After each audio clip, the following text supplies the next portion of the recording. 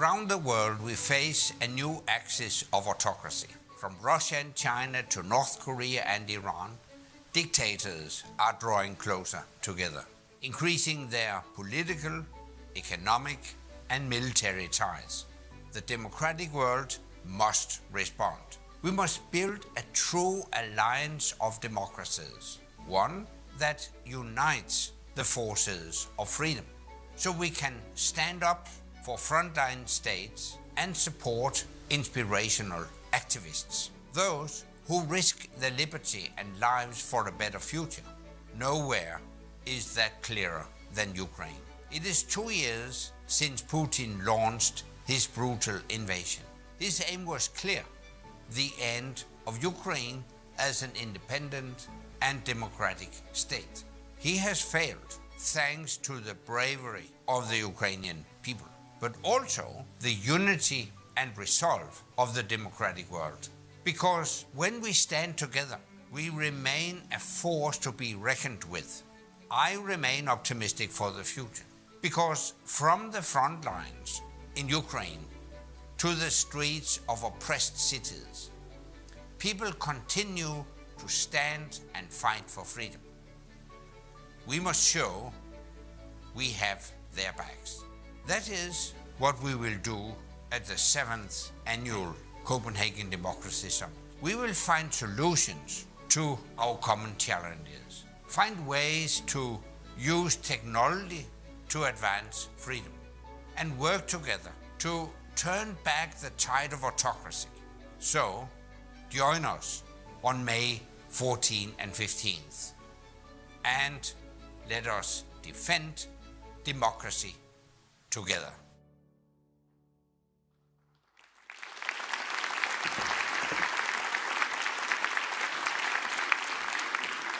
Hello and welcome to the 7th annual Copenhagen Democracy Summit. I'm Jean Meserve. I'm host of the NatSec Tech podcast and a member of the Transatlantic Commission on Election Integrity. And I'm Suzanne Lynch, author of Global Playbook and associate editor with Politico. The world's democracies appear to be in a defensive crouch. For the 18th year, Freedom House says there has been a global decline in political rights and civil liberties. Wave after wave of mis and disinformation is eroding our institutions, and the free press, so critical to democracy, is undermined by the arrests and killings of journalists and government closures of news outlets. But we are here in Copenhagen to stand tall. We believe in democracy, and we will celebrate here the people who are innovating for democracy, advocating for democracy, and fighting for democracy. We can make change. We will make change. I'm delighted to be here on behalf of Politico. This is our second consecutive year partnering with the Copenhagen Democracy Summit as a media partner. We've a stellar line of Politico editors and journalists here this week: Anne McElvoy, Gordon Rapinski and Mark Scott. So you'll be seeing us popping up on various panels and sharing debates over the next few days. And as we just heard, I think it is fair to say that democracy and issues like freedom of the press have never seemed so relevant. Obviously, we have war raging here on the European continent, in Ukraine, also in the Middle East, and across the world in countries like Myanmar and Sudan. 2024 is also a key election year, not least here in Europe, where in less than a month's time, EU citizens from across the 27 member states will go to the polls in the European elections. And of course, we have November's presidential election in the United States. So with challenges like electoral interference, disinformation, I think it's safe to say that democracy in the West have now become something that needs to be protected and nurtured. For those of us joining us in person and online, follow along using the hashtag CDS2024 and hashtag Defend Democracy. For those joining us in the room, we want this to be an engaging experience for you. If you haven't already, be sure to download the conference app. There you'll be able to ask questions by going to the session in the agenda and tapping on the session title. You will also be able to vote and connect with each other using the networking feature. Well, we have a great programme for you over the next day and a half, including 5 presidents, 3 prime ministers and over 100 democracy activists.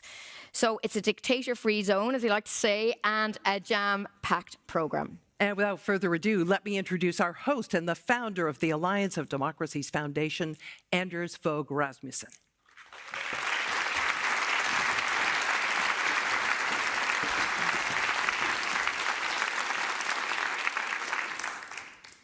Good morning, everybody. Welcome to Copenhagen. I'm very pleased to see all of you here. And now it's my pleasure and my honor to welcome our first speaker today, the Danish Prime Minister, Mette Frederiksen.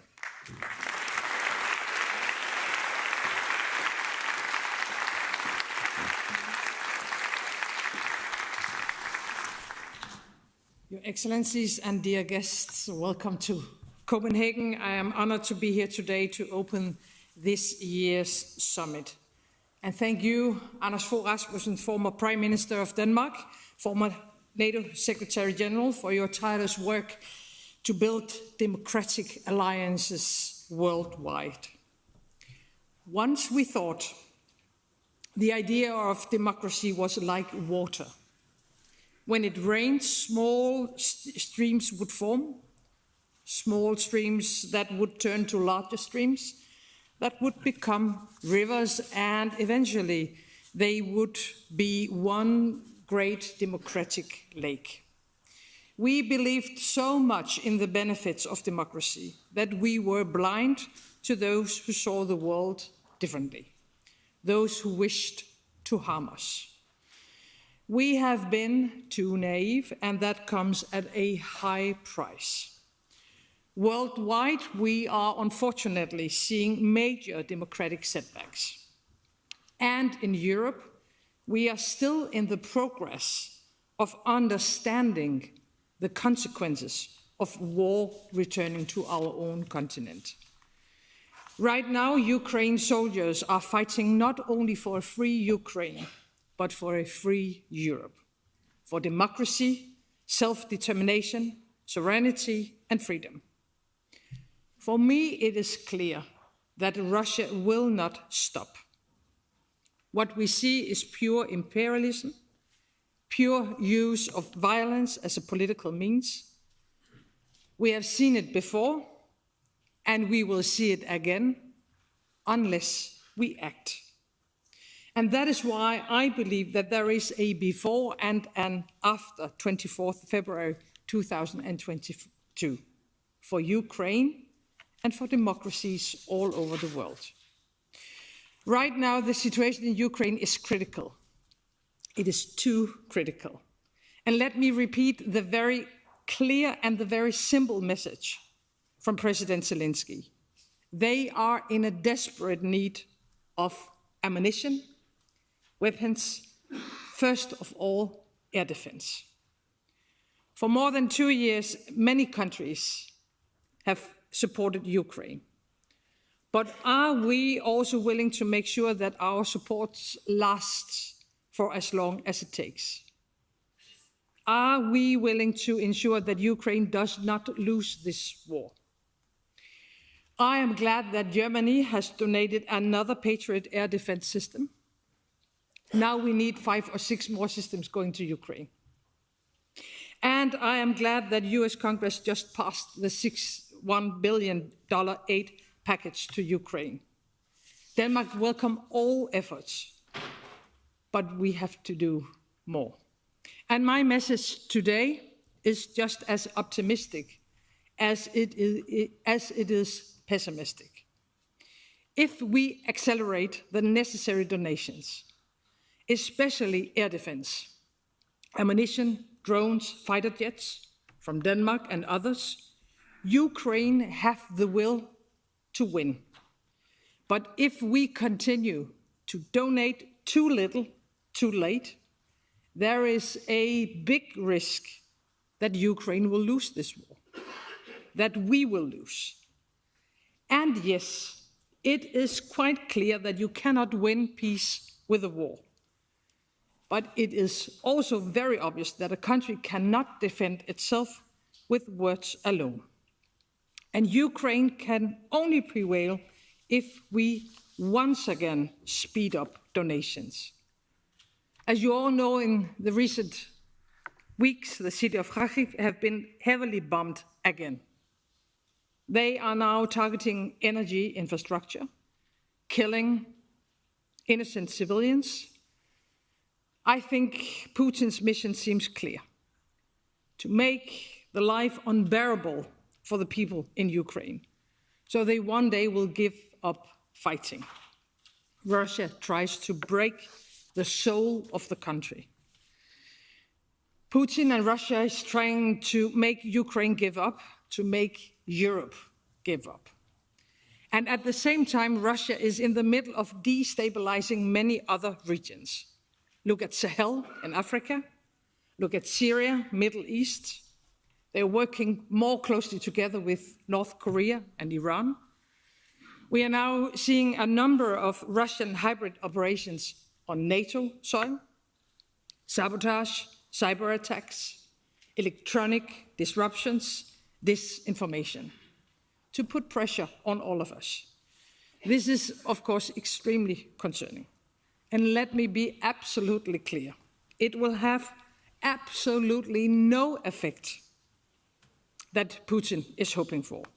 We are not going to stop our support to Ukraine.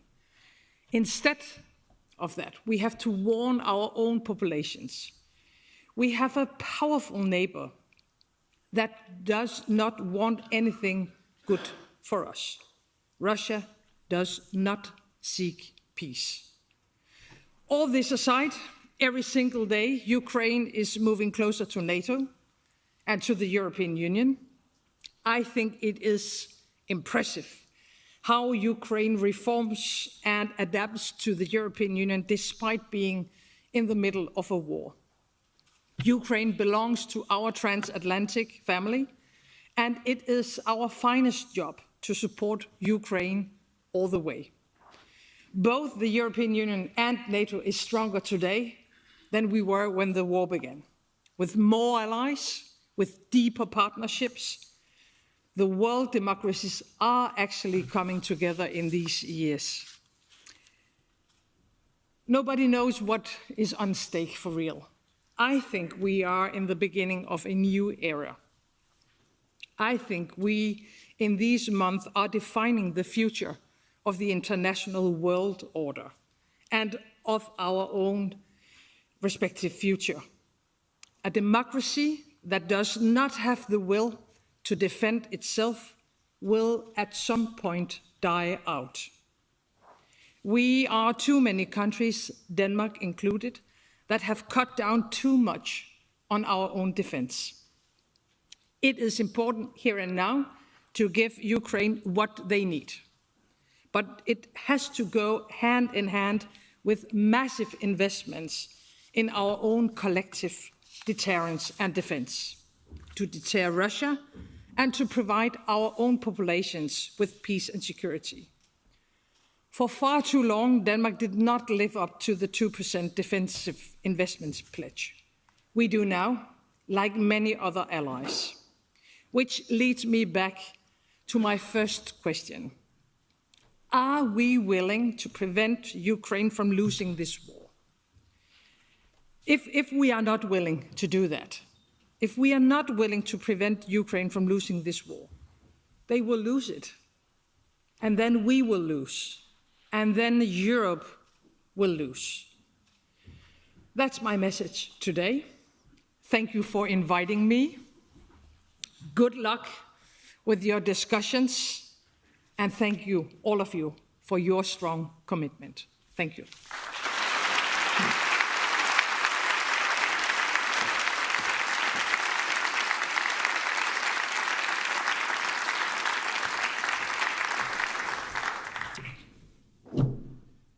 Thank you, Prime Minister, for being with us today, and thank you for the Danish government's steadfast support for Ukraine's fight for freedom. Excellencies, ladies and gentlemen, good morning, everybody. Welcome to the 7th Annual Copenhagen Democracy Summit. With us today, we have people from more than 90 countries. People united in the desire for a future based on freedom, but also united in their recognition that this must be fought for, because we are living in a dangerous moment for democracy. Around the world, we see dictators drawing closer together, increasing their cooperation, combining in a new axis of autocracy, one that threatens to extinguish the light of liberty wherever it can.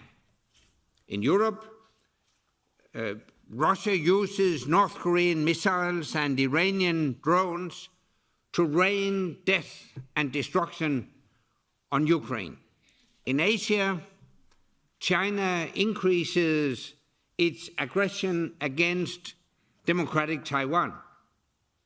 Online, we see disinformation campaigns supercharged by artificial intelligence designed to undermine our free societies.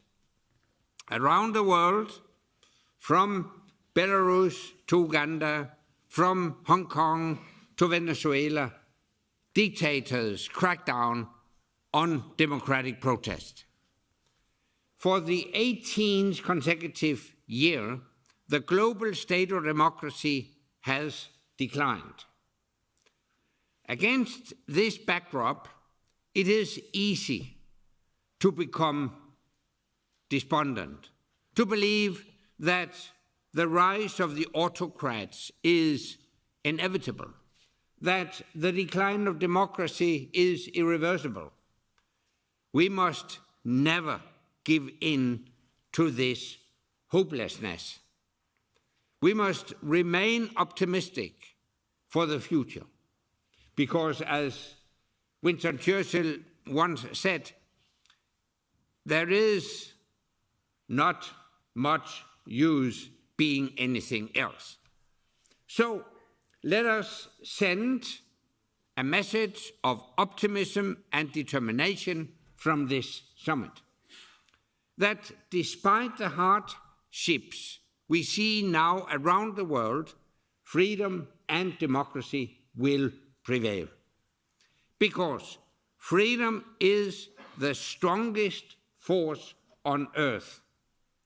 People's desire to decide their own lives, people's desire to criticize authorities and get rid of inept governments, people's desire to think and speak freely, that cannot, in the long run, be suppressed by dictatorship and autocracy. Right now, I see 3 priorities. First, we must ensure Ukraine wins this war. Second, we must help Taiwan deter the next conflict. Third, we must stand up for all those around the world struggling for the right to decide their own future. Today we focus on Ukraine's fight. So far, the free world has given Ukraine enough to survive, but not enough to win. This must change. Leaders must show courage and ambition to deliver a Ukrainian victory and lay the foundations for a sustainable peace. later today, Andrew Yermak and I will launch a report that sets out how to do this. Our paper has been endorsed by leading figures from across the democratic world, because this is not just Ukraine's struggle. It is the struggle of all those who believe in the right of people to decide their own future. It is a struggle that the people of Taiwan know all too well. Today we celebrate the success of Taiwan's democratic system. But we must also show unity and resolve in the face of China's provocations. We must say clearly and with one voice that an attack on Taiwan would be met with an overwhelming response from the democratic world. It is our responsibility to stand with the countries on the front line in this global fight for freedom. But it is also our duty to stand with the individuals who fight for democracy every single day. This was made clear by the horrific murder of Alexei Navalny earlier this year. Navalny's death again exposed the brutality of Putin's regime. But it's also highlighted the weakness of the dictators, their refusal to listen to dissent, their financial corruption, their moral decay. Alexei Navalny believed a different future for his country was possible. One built on democracy, not dictatorship, on freedom, not oppression, on truth, not lies. He is not alone. We must support all those around the world, many of whom are in this room today, who risk their liberty and even their lives in the fight for freedom. Ladies and gentlemen, Denmark was invaded on the 9th of April 1940. Ukraine on the 24th of February 2022. Israel on the 7th of October 2023. The attackers were Hitler's Germany, Putin's Russia, Iran's Hamas. They are the warmongers. History has taught us 3 lessons that we must learn from. First, appeasement with dictators does not lead to peace. It leads to war and conflict. Second, peace depends on the total defeat of the warmongers. Third, dictators respect only firmness and power. So, we must stay firm and strong and ready to fight for freedom. Thank you all.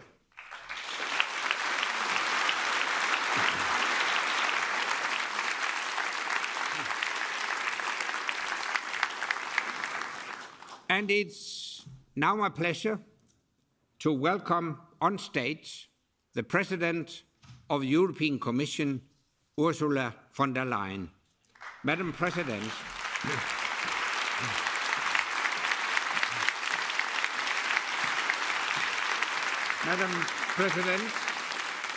thank you for your strong leadership of the Commission during this fateful moment for Europe.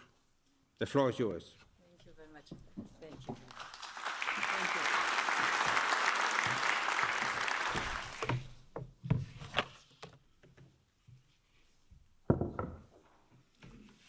Good morning. First of all, Prime Minister Frederiksen, dear Mette, it's a pleasure to be here. Dear former Prime Minister, NATO Secretary General Rasmussen, thank you very much for the invitation. Excellencies, ladies and gentlemen, it is a great pleasure to be with you today at this Copenhagen Democracy Summit. And dear Anders, I'm sure that every year all of your speakers say the same thing, which is basically that the Democracy Summit could not come at a better time. And while I will spare you with that line, I do want to make the case for why this year it really is true. The first and perhaps most obvious reason is that we are coming up to some very important landmarks for our European democracy. Europeans will very soon start taking to the polls in what is perhaps the most important European elections ever. I say that because what is at stake in this election will define the future of our continent. Elections, as we know, are never about one narrow issue, but they are about giving a clear sense of direction for our society. So the question we all have to ask ourselves is, do we want a strong Europe that fights for our values and our democracy? Or, on the other hand, do we let our democracies be hijacked by the proxies and puppets of authoritarians? Do we let them erode and corrode everything we have built over more than 70 years? To some, this may sound dramatic or even a false dichotomy, but I believe it is the stark choice in front of us. So we need to show that democracy is not just a nice to have, but that it is the best and fairest way to deliver on the things that matter the most for the people. And we need to build a strong coalition of the center, fight for our values and our democracy. And to put that into a wider perspective, I believe we can draw inspiration from an anniversary on the eve of the elections, because the 5th of June will be another important landmark for our democracy. And I want to congratulate all of Denmark for what will be the 175th anniversary of your constitution. It will be a moment to reflect on the central premise and the central promise of this constitutional act. It is the promise of freedom, the personal freedom to believe and think what you want, the freedom of speech to say what you want, or the freedom to protest and to demonstrate your views. These freedoms and the responsibilities that come with them are still some of the hallmarks of our modern democracies. Which brings me to the second point on the timing of the summit. Those core tenets of our democracy are under attack today like never before.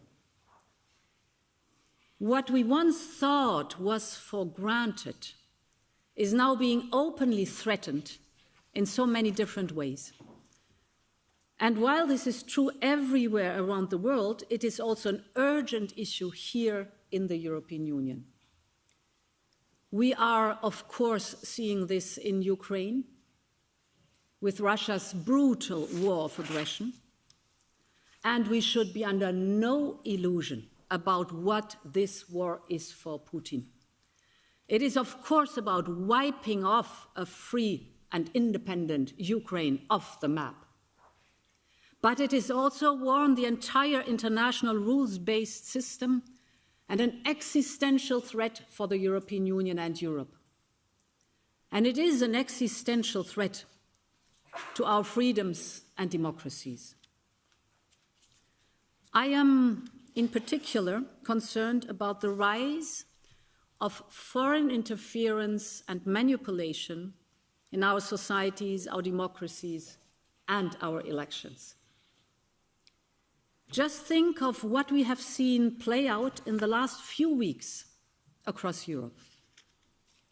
We have seen swarms of negative disinformation targeting different issues and individual candidates, like, for example, the fake video posted under the logo of Radio France Internationale, falsely claiming an epidemic of tuberculosis was imminent because of Ukrainian soldiers in French hospitals. And it is not just fakes and fabricated content. It is also buying influence and causing chaos. We have seen far-right politicians and lead candidates from AfD in Germany in the pockets of Russia. They are selling their souls on Russian propaganda outlets and videos. A close collaborator of a far-right politician was even arrested, accused of spying for China and giving it information from the European Parliament. We have also seen a huge spike in malicious cyber attacks, like the one on Danish energy infrastructure last year, or again in the last weeks in Sweden, Germany, Lithuania, Czechia, Poland, and others. My own campaign website was attacked by cyberbots just last week. The aim of all this is to divide our societies from within. And it is this deeper impact on society which I am most concerned about. Because the point about this malign interference is not just what is being said or done in each individual case. It is about sowing division and fanning the flames of extremism. It is about weakening our resilience or commitment to a cause, for example, supporting Ukraine. It is about eroding trust in our institutions and elections. It is about confusing people so they don't know who to believe, or if they can even believe anyone at all. And it is about giving cover and encouragement to the more dangerous extremes in our societies. And this leads to some of the shocking attacks and threats we have seen in this election, which I utterly condemn. And it leads to many promising young candidates that I speak to during this campaign, wondering whether they should get involved in politics at all. Ladies and gentlemen, we cannot tolerate this, and we have to put a stop to this. And the good news is that we have done a lot in the last years on defense of democracy. We have regulated the digital platforms, and we have taken big steps on disinformation, media freedom, or the rules for political parties. The point is not that disinformation or malign interference is new. It is that the technology and the techniques used are currently moving faster than society can adapt and react. So it is now time to take our action to the next level. We must be as ambitious as the threat is serious. And this is why, if I'm elected as president, the Commission will put forward a European democracy shield as one of the key priorities of the next Commission, and this should be an ambitious European project that focuses on the biggest threats from foreign interference and manipulation. And allow me to give you some of the first elements of the European Democracy Shield. The first is about detection, because nothing is as powerful as unveiling information manipulation. This requires first and foremost a free media. And in addition, we need to build up public expertise in order to detect information manipulation. And this means, on one hand, better information and threat intelligence sharing from the various agencies that are dealing with this at national levels. But it also means creating new common capabilities at European level. There are very good examples on national level. Take the Sweden Psychological Defense Agency, or in France there's Viginum. And I believe Europe now needs its own dedicated structure on countering foreign interference. It will pool the necessary expertise and link up and coordinate with existing national agencies. The second element is about treatment. We have already made progress with the DSA, the Digital Services Act. So once we have detected malign information or propaganda, we need to ensure that it is swiftly removed and blocked. And this is the role of online platforms. Now they have a set of responsibilities with this DSA. We must be now very vigilant and uncompromising when it comes to ensuring that it is properly enforced. It is not just a moral responsibility the platform have. It is European law that has to be abided. Now, as things evolve, we have to assess if this is sufficient. And of course, I'm referring to artificial intelligence. Artificial intelligence, as you know, now allows for the creation of incredibly realistic deepfakes, which can have a very destabilizing role in electoral campaigns. And we have already seen that in Europe. And this is why our AI Act has some transparency requirements built in. And I'm very much welcoming that the political parties signed a voluntary code of conduct ahead of these elections.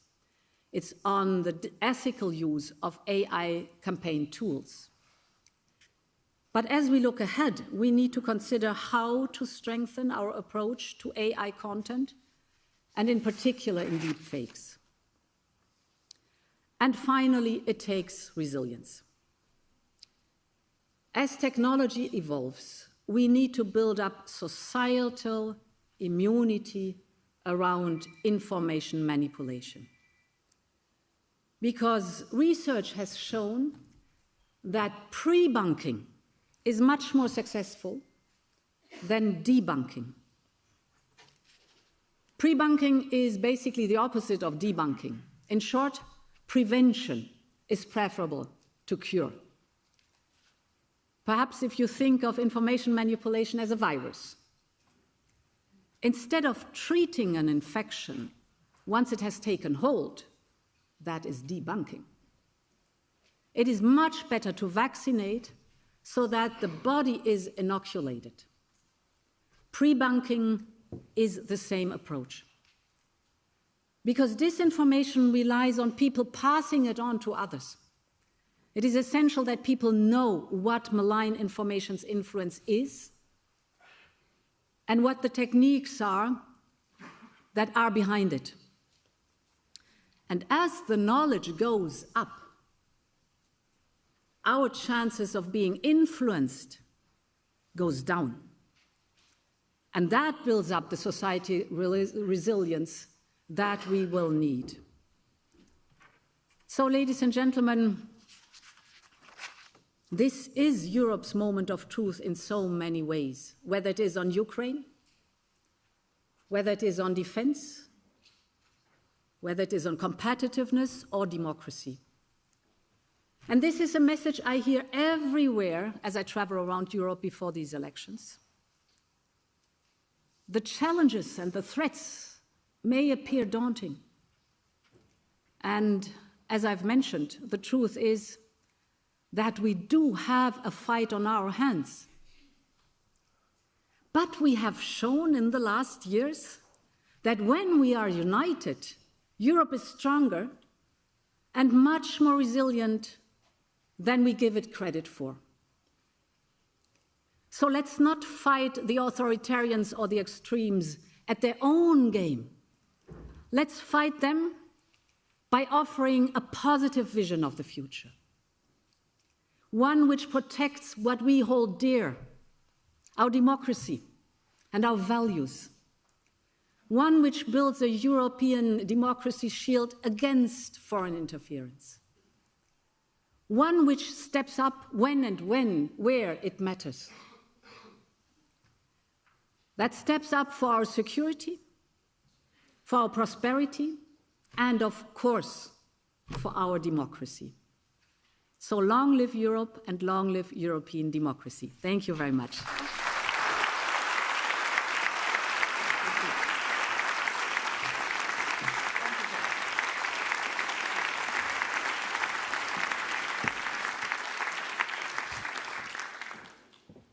Thank you, President von der Leyen. We hear a lot from elected officials. In fact, we've heard a lot from them this morning. But what about the citizens? What do they think about the issues? What do they think about their governments? What do they think about democracy? Well, the Democracy Perception Index tells us it has been produced for many years now in collaboration between Latana and the Alliance of Democracies. And with me here right now is Nico Jaspers, who is the CEO of Latana. So, Nico, the headline, what is the current state of democracy? Yeah, thank you for inviting me again for the 6th year now in a row. We've been collecting this data for 6 years. And one of the most interesting questions I find that we always ask is people around the world, how important do you think democracy is for your country? And to start off this session with some good news, we have a record high across the world with 85% of people saying it is very important for our country, for my country, to be democratic. It's always been high, but we are at the highest we've ever measured. Now, beneath that, first of all, this is really spread across the world. There's not a single country where there's a majority of people saying, oh, it's actually not that important for my country to be democratic. There are some nuances, but in general, we see this really across the world, all countries that we measure. Now, if you dig a bit deeper, we also ask, how democratic do you think your country is? And there you see a bit more nuanced picture, and not just in countries what we would say the usual suspects, but some very established democracies like Japan and France, Greece, where people are a bit more skeptical. After that, we ask a battery of questions to understand aspects of democracy a bit better, freedom of speech and other things. And I want to pull out one interesting insight from this year's edition, and all this is published in a report which was really very, very interesting. We asked the question, do you think your government is acting in the interest of a majority or the minority? And the data here is interesting and very alarming. You see all those countries in red are countries where a majority of people think that the government is acting in the interest of a minority. Now, that usually means it's not acting in my interest for people. And ignore the maybe China for now, because there are different dynamics going on. But what you see here is that the Americas and almost all of Europe, with the notable exception of the Nordics and Switzerland, people say the government is acting in the interest of a minority. And this is pretty alarming, I think, because this nurtures resentment. This will show in upcoming elections. Another question, and to close off this part then, is we ask people, what do you think your government's priority should be? And every country is different, of course. We aggregate those numbers, and these are also very interesting. The absolute number one is reduced poverty, followed by number two, corruption. This is a real worry for many people across the world, second most important. And the third most important is promote economic growth. So you're starting to get a picture here of the government is acting in the interest of a minority, and please focus more on poverty, corruption, and economic growth. And this is really something to think about in all the countries that we covered, but especially in Europe and the US, I think. What did the survey tell you about perceptions of the US and Russia and China? Also very interesting data on this one. We started measuring this only 3 years ago, so we have 3 years now trends. Perception of global powers. We measure a bunch of global actors, global powers. The EU, which is nice for the previous speaker and maybe for the next one, has the most positive perception of the actors that we measure around the world, followed by the UN, and then with a bit distance, but still a very positive overall global view, the US. One interesting thing that happened over the past years is that the perception of China across the world has gone from a net negative to a slight net positive. So that's something notable, and we'll go into sub-trends here in a bit. But the biggest change, really, from a very low starting point, admittedly, but is a very steep rise in the perception of Russia, from very negative to less negative. But this is a very strong dynamic that we see here. And we break this down into individual regions. And again, all this is in the report, and you can also get the raw data to then look at every country, how they perceive these actors across the 50+ countries. What's happened for the US is that perception in Latin America is pretty stable. Perception in Asia is pretty stable. Globally, it's pretty stable, a slight decrease. But in the MENA region, it has decreased massively. And in Europe, it has also decreased substantially. Now, I should say this was before the approval of the aid budget to Ukraine, the fieldwork for this. So this might not reflect the recent weeks. But this is something that is concerning for people like us here, I think. We have China, very popular in the MENA region, very high net positive approval rating, if you will. Very positive in Latin America and growing. Same in Asia, same globally. Very negative in Europe with a slight decrease, but pretty stable. And now comes Russia, and this is really interesting, where you have a steep, very steep rise in the MENA region, a steep rise in Asia, in Latin America, across the world, and the region where this has been a negative is Europe. So this really is something to think about, how Russia is not just perceived in Europe or the US, but across the world. And we've seen this a bit last year, and this trend has just accelerated. So the war in Ukraine is clearly a factor here. What did you find about support for Ukraine in your survey? I forgot a couple of slides, but we can skip this. Russia and Chinese are very favorable, have very favorable views of each other, and then they view the US very negative, and in Europe it's a bit more mixed. To your question on Ukraine, which is of course very topical, what we see, another one that I skipped, influence of US on democracy, support for Ukraine. Something that we've seen in the past 2 years, and that holds pretty stable, is that we ask people whether they're in favor of cutting economic ties with Russia, which is a proxy on their stance.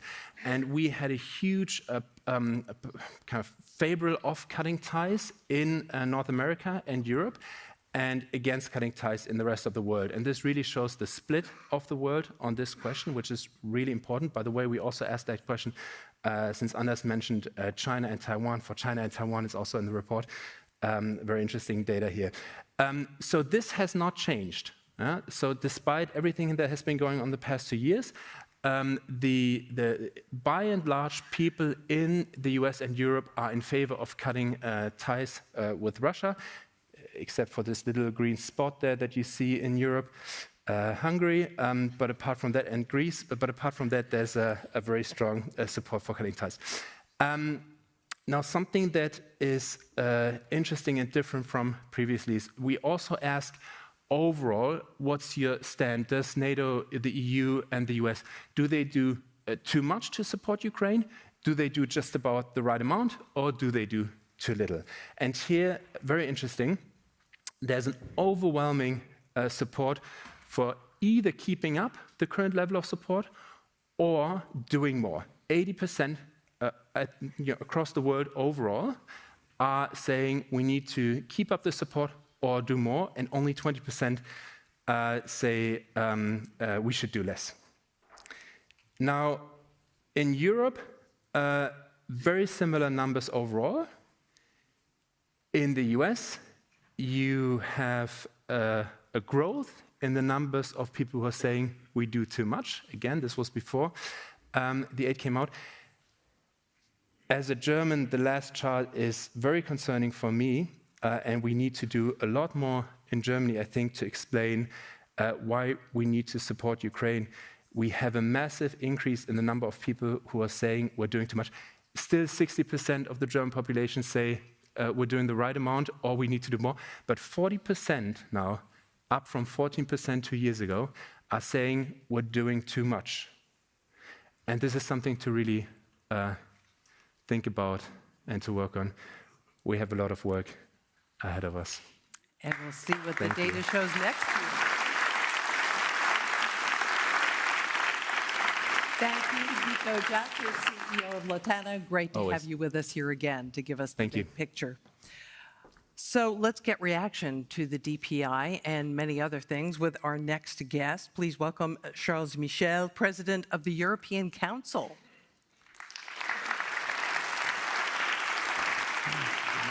How are you? And as we get settled, let me say that we will be taking some audience questions here. So use your app and send some to us. Thanks so much for joining us. Thank you. Appreciate your being here. So we've heard a couple of fascinating things this morning already. Let's talk first about Ukraine. Beleaguered on the battlefield, huge new offensive from the Russians, clearly having some impact on Ukrainian morale. Is it also further weakening, in your opinion, support for Ukraine in Europe? I can tell you that in the European Council, the 27 European leaders, we are absolutely determined because we know what's at stake, we understand what's at stake, and you know that at the EU's level, we need to decide by unanimity when it comes to Ukraine, for instance. And since day one, we have been making decisions by unanimity in terms of military support, which is new for the EU. It's a fundamental decision we made a few days following the full-scale invasion. And more recently, you know that we decided to grant the candidate status to Ukraine, very strong geopolitical signal, and we decided to mobilize an additional package of 50 billion euros. But this is not enough. We have to do more. And I was following the numbers and the polls, and it shows that in our 27 democracies, the political leaders, they have the responsibility to explain and to try to convince our people that what we are doing in support for Ukraine, this is not only a question of generosity, it's also a question of common interest. So do you think that support will last as long as it needs to last? Yes, I think so, and I think that this will be a crucial choice for the next European team following the European elections. And I'm very confident that the next European team will understand that this is fundamental to support Ukraine. I give you one other example. You know that for decades across the EU, there was this debate about the possible European defense and the possibility to invest more and to develop this political project. But in fact, we were not able to make significant steps. I think that today, this is a totally different situation. From a political point of view, the overall thinking is totally different. Why? Because of the full-scale invasion. And because we have seen how it was difficult for the United States to make a decision on this financial package, the 60 billion euros. And we understand that we have to do more for our own security. And that's why, even if I do not underestimate the challenges and the difficulties, I'm not naive. But on the other hand, I think that at the EU's level, when we face serious challenges, we understand that we need to act. So your predecessor said that Europe was in a pre-war era. Is it ready? I think that we are more ready than we were 1 year or 2 years ready enough? before, but we are not ready enough. And that's why I think that if I have a look at the fundamental priorities for the years to come at the EU's level, there are 3 fundamental topics. For sure, the values, democratic principles, this is the foundation of this political project. For sure, the economic development, the economic base, this is fundamental. If you want to be strong, if you want to be influential, we need to develop our economic base. And there's a third pillar. This is defense and security. And here, there is something which is positive. I think that more than before, the political leadership at the national level across the EU, we understand that we need to invest more in the field of defense, in the field of security, to be more resilient, point one. But there is another aspect that we will need to improve. This is the European industrial base.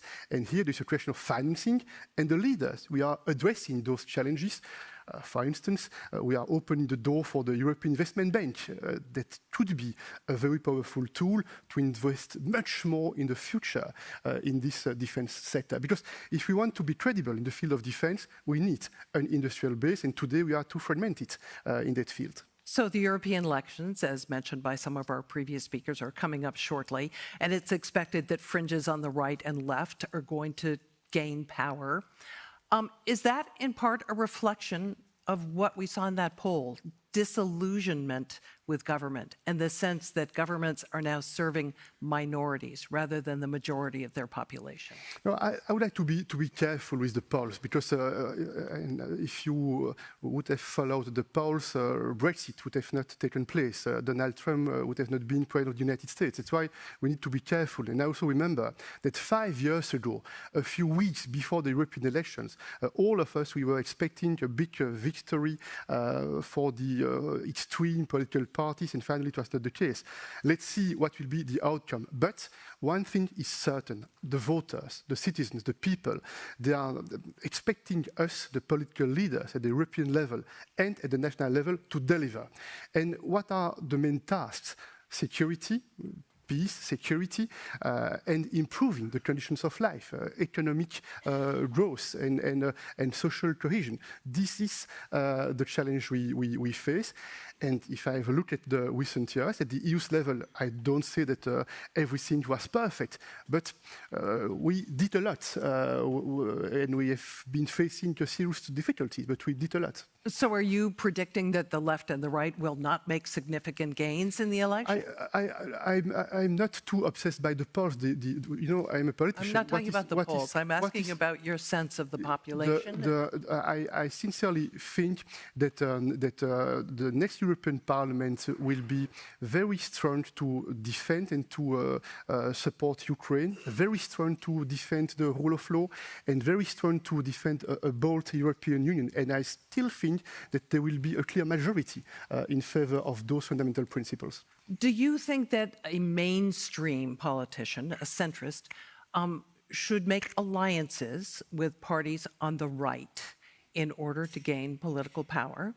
Is that damaging to democracy? No, see that happening? What is important, in my opinion, this is the policy, this is the substance, and what are the decisions we are making. I don't want to give one concrete example, but I remember that sometimes in the council, when there were elections in one member state, there were some doubts and some worries, and then we have seen that it was possible to work with the leadership of countries, including when in one coalition you have some political parties more oriented to the right of the political landscape. So you're okay with, if it's expedient, to ally then with people on the far right? The question in the European Parliament will be, what are the political parties ready to cooperate, to collaborate, to support Ukraine, to defend the democratic principles, and to make the EU stronger? And if I'm observing the reality of those political parties that you qualified at the far right, the reality is sometimes a bit more balanced, and some of those personalities within those parties are personalities with whom it is possible to cooperate because they can share the same goals, the same views on those topics, and with some others, it's, in my opinion, not possible to cooperate. So, is there a way for centrists to regain more the trust and confidence of more of the electorate? Yeah, I think this is a fundamental question, because we can see that in today's politics, this may be more difficult for some rational political parties and rational personalities to convince. And sometimes this is easier to play with the emotions, to try to rally the support of the people. But I'm still confident that centrist parties, they have a central role to play for the EU's future. And I know that this is usual. A few weeks before the elections, that we are worried and that we think that the worst will come. I am a bit more calm, I'm a bit more serene, and I'm certainly confident that following the elections, the European leadership will have to take two major decisions. On the one hand, what is the political program for the 5 years to come? And the 27 heads of states are working very hard for months about this political program for the 5 years to come, and who will be those who will assume the responsibilities. And those decisions will be made in the weeks to come, in the weeks following the European elections in June. Several audience questions. Let me get to some of them. How do we ensure a balance between providing full support for the Ukrainian government's defense and combating corruption in Ukraine? Yeah, I think that we need to do both, and I think that the fact that we decided to grant the candidate status to Ukraine, and I hope that in June we can start the real negotiations with this first intergovernmental meeting that is supposed to take place. I think it's the best encouragement for the Ukrainians to make the reforms that are needed, and I'm absolutely certain that without this prospect of this EU membership, it would be much more difficult to convince the Ukrainian authorities to do what is needed. And you know that. I'm in very close contact and in constant contact with Volodymyr Zelensky and his team, and I know how they are dedicated to do everything which is needed to implement the reforms that are needed, including in the field of the fight against corruption. And it's absolutely fundamental also because it will help us to convince our public opinion, our citizens across the EU and across the United States probably, that we are right to support Ukraine because they are using in the right way the financial means we provide to them to defend themselves, but also to defend our common future and our common fundamental values. I want to ask you about Georgia. Massive protests there over the foreign influence bill that probably will get approval perhaps today. What's that going to do to the prospects of Georgia becoming a member of the EU? Look, I would like to be frank. I'm personally disappointed by what's going on in Georgia. Why? Because a few years ago, I had the occasion to play a role to try to help to unblock the political system that was totally blocked. Point one. Point two. A few months ago, I can tell you that in the European Council, the 27 member states, there was no majority to support the candidate status for Georgia. But together with some European leaders, we were convinced that for many reasons it was the right choice to grant the candidate status to Georgia. And we have been working a lot, including with the Georgian authorities, and to convince them to implement some reforms that were absolutely needed. And they made some important steps last year and by the end of last year, and we granted the candidate status. And only a few weeks later, we are observing this attempt to pass this this legislation. Let's see what will be done by the president, because she has a veto right, point one. Point two, we are observing a certain rhetoric, which is not a positive rhetoric, I would say. We are in contact with the Georgian authorities. I sincerely hope that the Georgian authorities will make the clarity about their intentions. But if they want to get closer to the EU, if they want to join the EU, they have to respect the fundamental principles of the rule of law and the democratic principles. We have to be clear, and we are very clear, and I sincerely hope that we will succeed to convince them to fulfill the conditions that are needed to join the EU. We have another question about Georgia. In fact, we have several.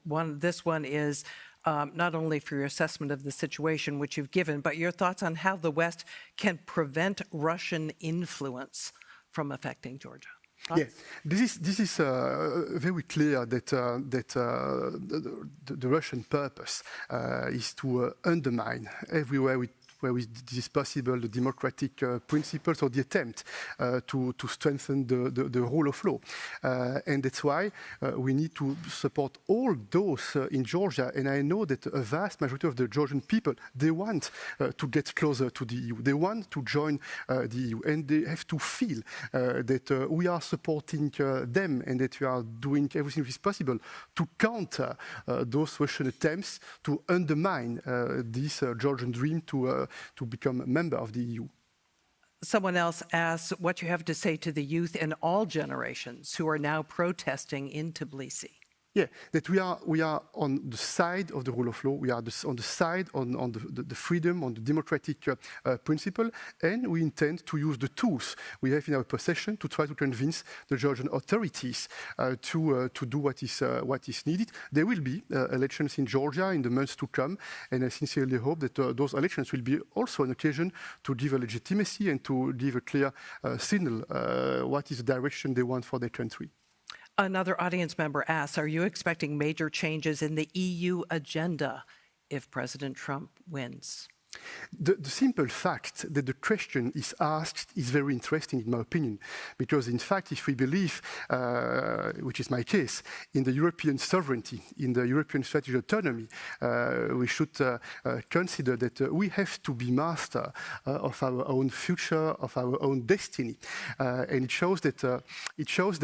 But you've had a very close, and some would say dependent, relationship with the U.S., and President Trump has said, Putin, do what you want to do in Europe. Yeah, but I'm very clear that the United States and the EU, we are a very close ally, and this is very important. And will remain so? And this is we are a very close ally, and this is very important. But on the other hand, we can see that on some topics, the EU, we have our own vision, we have our own interests. Do you remember when Donald Trump was president, in the field of climate change, for instance, we didn't have exactly the same vision about what was needed at the international level. Another example, on Iran, for instance, we had not the same views about what was needed to maintain a certain channel of communication with Iran. But this is very clear that with Donald Trump or without Donald Trump, one thing is absolutely certain. The absolute priority for this political generation across the EU, in my opinion, is a more resilient EU, a more influential EU. It means that we have to be a credible partner, a credible ally. That's why it's important to invest more in defense and security, to assume more responsibilities. On the other hand, if I have a look at the economic situation, at the economic base, I think that in the future, for the next European Commission, for the next European leadership, it will be extremely important to be much more efficient in terms of strengthening the single market and strengthening the capacity to innovate in Europe. President Charles Michel of the European Council, thanks so much for joining us here. Thank you. Thanks so much. And now, it is my honor to introduce Vjosa Osmani, the President of Kosovo. Thank you. Thank you very much.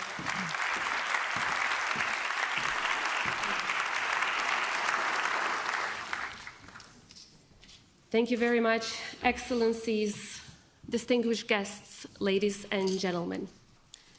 Democracy needs us as much as we need democracy. And these past few years across the globe, and especially in our continent, democracy is being tested. Regrettably, we are witnessing a relentless assault on democratic values by autocrats who view democracy as a direct threat to their ambitions. However, the stronger their desire to undermine democracy, the stronger should be our determination to protect it. I'm convinced that democracy is as strong as the will of the people to embrace it, as resilient as our determination to protect it, and as robust as our resistance against the powers that constantly want to undermine it.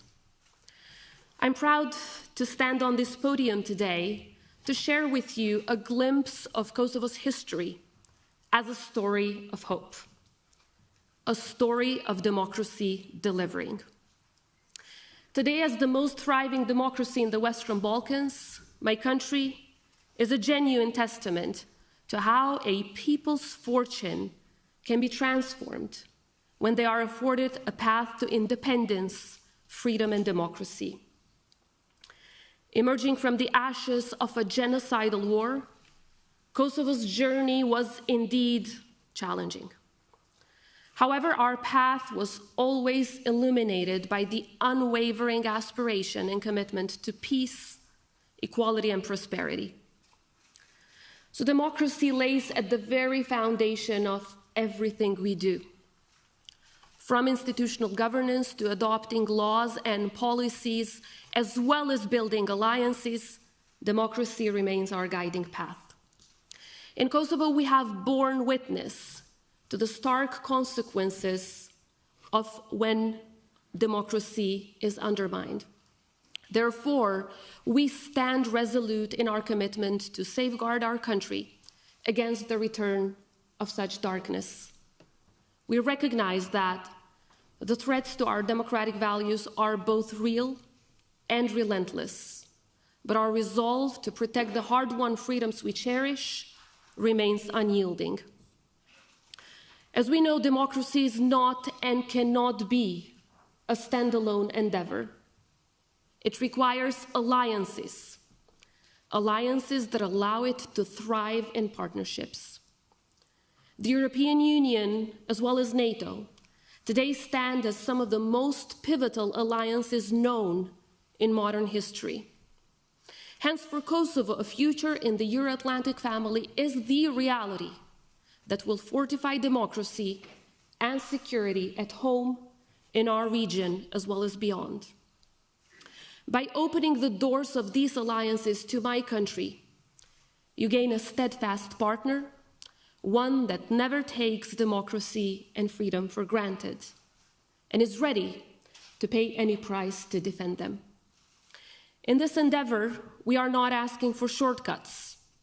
We have made enormous strides from strengthening democratic governance to battling corruption and upholding the rule of law. The Republic of Kosovo truly has turned into a front-runner reformer.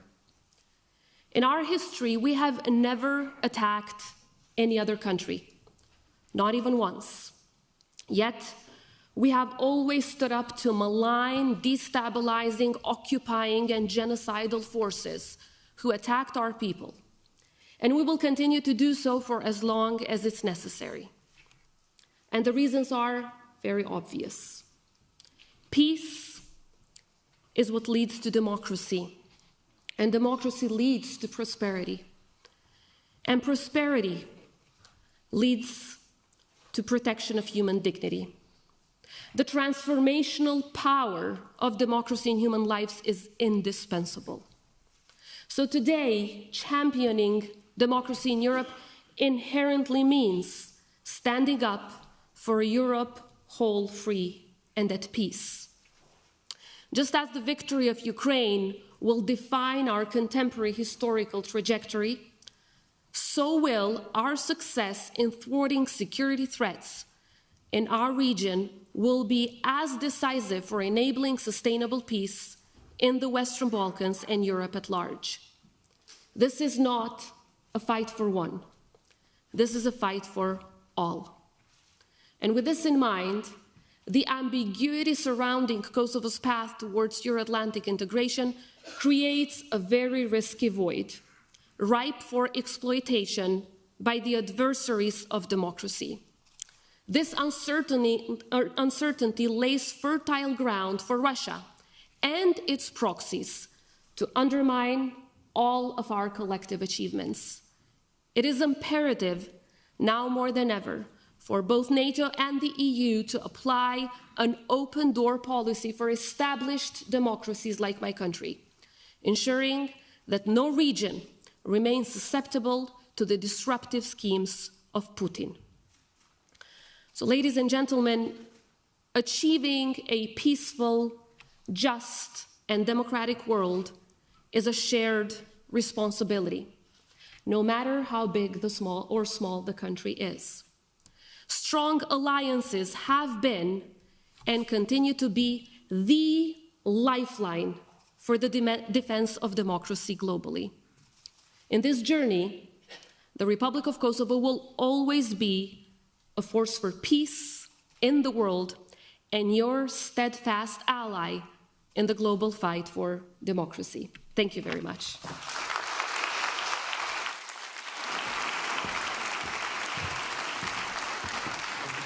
And welcome on stage for further debate. Thank you very much. Pleasure.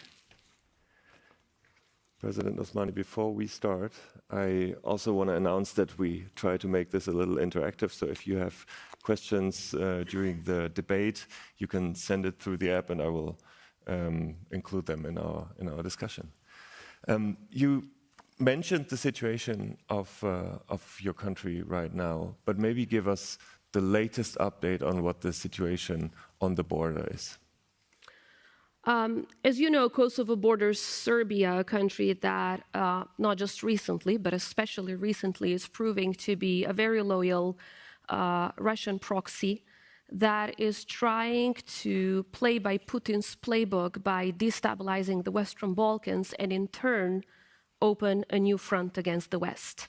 Because obviously the spillover effect through which Russia would achieve diverting the attention of the West from Ukraine is exactly what they would need at this point. Therefore, the work that we're doing alongside our allies, because as you know, we have a NATO presence in Kosovo, to make sure that Kosovo remains safe, secure, peaceful, and stable is absolutely something that we're doing 24/7. And we've increased cooperation and coordination with our allies to make sure that every destabilizing intention at the northern border of Kosovo is thwarted successfully. Last year, we've had such an attack. It was a paramilitary attack that amounted to an act of aggression by Serbia, but we managed to immediately thwart it despite of its magnitude because we worked together with our allies. But that doesn't mean that they would not try again in the future. What it means is that we will be successful in stopping them at the very first, probably, hours. So you mentioned the fact that the conflict in Russia and the geopolitical approach of Russia, if we call it like this, has a direct impact also on the security situation in Kosovo. Can you elaborate this a little further? I would say not just in Kosovo, obviously in the rest of Europe, but of course Russia will try to find fertile ground for it to expand the conflict. And they try to do that in parts of Europe that are still not members of NATO, because it's easier from a security point of view to do that, which is why I believe that this talks about the indispensability of the countries of the Western Balkans who want to join NATO to actually move on as fast as possible, and for NATO, as I said earlier, to have its open door policy mean more than just words, because to be NATO for our countries means to be safe, and the more of us in the Western Balkans join, the less there will be an opportunity for Putin and its proxies like Serbia to destabilize Europe through the Western Balkans. So I think at this point it's extremely important that we quickly move on with a robust Euro-Atlantic integration agenda for those countries in the Western Balkans who actually fulfill the criteria, because we're not arguing for shortcuts, We have done our homework, we've fulfilled the criteria, we need to move on for the sake of the security of the entire continent, because a destabilized Western Balkans undoubtedly will have a negative effect in the security of the rest of Europe as well. You're not asking for a shortcut, but you're asking for a path that is clear and defined. What's your expectation towards the EU in that regard? Absolutely, a shortcut, not, but definitely a defined path. Well, we have applied for membership in the European Union, but the application has not even been looked at yet, which is a very difficult message to swallow for the people of the Western Balkans.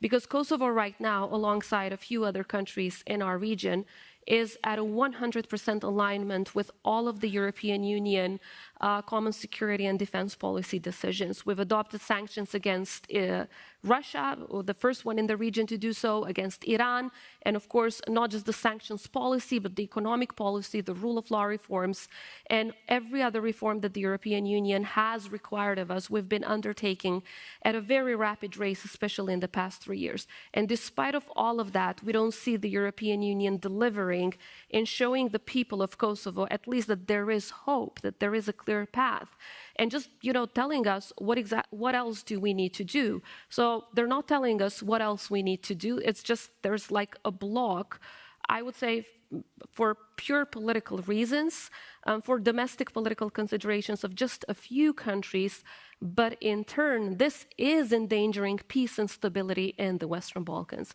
Because the more the countries will not see a clear path towards the European Union, trust me, there will never be a vacuum. Malign forces will always reach out to find a way to destabilize our part of the world. Now, Kosovo so far has been entirely free of malign influence from Russia and China, and we're the only, for example, country that is not part of the China Road and Belt Initiative. But that doesn't mean that the fact that they have influence in other countries in the region, that will not lead to more instability and lack of peace and progress in our country as well. So I think the European Union delivering in the sense that making sure that Kosovo gets a candidate status is the path forward in making sure that all the 6 countries of the Western Balkans move towards what is, I think, the only path to a Europe whole, free, and at peace, which is making sure that this part of Europe also joins based on the criteria that they fulfill. Which only works when you continue your efforts to reduce corruption in the country. You have seen success in the past 3 years, but Absolutely. Still you're not where you should be or want to be. Well, I do think that democracy and rule of law should never be finished projects. You should always strive for more. So yes, some historical progress has been made in the past 3 years, but we should not, feel fulfilled with what has been done, because we still need a robust vetting system for the justice system, where most of the problem lies in making sure that there is a proper rule of law and equality for all. And unless we achieve that, we should never feel like we have achieved the results that we intended when we first took office. So there's still a lot to do, but what is extremely important, that even based on democratic indices around the world, Kosovo is one of the top rule of law reformers, not just in the Western Balkans, but Europe and the world. For example, in the Democracy Summit that is led by President Biden, Kosovo has been picked from more than 100 and something countries to lead the rule of law cohort, precisely because it's championing rule of law reforms. Still a lot to do, but I think we're in the right trajectory. Settling the tensions with Serbia is certainly one point that makes everything easier that you were just discussing. Now, you mentioned the aspect that is on Serbia's side. Let's also maybe discuss what can be on Kosovo's side. The 2022 US and EU plans would see Belgrade drop down the lobbying against Kosovo's seat in international organization, but the exchange would be creating an association of Serb majority municipalities. Do you think this is still on the table? As far as we're concerned, it is because we want to honor every single agreement that we've achieved as part of the EU-led dialogue. However, as in every other contract, I don't mean to oversimplify, but as in every other contract, there are two parties. And if one doesn't implement any of its parts but constantly undermines the agreement, and in the case of Serbia also publicly states that they will not implement it, that they do not accept it, then the question is there an agreement after all? So we've been asking the European Union to require both parties to implement in parallel. So we're not running away from the obligations that stem from that agreement when it comes to Kosovo, but Serbia needs to implement at the same time. And let me be more concrete here. Kosovo's main obligation from that agreement relates to the rights of minority communities, more specifically creating an association of Serb majority municipalities. But that is conditional to Serbia exercising a de facto recognition in parallel at the same time, because as it was stated by President Macron, Chancellor Scholz, and all of the leaders of the European Union. But while Serbia does the exact opposite, and they say we will never have de facto or de jure recognition, we will never allow Kosovo to get membership in any international organization. The question is, what are the safeguards that we will have, especially security safeguards, to not allow this association of Serb-majority municipalities to get completely out of hand? Let's look at the problems that Bosnia is facing because of Republika Srpska. Obviously, the association that has been presented today does not resemble Republika Srpska, but we need to make sure that it's not even a distant cousin of it, so that we don't create more headaches in terms of security and stability in the Balkans for ourselves as well as our allies. So the only way how this can work if the entirety of the agreement is implemented, not just to ask Kosovo implement all of its parts and give Serbia a green pass to get away with anything they want. So, for example, we've just applied for the Council of Europe, we've passed the first two phases successfully, and now we're being told, well, you need to implement the association, while when we ask, okay, will Serbia do its implementation in parallel at the same time, which means voting in favor of Kosovo in the Council of Europe, well, no one is asking them to do that. So I think as long as there's this complete lack of balance, it's really destroying the credibility of the dialogue and is making many in Kosovo question, well, if there's only one party that is going to implement, what's the point of having an agreement? What's the point of having a dialogue? If that was the case, then why do we sit with Serbia and sign these agreements? So, I mean, the point is that we've offered to sign this agreement, the so-called German-French proposal, the EU proposal, plenty of times. Serbia never wanted to sign it. I mean, the Serbian president says, I have pain in my right hand and then I have pain in my left hand. So now I'm going to have pain for the next couple of years. I'm not going to sign it. And then the Serbian Prime Minister in the EU Western Balkans Summit, where I participated as well, in front of all of the leaders said, we will not implement this agreement. And then she sent a letter confirming the same. And no EU leader, no EU member state or EU leader in that room said, what do you mean you're not going to implement it? You accepted it. If you accepted, based on the Vienna Convention on the law of the treaties, you don't necessarily need a signature. So if you accepted it, how come now you're retreating and withdrawing from it? But no one is talking to them in that way. Everyone is coming to us and telling us, doesn't matter what Serbia does, you have to implement it unilaterally. Well, we would if there was no security risk from this association of Serb majority municipalities. We would if we had not known the history of Republika Srpska and how, in fact, in 1991, it started as an association of Serb majority municipalities and it ended to the Frankenstein-Dodik Republic that we all know of today. But how else, if not through the municipalities, would you secure the security of the Serbian minorities in northern Kosovo? In fact, that association achieves the exact opposite. Fine, we've accepted it and we will honor our obligations, but that doesn't mean that we agree that it's a good idea for the minorities. In fact, Kosovo has right now, as we speak, the most advanced system and the most advanced constitutional protections for its minorities in the continent of Europe.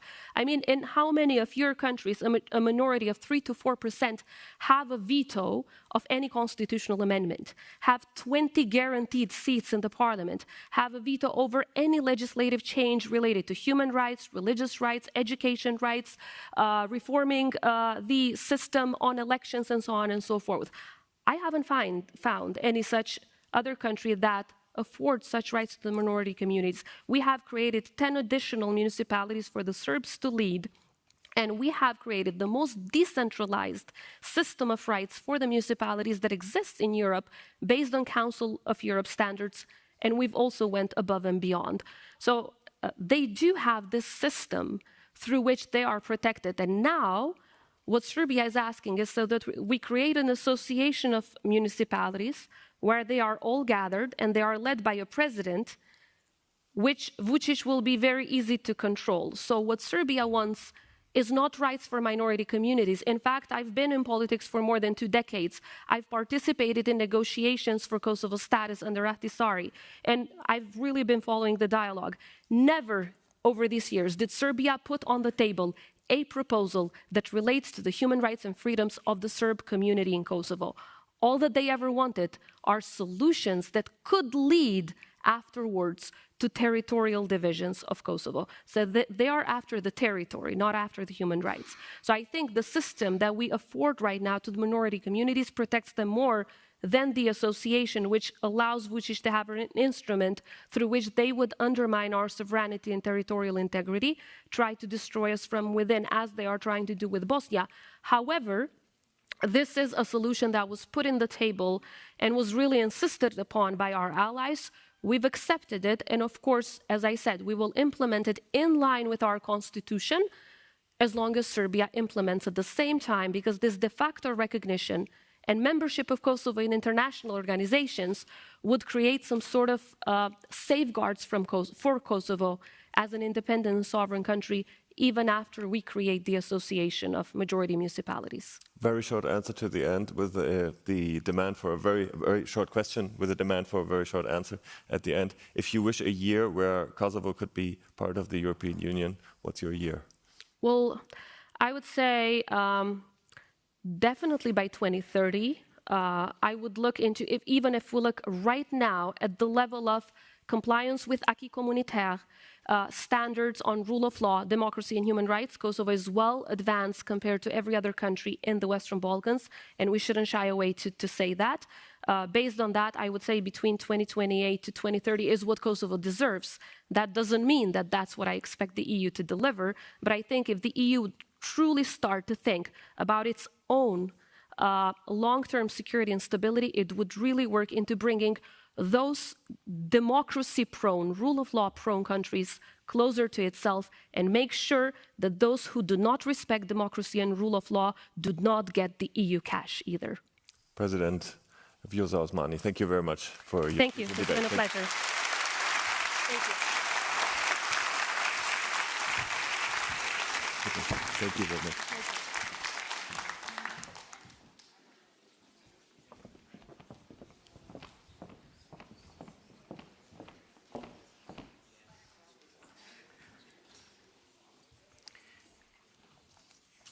So we all saw the horror of the October 7th attack on Israel, and we are all seeing the ongoing tragedy in Gaza. And my guess is that every one of us is asking, where do we go from here?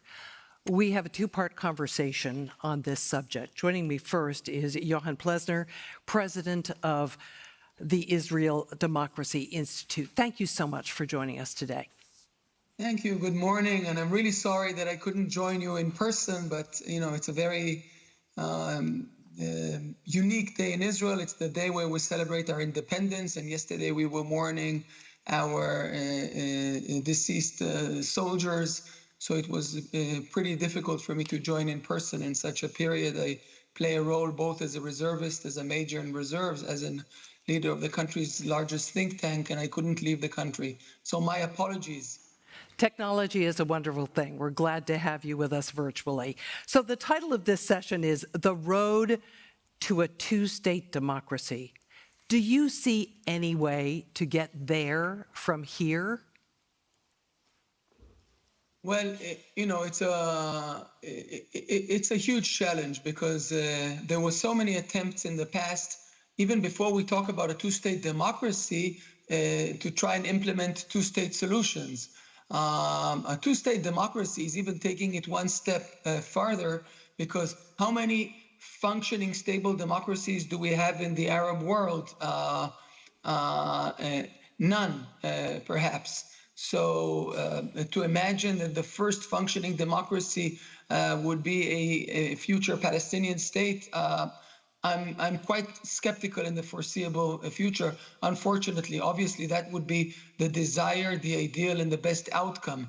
About a two-state solution, I remember myself in the 90s as a relative youngster supporting Rabin, and as a young officer in the military, supporting and hoping for the success of Prime Minister Rabin's efforts as he initiated the Oslo process that then enjoyed huge support among the Israeli population. And ultimately it crumbled. There was an attempt later on by Prime Minister Barak, voted in around this agenda in '99, and it collapsed. There was an attempt by Prime Minister Olmert in the Annapolis process, again elected around the idea of dividing the land, and that fell apart.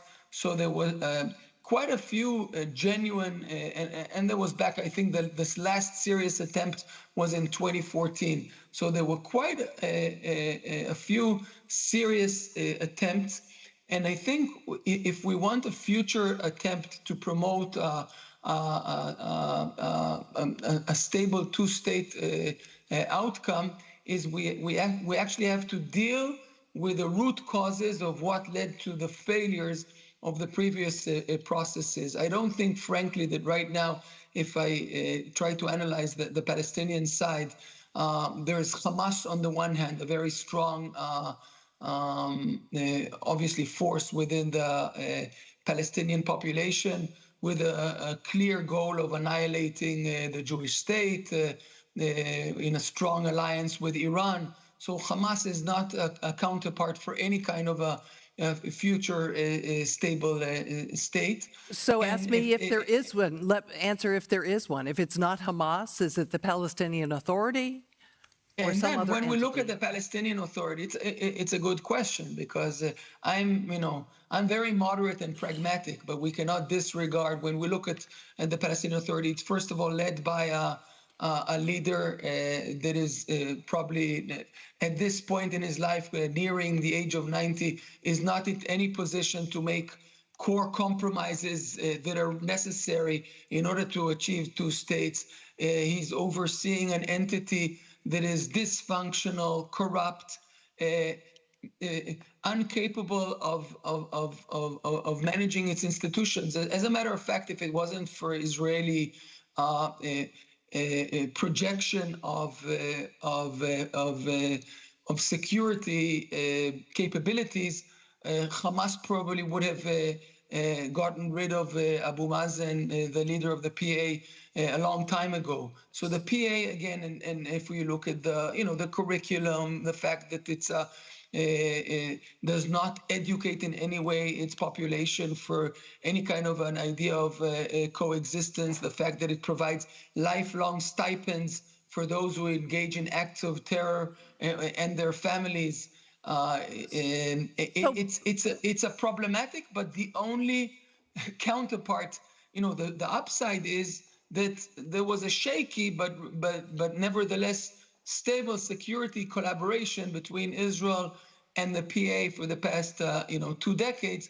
So some kind of a collaboration with the PA can build the foundations for a possible outcome of two sovereign entities. But if we're serious about it, it will take time. It will require milestones, something of a roadmap of moving forward, and it will require strong external incentives from strong moderate players to sort of show the right direction for a future reformed PA. So give me your assessment of the health of Israeli democracy. Well, it's almost like we're looking into the distant past, but just recently, on October 6th, Israel was deeply immersed in an internal struggle and divide, dispute, confrontation, the deepest confrontation that this country ever dealt with around the nature of our democracy. The pro-liberal democratic camp in Israel went out in an extremely impressive show of democratic resistance and protests for many, many weeks, since January until October. Every week, hundreds of thousands in the streets. At the peak, there were events of about 1 million people coming out throughout the country. I mean, I don't think that since World War II there was any in any democratic or other country there was such a massive part of the population going out to support democracy. And on the other hand, the coalition led by Prime Minister Netanyahu was trying to promote a different version of democracy that is focused mainly on the principle of majority rule. So if you have the majority in parliament, half of the population plus one supports you, you can pretty much control all levers of power. The institute that I lead was a strong opposer of this paradigm or perception of democracy. But interestingly, if you look, just one quick detail, about 70% of Israelis oppose that, and 70% of Israelis support the establishment of a constitution based on our Declaration of Independence principles that pretty much laid the foundations for a liberal democracy. So while the political system went in a sort of deviant direction, when you look at the Israeli people and their preferences, I'm quite confident. So the war has obviously changed many things. The Israeli public is largely behind the war effort. What happens whenever the war ends to Israeli democracy? Is that going to provide an opportunity for reform or not? Yeah, of course. The Israeli public, once the horrific massacres of October 7th took place, it was a shock to all of us. By the way, we are still in October 7th in Israel, and I think that perhaps may account for some of the divide that we're seeing between sort of some of the public opinion in Western countries and what's happening in Israel. We're still living the trauma of October 7th. Hundreds of thousands of Israelis are still displaced from their homes. Dozens of communities are still have not recovered and are not inhabited. More than 130 hostages are still in Hamas hands. The terrible story. We had a peek, a short peek into what happens for one day if we don't have, in this part of the world, if you don't have a very, very strong military to protect you. And that sort of awakens all the traumas of Israeli and Israelis and persecution that our people have gone through also in other parts of the world. Mr. Plesner, we are out of time. I want to quickly ask you, when are we going to see Israeli elections? Well, 70% of Israelis, give or take, want an election the moment the war is over. This is an ambiguous term, but the moment there will be a perception, any kind of a ceasefire, I think we'll have an election. And to answer your previous question, I think if I look at public opinion polls, this will also lead to a domestic rejuvenation of our democracy, some constitutional understandings in broad consensus, a change in the way our governance institutions operate based on the lessons learned of the war. So I think there's some cause for optimism as well within the very difficult tragedies that we're experiencing at present. Johan Plesner, president of the Israel Democracy Institute, thank you so much for joining us remotely. We wish you'd been here. As a son of a Dane, I really wanted the opportunity to come to Denmark and Copenhagen, but hopefully in the future. We hope so. And now another perspective. We have joining us again remotely, Fadi El Salameen, a non-resident fellow at the Foreign Policy Institute at the Johns Hopkins School of Advanced International Studies. We see you. Can we hear you? Hello. Hi. Thank you for having me. Excellent. I want to start with you, the same place I started the previous interview. Is a two-state democracy a pipe dream? Yes, that is the short answer, and that is the honest answer at this point. We have about 34,000 people dead in Gaza. The idea that you could build a two-state solution now on top of that with the current Israeli government is entirely absurd. My worry is that not just the two-state solution is absurd and is no longer possible. My worry is that the entire region and its security could completely deteriorate if we are not calling for a ceasefire immediately. If you don't follow what is happening in Jordan, and Jordan is right at the borders with Iraq and Syria, two very ripe areas for Iranian activities, the idea that more and more people could cross into Jordan, could cross into the West Bank, where, God forbid, that this could happen, then it's just unfathomable. Gaza will become literally a sideshow to the nightmare that exists today. So in short, yeah, the idea of a two-state solution at this point is completely a complete pipe dream. We need a ceasefire. The military solution has failed. It does not work in Gaza. It is not producing the results that the Israeli government said it would produce. And in order to really arrive at a two-state solution, there has to be the right climate, there has to be the right leadership on the Israeli side.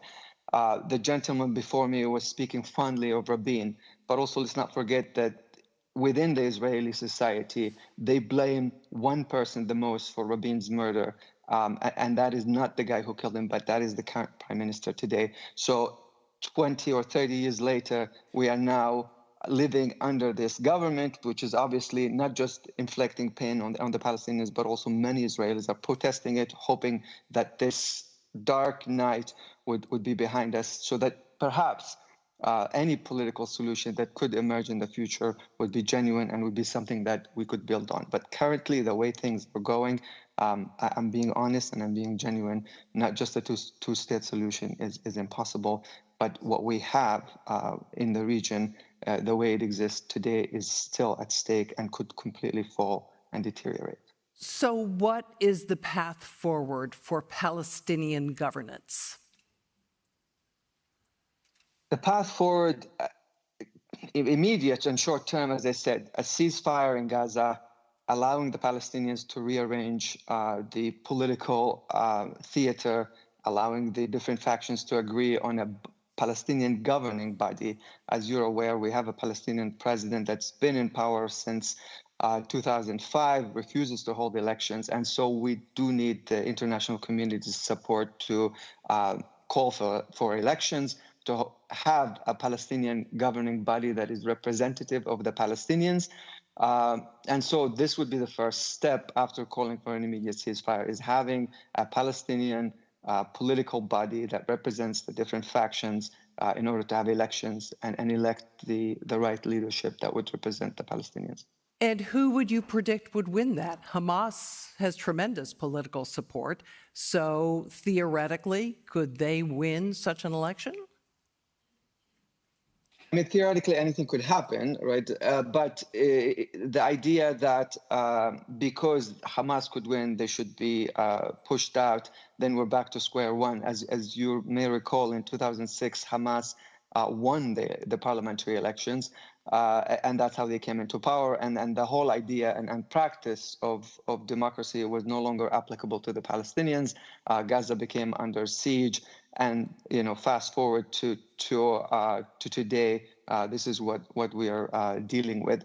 So we clearly have to revisit used approaches and find a way to include everybody.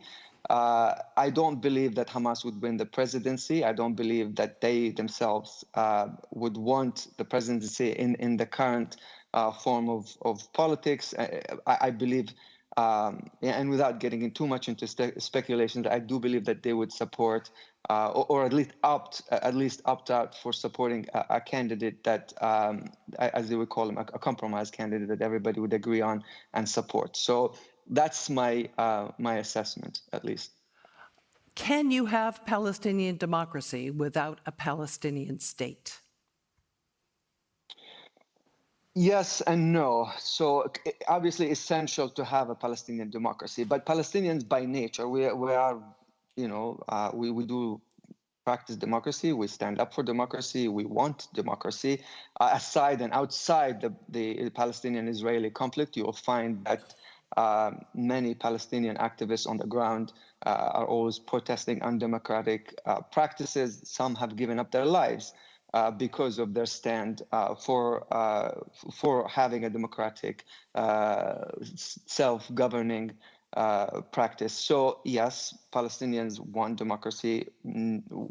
Obviously, that is the preferred form of governance for ourselves, amongst ourselves. But here's the catch, and I'm sure we've heard this before: democracy cannot be exported, meaning it cannot be enforced on us Palestinians by any outside body, but it can always be imported, meaning it has to be organic, it has to grow from the within, and I believe we are ready for that, and that's what we absolutely want. Israel's goal in its current military campaign is to eliminate Hamas. Do you believe that can happen? And secondly, do you think, in fact, Israel may be breeding a new generation of people of similar ideology? I believe Israel has already failed in eliminating Hamas. I believe the idea of eliminating an ideology that has been in power for the past 20 or something years, using military tactics is just is unfounded. I do believe that allowing the Palestinian population, allowing the Palestinians to have a state, to have democratic institutions, and allow everybody to sort of compete for what people want, that is the right way to move forward. So, and to your point, yes, I do believe that what the Israelis have done in Gaza will have instilled in many generations to come extreme views against Israel. I mean, you just have to look at the images, the brutality of the military campaign the Israelis are inflicting. As you're aware, many, thousands of women and children are the majority of the casualties that Israel has caused in Gaza. Over 34,000 people, majority of whom are women and children. So it's impossible to say, no, this will have no effect on the Israelis. China has been trying to broker reconciliation among the various Palestinian factions. Do you see them using the conflict in Gaza to try to extend their influence in the region? Yes, I mean, as we heard before on the predictions of democracy and how it's doing, as you saw, there's a sharp increase in the popularity of China and Russia, especially in the MENA region. Look, China has been very active. Last December, China held 4 summits in 1 month in Saudi Arabia, an Arab-China summit, an Arab-Islamic summit, and Saudi Arabia China Summit and Islamic Organization Summit. So they're very active at increasing their role and their popularity in the Middle East. But I do believe that it's not just because of China's efforts. I believe it's because of our lack of trying, whether it's Europe and the United States, by applying the right pressure, by at least applying the right measures. The way we talk about Ukraine when it comes to Russia, we should at least come forward to holding the same principles, not sacrifice principles for interest when it comes to the Palestinians or any other part of the Middle East for that matter. And as you see, I mean, the issue is not just Israel-Palestine. You're talking about elections, whether it's in Tunisia or Egypt or other places.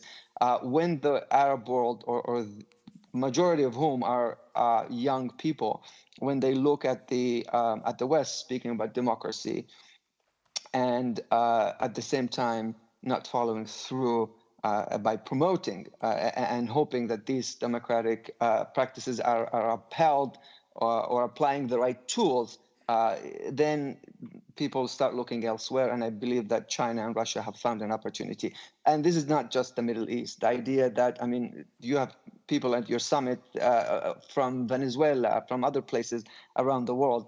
If I spend my whole life fighting for democratic reform in my country, and I still see that the people who are telling me that I should fight for democracy are embracing the dictator and dealing with him, that's very demoralizing. And I think that is part of the reason why we are not scoring the way we should be when it comes to democracy in the Middle East or even elsewhere. We need to follow, talk the talk, but also we need to actually do the hard work and hold our principles to the test, because I believe that right now we have failed.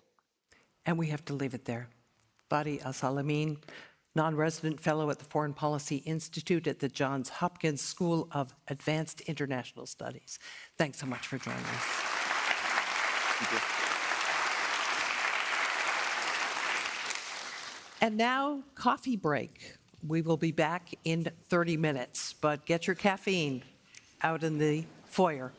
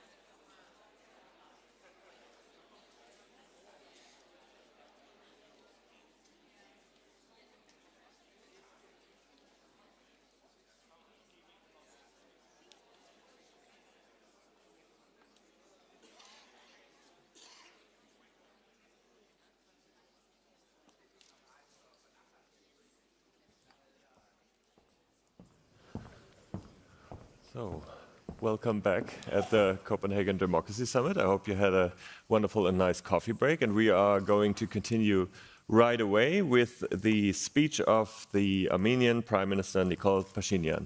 Welcome, Mr. Prime Minister.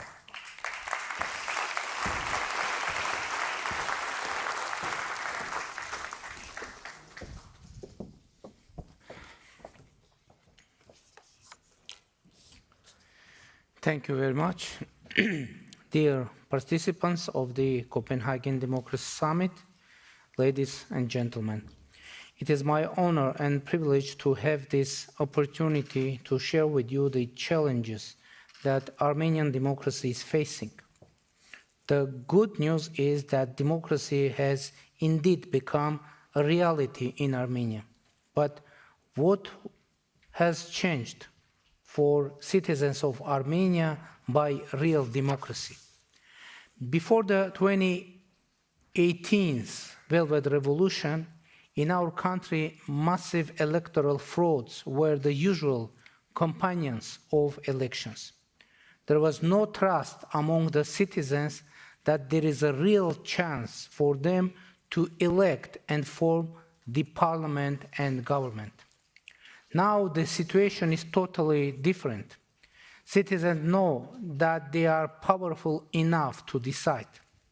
The two general elections that were held in Armenia after the Velvet Revolution have been acknowledged as democratic, free, and competitive both by the Armenian society and the international community. Armenia made huge progress in strengthening the democratic institutions, an achievement which is very well reflected in various reputable democracy indexes.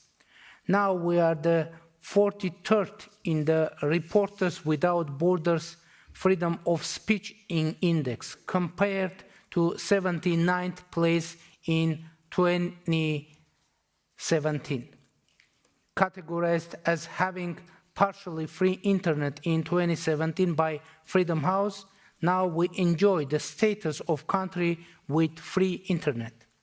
In the Transparency International Corruption Perception Index, Armenia is now in the 62nd place instead of 107th in 2017. In the Economist Intelligence Unit's Democracy Index, now we are 84th, compared to 111 in 2017. In order to assess this progress, it's essential to note that alongside democratic reforms, Armenia has been contending with external security challenges. 44 days war in Nagorno-Karabakh, invasion of Azerbaijani troops into sovereign territories of Armenia in 2021, in 2022, and occupation of more than 200 square kilometers of Armenian sovereign territories, with the indifference and inaction of collective security treaty organization, the forced displacement of more than 100,000 Armenians from Nagorno-Karabakh have casted doubts among Armenian citizens whether democracy is the right choice or maybe democracy means less security. So democracy needs to prove its efficiency while dealing with security, economic, and humanitarian challenges. And we hope to see global democracy standing by us in addressing all those challenges. We are pleased with the deployment of EU monitoring mission alongside the Armenian-Azerbaijani border, and we welcome EU's decision to expand its capacity. On the other hand, we hoped for inclusion of Armenia into the European Peace Facility, and in this regard, we rely on the support of EU member countries. A new set of commitments aimed at strengthening Armenia's economic resilience, state institutions, and addressing humanitarian needs of refugees from Nagorno-Karabakh has been taken on by European Union and United States during the high-level meeting of President of European Commission Ursula von der Leyen, Secretary of State of USA Antony Blinken, and myself which took place on April 5 in Brussels. The rapid and effective implementation of those commitments is of utmost importance. Ladies and gentlemen, despite all the challenges, we believe that the real and most aspiring companion for democracy is lasting and sustainable peace. And my government took the share of its responsibility for this. Recently, we reached to an agreement with Azerbaijan to start the delimitation of our interstate borders on the basis of Almaty Declaration of 1991. That means that during the delimitation, we should simply reproduce the administrative borders between Soviet Armenia and Soviet Azerbaijan, which become state borders according to Almaty Declaration. The start of border delimitation is the implementation of agreement reached during the quadrilateral meeting of October 6 of 2022 between the President of France, Emmanuel Macron, President of European Council, Charles Michel, President Aliyev of Azerbaijan, and me. It took place in Prague. Now it is time to incorporate and reflect those agreements in the peace treaty and have it signed. Another key point for our regional stability is the Crossroads of Peace project initiated by my government. This project implies that Armenia and Azerbaijan restore and open transport and other communications in accordance with the sovereignty and jurisdiction of the countries through which they pass and comply with the principles of equality and reciprocity. These elements of the concept were agreed upon during the meeting of July 15 on 2023 between the President of Azerbaijan and myself, facilitated by the President of European Council, Charles Michel, and are reflected in the public statement made by President Michel as a result of the meeting. We are ready to move toward the implementation of what has been agreed.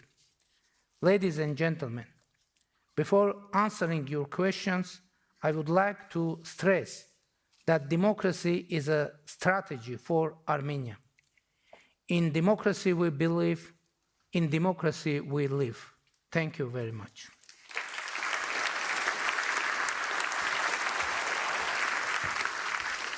Thank you, Mr. Prime Minister, and I will welcome you on stage for further debate. Thank you very much.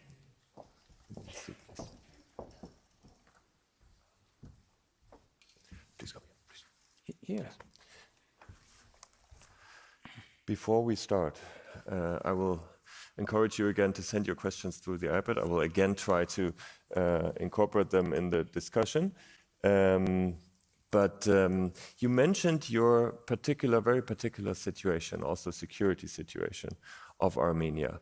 Now, Anders Fogh Rasmussen has earlier labeled this your neighbor situation an axis of autocracies. So it's a very difficult geopolitical and geographical situation. How do you deal with the question of security in that environment? You know, to be honest, I wouldn't like to comment on the internal situation of our neighboring countries. But from the other side, as I said, democracy isn't something brought by circumstances to Armenia. I believe it is fully matches with the mentality of our people, and it is a strategy for our government. It is our political belief. It is our political identity as well, because if you would know the record, our political team, the most part of our life, we were fighting for democracy, rule of law, freedom of speech in our country. And now we have opportunity to implement all those values in our country. But of course, the security situation was complicated, and now even more complicated, not only due to our regional situation, but for global situation as well.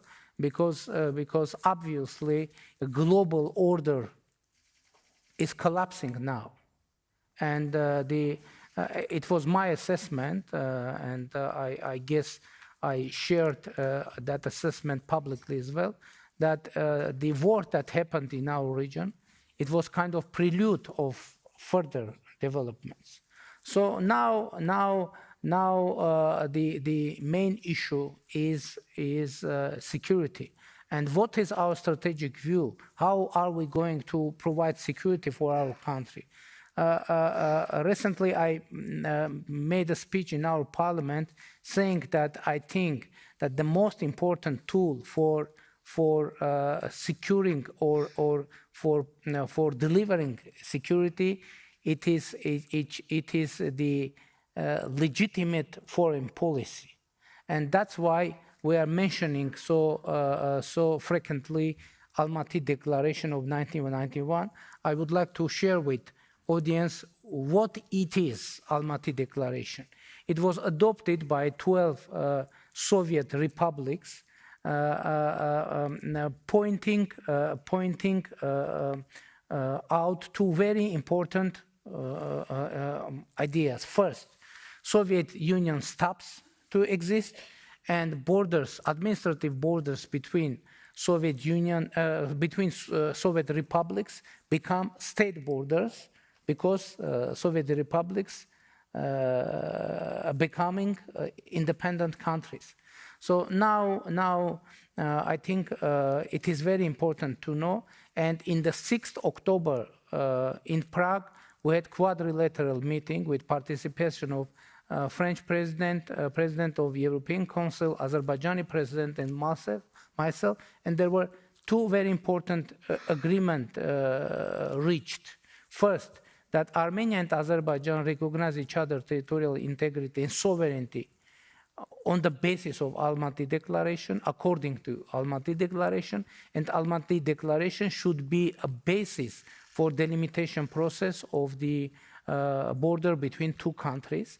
And now that's why I said that that means that we don't need to create new border between Armenia and Azerbaijan.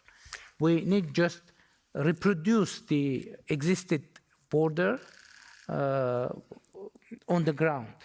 So that process is going on, and we hope that we will be persistent on that. The whole conflict on the border, which we have followed over the past month and years, obviously plays against the background of the broader situation of the relationship with Russia and the role of Russia for Armenia. How would you elaborate this currently? You know that Armenia is a member of CSTO, and now also formally we are a member of CSTO, but I announced that we have frozen our participation. Will you stay member, or are you planning to leave? It is the topic for further conversation, but it is very important to state the current situation. And the problem and crisis in our relations emerged from that point when Azerbaijani troops invaded into Armenia, and according to the procedures of CSTO, organization and member states should support and help Armenia for in this situation. But even after official requests, CSTO refused to make some concrete steps, and actually that is the main reason that we have frozen our participation in all levels of CSTO. And now your expectation is that the West steps into the vacuum and provides you with the security? You know, after our political position and our policy is to diversify our foreign relations in all spheres. Now we are creating some cooperation in security field with India, with France, with other countries, and now we hope to, and now we have some kind of cooperation with the European Union, because, as I said, we are happy with deployment in the European civilian monitoring mission in our border with Azerbaijan. Of course, it is civilian mission, but from the other side, it is a kind of a new factor in security of our region. And it is first time when European Union somehow is involved in the security agenda of Republic of Armenia. And it comes with a clear expectation to be member of the EU. Now we are looking forward, we are waiting for the decision of European Union to include Armenia into European Peace Facility. And we hope to start to have visa liberalization negotiations start. And last year I announced in European Parliament that Armenia is ready to be as close to European Union as the European Union would consider possible. And that is our position, and it's still there. We come to one question from the audience, which also is connected directly to the opportunities that you might have to get closer to Europe, which is, can you elaborate on the initiatives Armenia is taking on to fight corruption? As I said, we have huge progress on fighting corruption, but unfortunately, we can't say that we have managed to eliminate corruption from Armenia. But what to do? To continue, to be persistent, to be persistent in the democratic reform agenda. And that's why the cooperation with the European Union is of utmost importance for us, because European Union now is our main partner in democratic reform agenda. But we hope that the European Union and United States as well, they will increase the level of supporting us in democratic reform agenda, because, as I said, democracy is a strategy for us, and we need, and we have, by the way, started strategic dialogue with United States in 2019, and now we see the enhancement of our cooperation with the European Union. And recently I mentioned we had a trilateral meeting with United States, European Union and Armenia. And by the way, it was unprecedented format. And we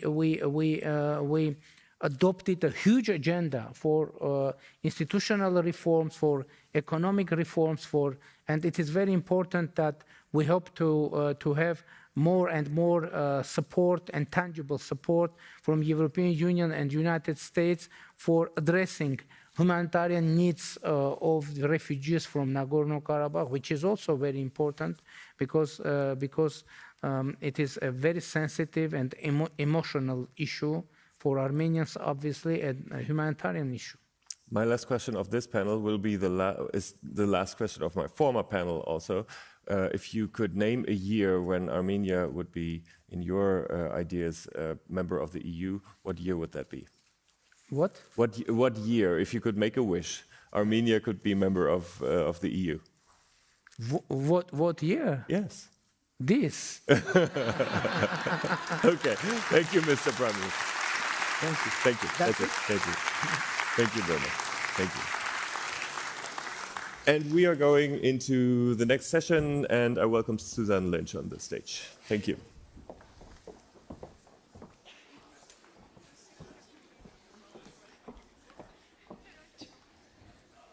Hello, everyone, again. I'm delighted to be chairing this session, Europe Votes, Europe's Democratic Trajectory. It's obviously a crucial moment, and we're literally just a few weeks from European elections. They only happen every 5 years, and it's the big exercise in democracy that happens within the EU. That will, of course, in turn trigger a whole rejigging, or maybe not, of some of the big top EU jobs, who heads the European Commission, the Council, and so forth. So a lot at stake. So I'd like to welcome our 3 MEPs, straight from the campaign trail in some instances, to join me on the stage. So Michiel Huijven, a member of the European Parliament for the Netherlands, Morten Lockhart, a member of the European Parliament here in Denmark, and Lydia Pereira, member from Portugal. Thank you very much.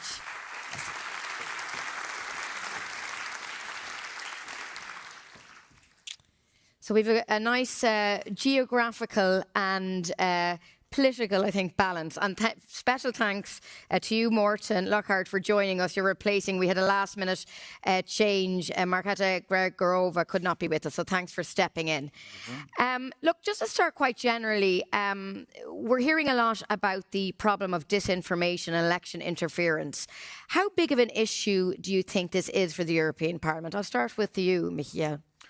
Well, if you look at not only the European Parliament elections, but if you look at elections in general, I think it's a problem.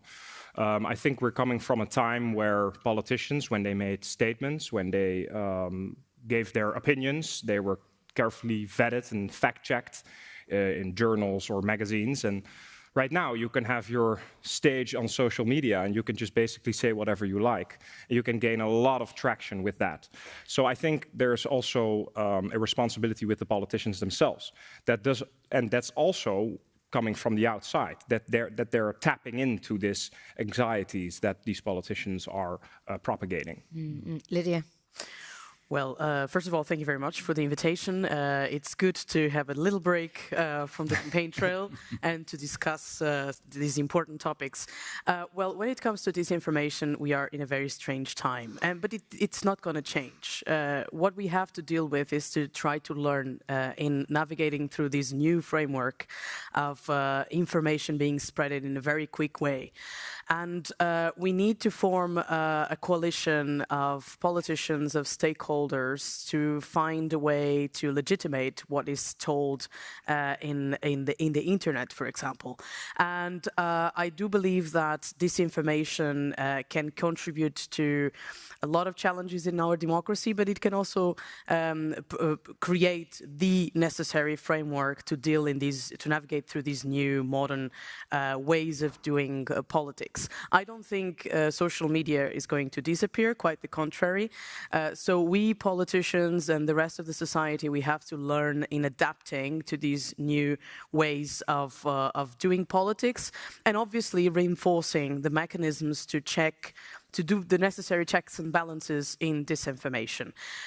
So I do think that there is a huge responsibility from the media perspective. They still play a huge role. And one of the things that I think it is necessary is to make sure that the politicians are not away or aside of the media. And there is a little bit of a incentive sometimes to push the politicians away from the media, and then they are in the social media, in the social networks. So I think we need to find a way of reconciling these new elements and trying to define the right framework to deal with it. But obviously using the social media as partners and not as agents of evil.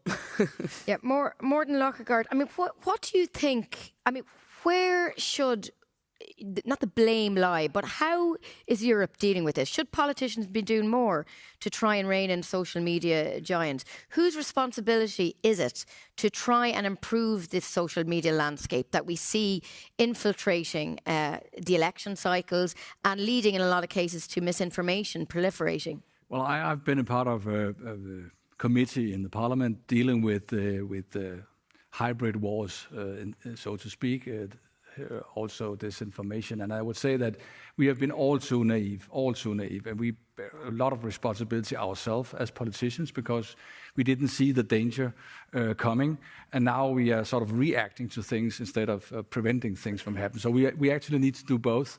I mean, in Denmark, it's not as big as a problem as in many other countries, I would admit, but right at the moment, and some of the audience here would know, it's just exploding because we have this very heated debate about deep fakes, how AI as a technology are dealt with at a political level, because Danish political parties actually use deepfakes at the same time as they are, protesting and talking about them as an evil. So it's a kind of, temptation that we have to resist.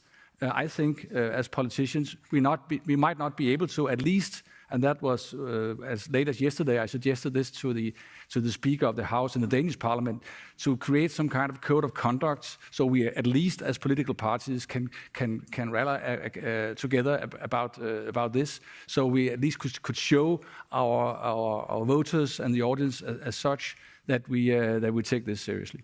Yeah, interesting points there. I mean, you're all campaigning for re-election, and I know you've been out at the doorstep, as it were. I think Brussels and Strasbourg are pretty empty at the moment, with a lot of the politicians back in their home countries trying to get some votes. Just to get into some of the big themes of this election, one of the features we have seen over the last few months really has been massive farming protests in particular. It's happened in Brussels, but also in Italy and Spain. And a backlash of sorts against towards the EU's climate policy. Ursula von der Leyen, who we heard from earlier, put the Green Deal at the heart of her mandate 5 years ago. Now we don't hear that much about it. It's kind of been, it's more of a sideshow. Maybe starting with you, Lydia Pereira. You're a member of the centre-right European People's Party, the EPP, von der Leyen's party. Do you think that the EU has gone too far when it comes to climate regulation? Well, first of all, I think the Green Deal has not came out of the political agenda at the moment. Quite the contrary. If we look at the past 5 years, the Green Deal was presented in, I think, December 2020, and then at the peak of the pandemic, we approved the European climate law. And so over the past 5 years, climate and environment have been central to the political agenda in the European field. Now, the question is, did we acknowledge for the necessary efforts for, a difficult transition in combining the legislation being implemented and the response from the agents impacted by the legislation? So I think one of the difficulties that we faced and that resulted in the protests is that the transition is eventually a little bit is being demanded in a quicker way than the capacity that these agents can, and in particular the farmers, can accommodate. But this does not mean that that there is this sense of being against the climate policy. It's just like asking for a little bit of more reason when it comes to the implementation of the legislation, and learning and trying to understand the context. Like 5 years ago, we did not have a war in Europe. And we don't have a war inside the European borders, but we have a war in Europe. So in terms of the food security, things have changed, and we also have to acknowledge that. And I do believe that one of the challenges for the next term is to make sure that we keep the track in terms of our climate goals for the 2030 and for climate neutrality by 2050. And I do not think that is at stake. I have been leading several negotiations, in particular for the position of the European Parliament to the COPs, but also in creating the voluntary carbon credit market in the EU. So I do believe that we are in a condition that we can meet the climate goals, but we also have to, in the dialogue, keep all the agents inside and involved in this transition. That we know it's not easy, but we need to make an effort. And so in dialogue, I think we can achieve these objectives. Yeah, thank you. Your party, and you've been very critical of, you're part of the ECR group, that conservative group in the Parliament. You've been very critical, obviously, of a lot of EU regulation on business and climate. Sure. You have a smile on your face about this kind of shift in emphasis, we'll say, away from climate targets? Well, not a smile on my face, because I'm speaking to entrepreneurs, not only farmers, but also small, medium-sized businesses who are now being victimized by the European Commission with stringent rules and regulations. The European Commission, when they came into being in 2019, they promised a one-in, one-out principle. So every new rule that was introduced, they would have an older rule removed. They haven't adhered to this. And what we're seeing now is that the politicians and the European Commission is now recognizing that they have been too fast with their climate regulation as well. And it has now backfired. I mean, it's very easy to sit in a boardroom and say, well, we want to be net zero in 2050, or we come up with a Fit for 55.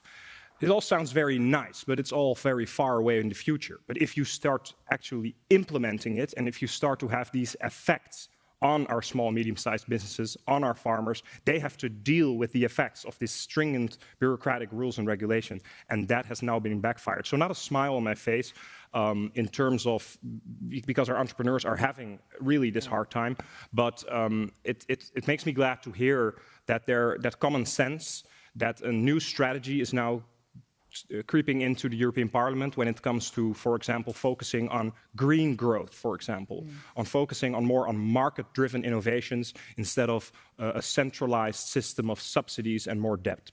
And yet the European Union has to be careful that it does not lose out in terms of environmentally friendly innovation. We've seen the US invest in the Inflation Reduction Act. We see China getting ahead of the curve on electric vehicles. So surely business needs to be at the table and be on top of this and be ahead when it comes to this.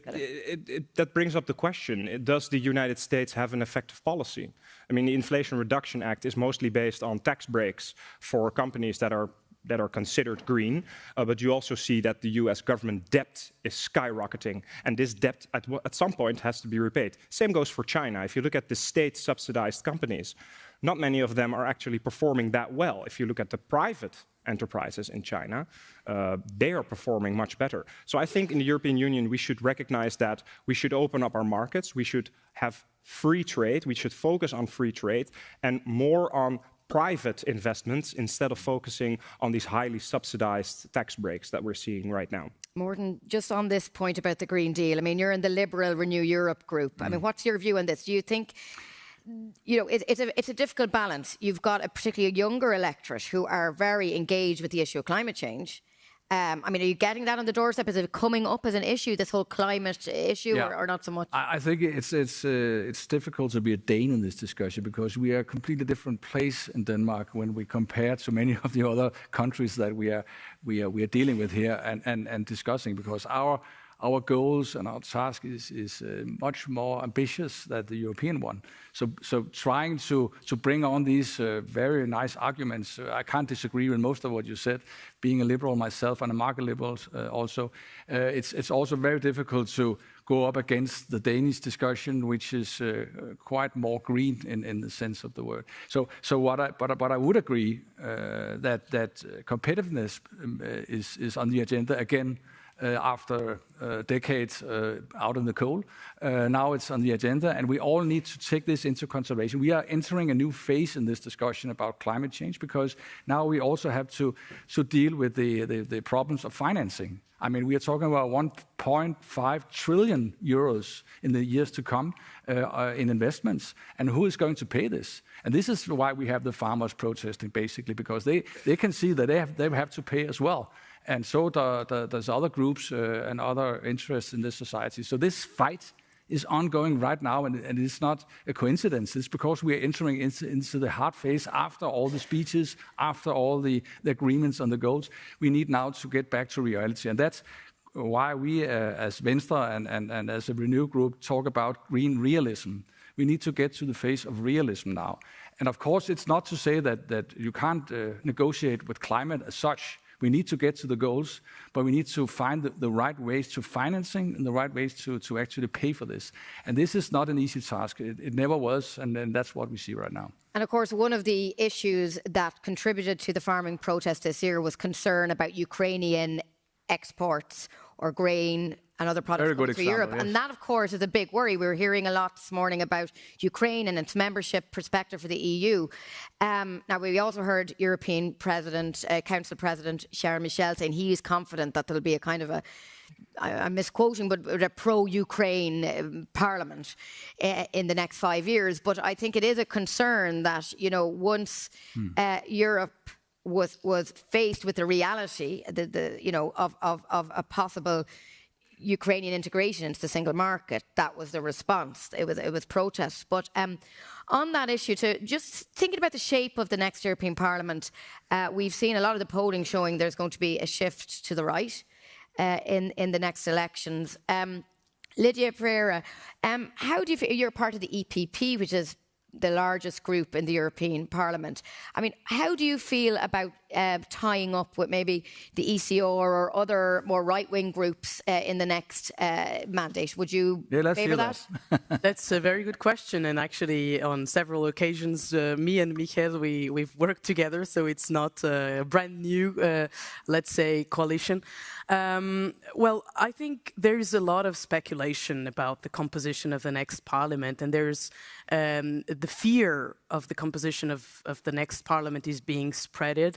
And I do think that we need a little bit of reason and sense in reading this new outcome of the European elections.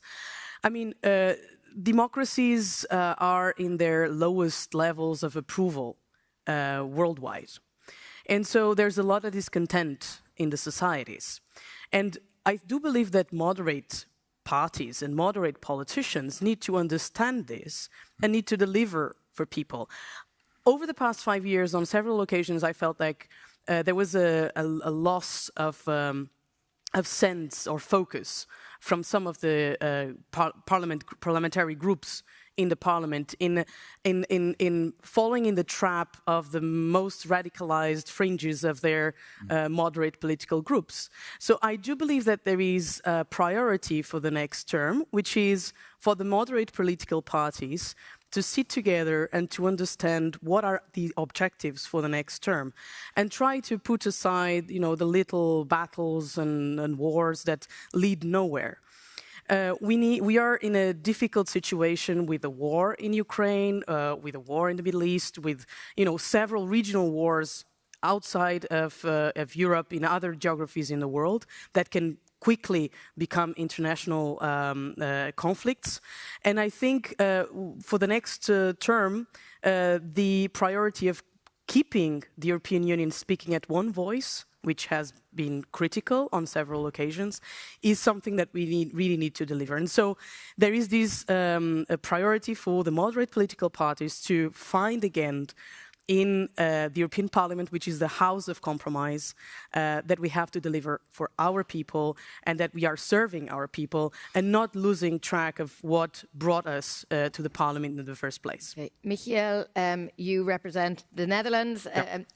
There's obviously been a big right-wing swing there we saw in recent elections.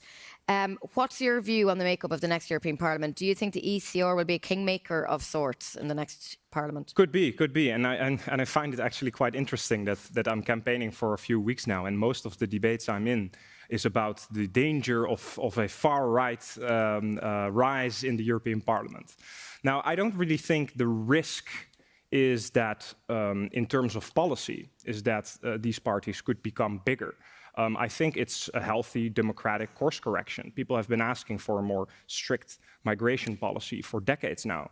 They are crying out for less bureaucracy, a more competitive economy. So I don't think the risk is there in terms of policy. I think the main risk is, and that's with the experience that you and I probably share, is that when you look at the fringes of the European Parliament, these are very effective politicians when it comes to being angry, saying how it should be, but not on delivering actual policy.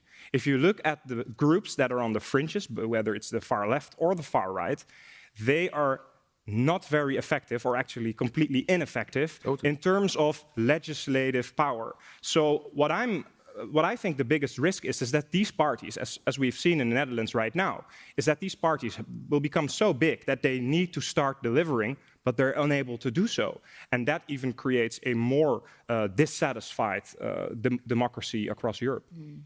Gordon. Yeah, but let's talk straight here. We're not talking about ECR as the right-wing populist here. I mean, if you get rid of the polls, we can talk about a group where you're actually quite moderate. We had very good experiences, for instance, in the Internal Market Committee where I've been working with you guys on taxation, on market issues. I didn't hear you say anything wrong today. I mean, it's obvious that we can make policies with you. And of course, we hope to do that also if you get your act together in your group. What really matters is the ID group. That's basically what we are talking about. I mean, with parties financed by the Russians. I mean, come on, this is a total different matter.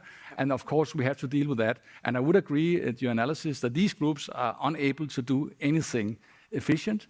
I don't expect them to. I expect them to grow, yes, but I don't expect them to be a part of the coalition at all at any moment in time. So what we're talking about is basically whether the von der Leyen coalition, which is SD, EPP, and us in Renew, whether this will have an absolute majority. I absolutely mean that I think we will have, but we will of course invite ECR to the table, and part of our groups also like to invite the Green Group. But they are totally, not trustworthy, so it's also a problem. Let's just hope that we can get our coalition back on track. But just on that, I mean, you're saying the ECR are the kind of, the moderate wing of the right, if you like, in the parliament. But I mean, we have a situation where Viktor Orban may join the ECR group. I mean, would you be happy to... Not really. I can't say that. That's now. I just said it. I mean, that I can't. I don't think I could get more clear on this one. I think that within each group, we also have Meloni from Italy. I mean, there might be bridges. Yeah, there might be bridges, and in everyday politics, I think it's we are able to work with these groups. It's not about Orban or not Orban. It's about how we work in the daily work. Can I just say? There might be bridges, but there have to be bridges with all political moderate groups and parties. So this is crucial. We cannot antagonize one side of the political spectrum expecting that the policies are going to be better. We need to find dialogue again. And I felt like over the past 5 years, and for example on taxation, and we've both worked a lot on that, there was... I have to say this, from the left camp of the parliament, a lot of times our concerns were not listened to. And this created, in the parliament, it created a rejection of several reports on taxation. So I really think, and I want to insist on this, dialogue is crucial and building bridges across political groups as well, understanding the red lines that one defines. In particular, are we willing to cooperate with parties that have a different understanding of the rule of law? Well, that has to be addressed, I think. But I mean, it does sound from the three of you in a way that it's kind of this acceptance has now set in, really, that there is going to be a shift to the right and everyone's okay with that. I mean, what about this liberal wing in the parliament? But if there's a shift to the right, it's about the people's choice. It's not that we are doing our job. We are on the campaign trail. I'm from the centre-right, but Michael and the Liberals, I mean, they are doing their best. So we cannot antagonize what is the outcome. We have to deal with that, and we have to adjust to the new circumstances of the political camp. Because it is a democratic election and, as you say, the voters will have their say. Really quick final question. I mean, it's linked to this. Another big issue is migration. Are you hearing this in the doors? I mean, fascinating statistic in the Democracy Perception Index that's just been out is that in Germany, migration is now topping priorities. That's been a big change around from the last few years. I mean, you guys finding this in the doorstep, or is the EU, I mean, we had the EU Asylum and Migration Pact through. Is it enough, or do you think this is going to be a big issue, and is that going to manifest itself in the election in a few weeks? Well, it's actually quite interesting. I just had a meeting in the Danish Parliament, and I was being told that in Denmark, this is not really an issue that's topping all the lists, because there is more or less consensus in Denmark on that a more strict but fair immigration system is needed. What we see in my country, the Netherlands, it's out of control. There is no control over our borders, over our migration system, over our asylum system. So that really needs to be changed. And our view is that if you want to have a successful common market with free movement of people, goods and services, you also need to have strong common borders. And that has been lacking for the last couple of decades. I mean, Morten, just come in here on the Danish. Is that a characterization? I don't know who you've been talking to, but at least in some part of the environment, at least outside Christiansborg, I think if you move to the countryside, I think that there's a lot of talk about migration. I wouldn't say that it's all, substantialized in the sense that the facts are worrying at all. We have things under control, so to speak. So much is right, but there's a lot of talk about it. There's a lot of fear still among people, and we realized that pretty late in our discussions within my party. I was responsible for our EU election program, and this was not at the top of the agenda at all because we shared this point of view. But lately we have been forced to realize that this is actually a big issue among voters. So we will come with the suggestions and ideas also in this field in the campaign. Yes. Final thought to you, MEP Pereira. Yeah, immigration is obviously one of the topics in the campaign as well in Portugal, and I think it is very important that we don't leave this topic for the radical parties. From the right wing and from the left. And I do believe that the Asylum and Migration Pact is not perfect, but it is one that was possible to find consensus on. And so I think it is one step towards a better coordination in terms of the migration policy in the EU. And only a small step, though. Only a small step. Well, it's one step. Even small. Okay, well, thank you very much to our three members of the European Parliament who took out time from a very busy campaign schedule to join us here in Copenhagen. Thank you very much. Thank you very much. Thank you. Thanks.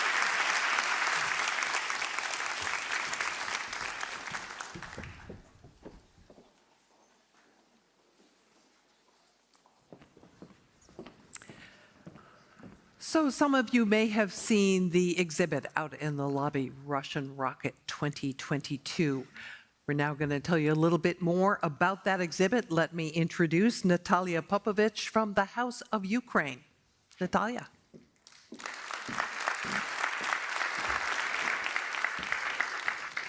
Hi, my name is Natalia Popovich from Ukraine House in Denmark. In the foyer, you will see an art installation by Zhanna Kadyrova. As a Ukrainian artist, Zhanna often travels outside of Ukraine to peaceful countries. In those peaceful countries, she often thinks about the deaths and horror and destruction at home, contrasted with the relative peace in the countries she visits. That has actually led her to create the Russian Rocket 2022 project, which you can see in the lobby.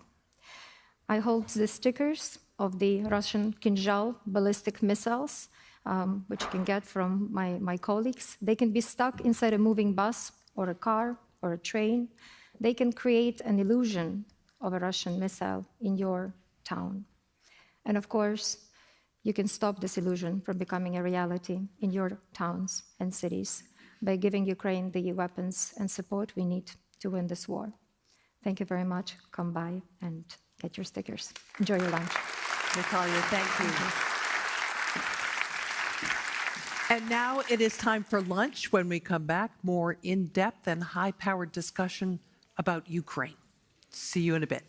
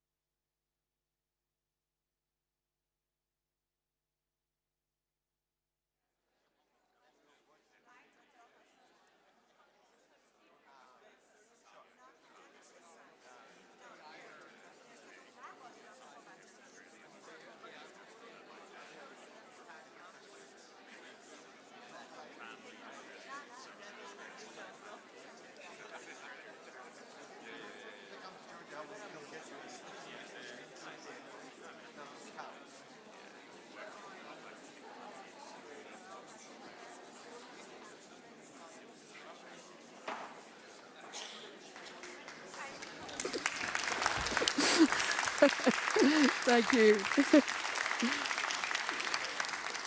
What a wonderful sound that is, especially after a lunch break. Welcome back, everyone. I'm Anne McElvoy. I'm executive editor at Politico and host of the Power Play interview podcast, which couldn't be more fitting for the times that we're in and the material that we have this afternoon. We're, of course, in our session now looking at the high-level report on Ukraine's security and Euro-Atlantic integration. Just before we get going on that, we have a video from Hillary Clinton, who will be known to some of you at least, unless you're very, very young, as former US Secretary of State. That is some pre-recorded remarks, but I think it would set us up very nicely for the conversation I'm about to have with my guests. So let's have a look at that. Welcome to the Copenhagen Democracy Summit. I am very sorry I can't be with you in person because I think this is such an important gathering. But I'm grateful for the opportunity to share a few words about this crucial fight for global democracy.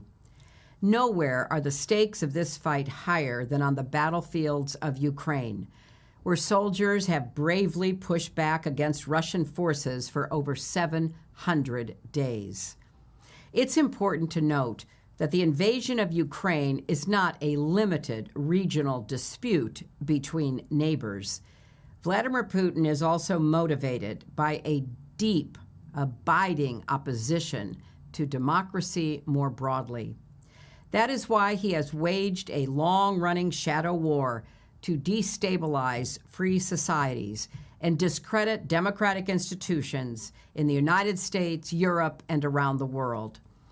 Ukraine is one flashpoint in this larger global struggle between democracy and autocracy, one that stretches from the steppes of Eastern Europe to the halls of the United States Capitol.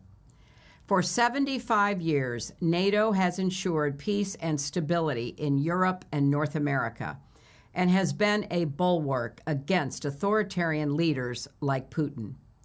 If we can find a path for Ukraine to join NATO, the Alliance for Global Democracy will be even stronger.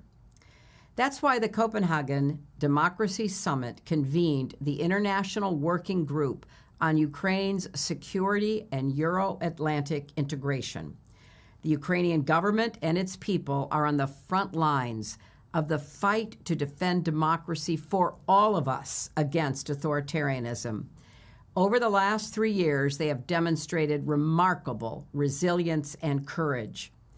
We owe it to them to match that resilience and courage with our own, to meet the moment with continued support.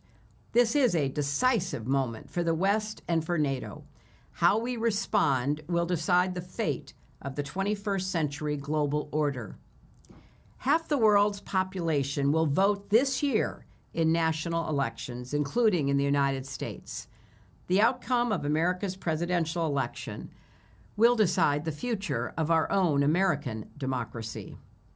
But no matter the results of our national contests, support for Ukraine should not be a partisan political issue in America or in any European country.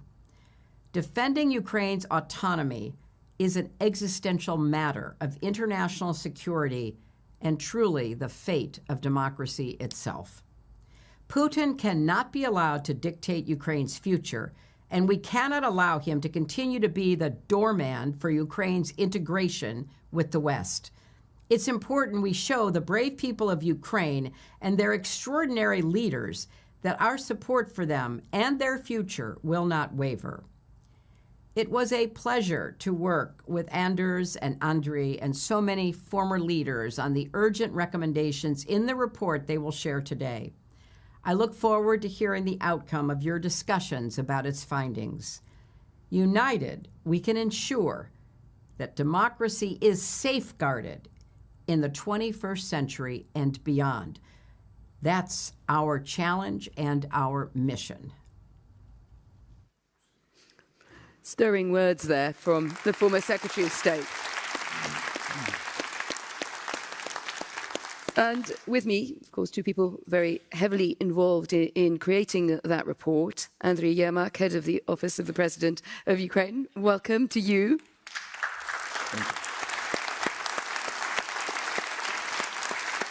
Anders Fogh Rasmussen, founder and chairman, of course, of the Alliance of Democracies Foundation. You can probably tell who is who by their wardrobe choices, but they are very much united in this project. This is also a live taping of Politico's Power Play podcast, our interview show. So if you'd like to listen to that afterwards, it will be available on all your good podcast apps. Please follow us, and then we can continue the conversation that we're about to start today. This report, gentlemen, has been launched just ahead of that 75th NATO summit in July in Washington, D.C. What was it really aimed at bringing together that wasn't implicit anyway in the challenge that the West has in supporting Ukraine and getting to Ukraine what it needs? Anders, I might start with you, but please both chip in. Yeah, first of all, I would like to welcome you, Andre, to Copenhagen. I know it's been quite a challenging travel to here. So the more we appreciate that you are here to launch the report that we agreed on in the international working group that President Zelensky asked us to co-chair. So our point of departure is the following. We cannot allow Putin any success in Ukraine, because if he gets success in Ukraine, he will just be encouraged to continue. That's why Ukraine has asked its allies to help it defend against the Russian aggression. That is in full accordance with international law. According to the UN Article 51, UN Charter Article 51, we are allowed to help Ukraine, and we do so. And we should see our report in that context. I would highlight three concrete proposals in that report. Firstly, we recommend to lift all caveats, all restrictions on weapon deliveries to Ukraine. Ukraine should receive all the weapons Ukraine needs to win the war, not only to survive, but to win the war. Second, we suggest to establish a missile and air defense system located on NATO territory along the borders of Ukraine to help Ukraine shoot down incoming Russian missiles and drones, just like the US and other partners help Israel to defend against Iranian missiles and drones. And then our third important suggestion is that we extend an invitation to Ukraine to join NATO, to start accession talks with NATO, and that invitation should be extended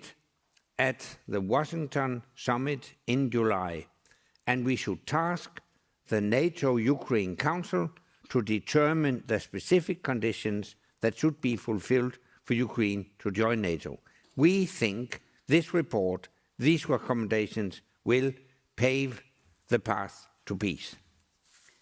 Thank you. First of all, thank you for invitations. I'm just coming from Ukraine for a couple of hours because it's a very important this conference here and our presentation of the second documents which we issued with my friends Anders. The first, if you remember, it was Kyiv Security Compact.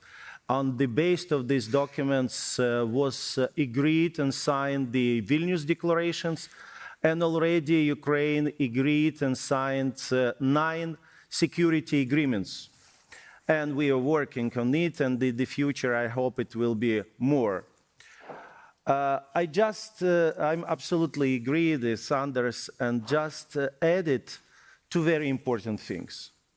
First of all, I'd like to use this opportunity to say, you see that Russia started a new counteroffensive. I'd like to say that more than 2 years, brave Ukrainian nations fighting and show to the world that democracy is strong, freedom is strong, independence is strong, and we need support of the world. We need concrete support of the world.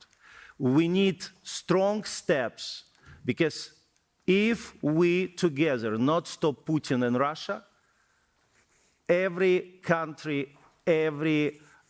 in every continent, maybe next missions.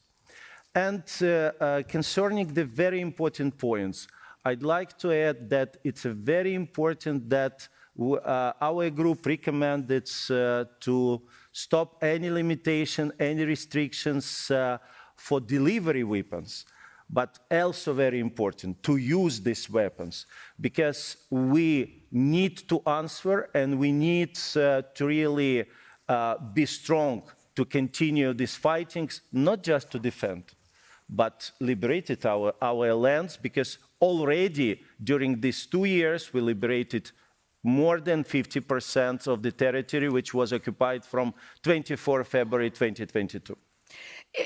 I'll stay with you if I could, Mr. Yemek. Isn't the reality of this situation that before those structures become available, and this may be what people, either here in the audience or listening to the podcast, will be asking themselves, why this focus on the NATO entry when many of the events that you're really going to determine the immediate future are taking place on the ground, and where the situation on the ground is proving very difficult. David Cameron, the UK Foreign Secretary, saying today that the Russian offensive around Kharkiv, as we meet this week, is extremely dangerous, a dangerous moment in the war.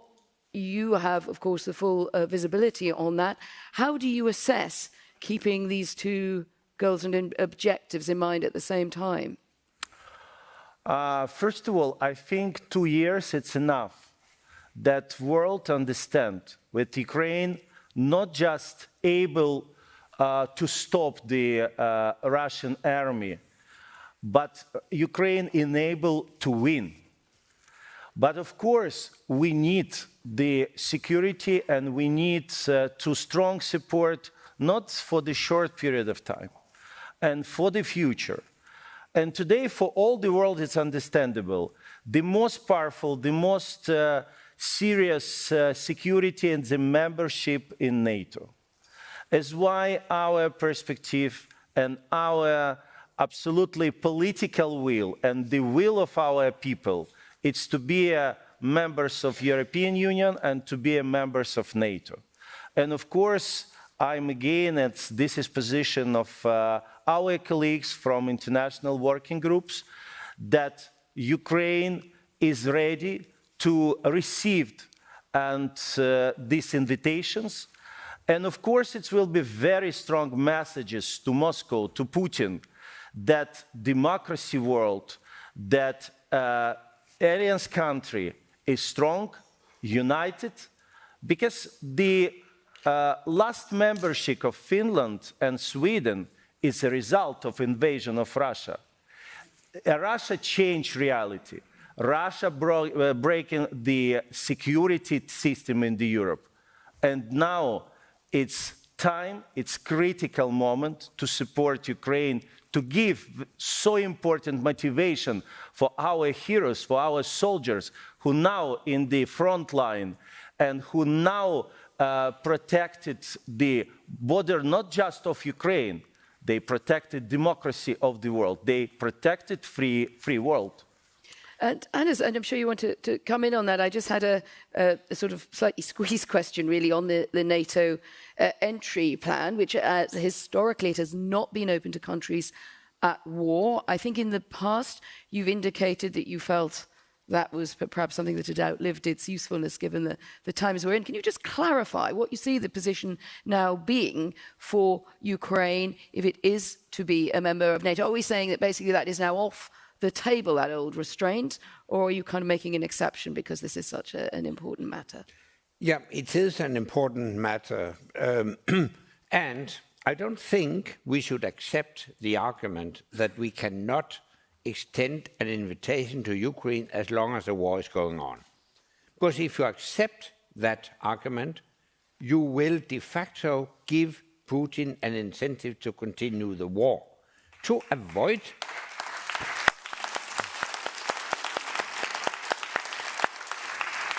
exactly to avoid Ukrainian membership of NATO. So that's why we have to break that argument.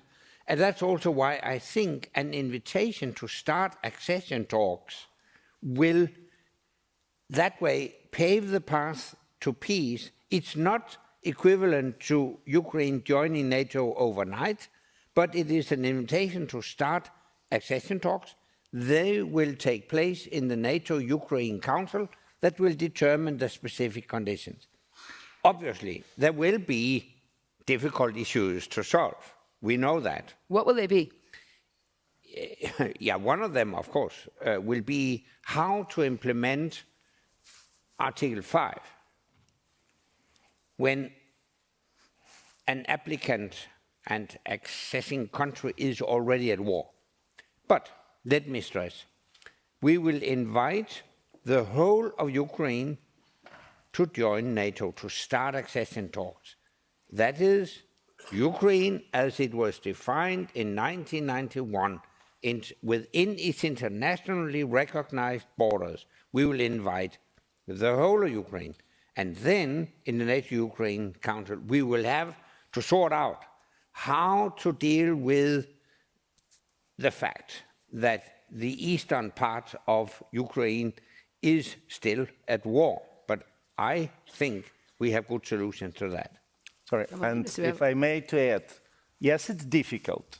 Yes, maybe it will be first in the history, but agree that the first in the history, one country have so challenges after 24 February 2022 and show how it's possible to fight and how to possible to destroy it, any wish of this aggressor, of these dictators.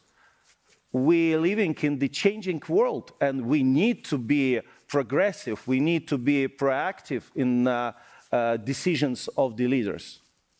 Just staying with you, Mr. Yermak, how do you think you can hold off what looks like a major offensive being conducted at the moment around Kharkiv? I know there's been a large evacuation of civilians there, and Russian forces also attacking it in the northeast. It does look like the Kremlin is seizing a window of opportunity before those weapons that came through from the Congress package eventually, but before they are fully in theatre and fully operational, and that must give you quite a lot to do in very short order. At the same time, we do seem to be seeing a renewed assault. Tell me how you're coping with that and how you read the intentions of the Kremlin.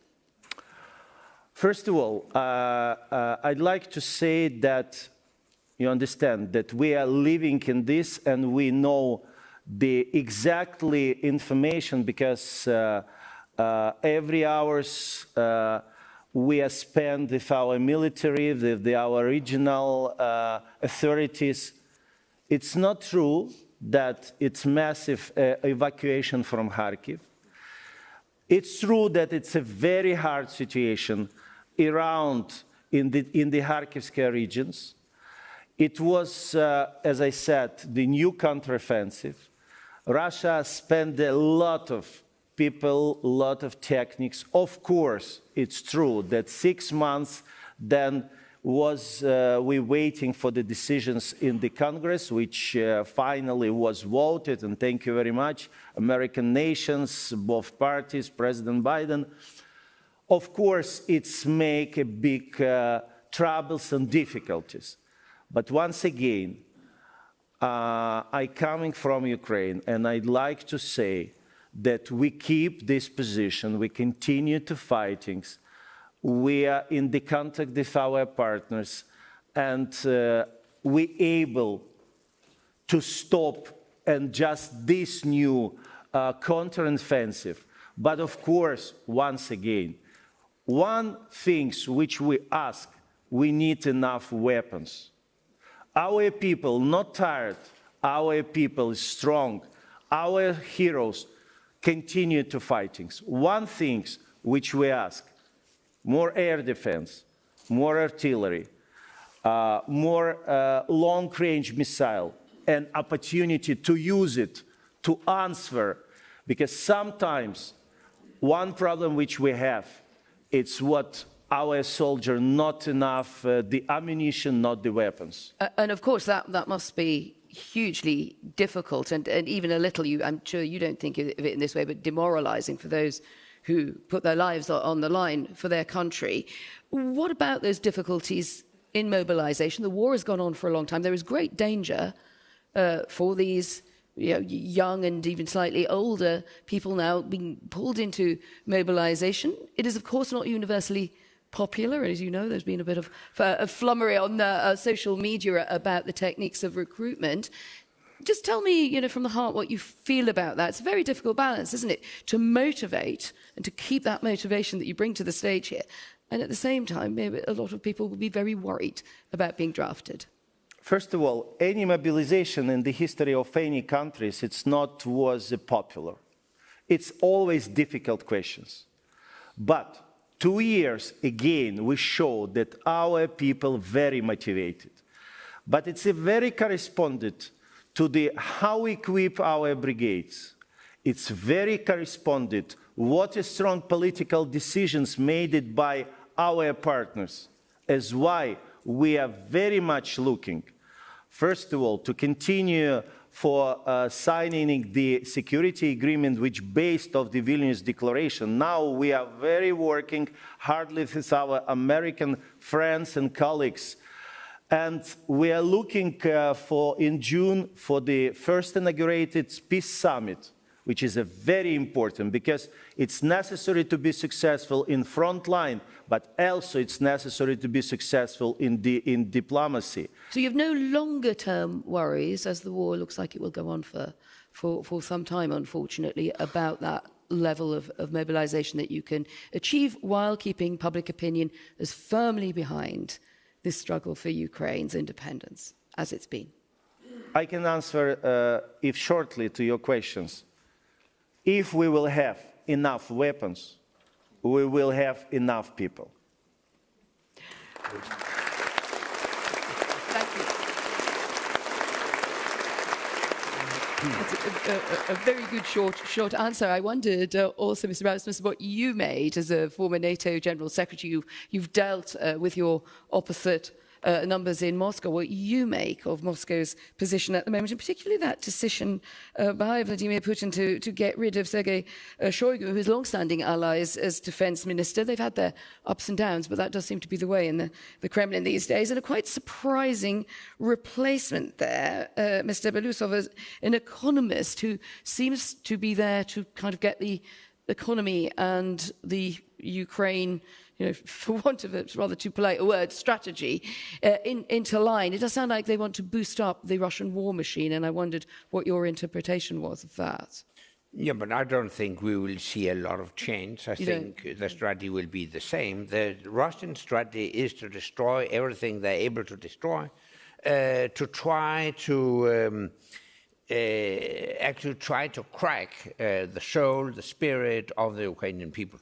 So I fully agree with Andrei that when it comes to mobilizing the Ukrainian, very courageous Ukrainian people and the brave troops, it's also important to show some political determination and courage in the Western allied countries. And this is the reason why it's so important that the NATO summit in July in Washington, D.C., sends a very clear message to Putin that whatever Putin thinks, whatever he does, he cannot avoid the inevitable, namely Ukrainian membership of NATO. And at the same time, it would send a very clear signal to a message to the Ukrainian people. We are with you, not only for as long as it takes, but also with as much as it takes. And I think that's important in the mobilization of Ukrainian forces. Absolutely. And if I can add that the strong decisions in the summit in July will send the strong messages to Putin that he don't have any veto rights in NATO. It's extremely important. To what extent have you become concerned, as the war has gone on, it's a war on many fronts, as we know, about infiltration by Russia? I think there was a recent case which you were dealing with in Kyiv, and infiltration in some of the security services. And of course, the history of these countries is very intertwined, and there is also a deliberate push by the Kremlin to infiltrate the military security services, etc. in Ukraine. Have you had to make adjustments while you're fighting on the front lines to deal with that? Who would? I think you should. It turns out to be your problem. Yeah. My friends know about all our problems and questions. Very good and very helpful.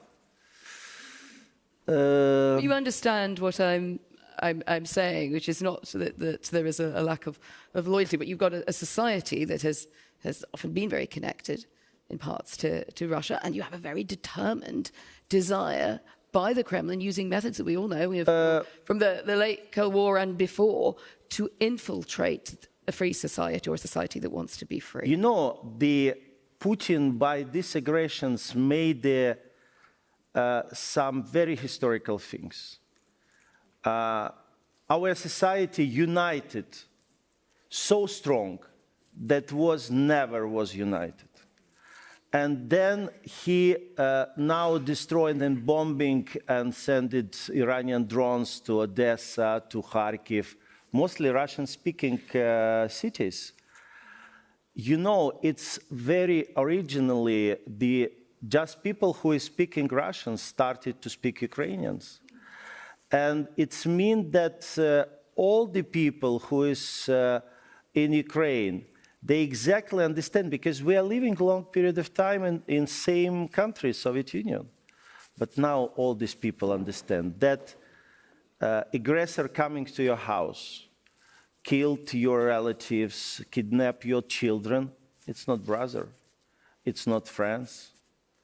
It's absolutely understandable. This is aggressor, it's enemy, and this is the country who coming to Ukraine not just for territories, not just this is narrative that about NATO, but he started invasion in the moment that Ukraine was not a member of the NATO and just not have invitation in 24 February 2022.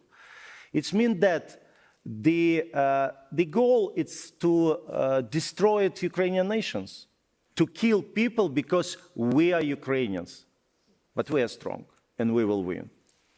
What keeps this? I can feel his applause. I don't want to get in the way of the applause.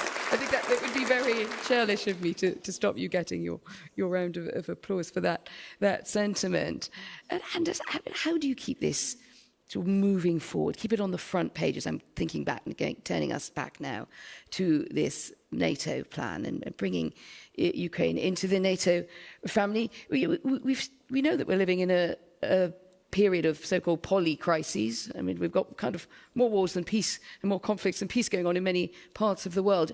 Is that, to your mind, the biggest concern, that the bandwidth of governments will possibly see changes of government? You might say change of government in the UK, you might say a very different stripe of change of government in Washington. Are you worried that you've obviously come up with a very thought-through idea about where this NATO plan fits for Ukraine, that it just kind of drifts off or gets derailed by other things that are going on? Yes, it is a matter of concern, and we can already see now how Putin has profited from the Israel-Hamas war. It has turned attention a bit away from Ukraine, so it's an ongoing effort to keep Ukraine high on the agenda. The Ukrainians are fighting on behalf of all of us.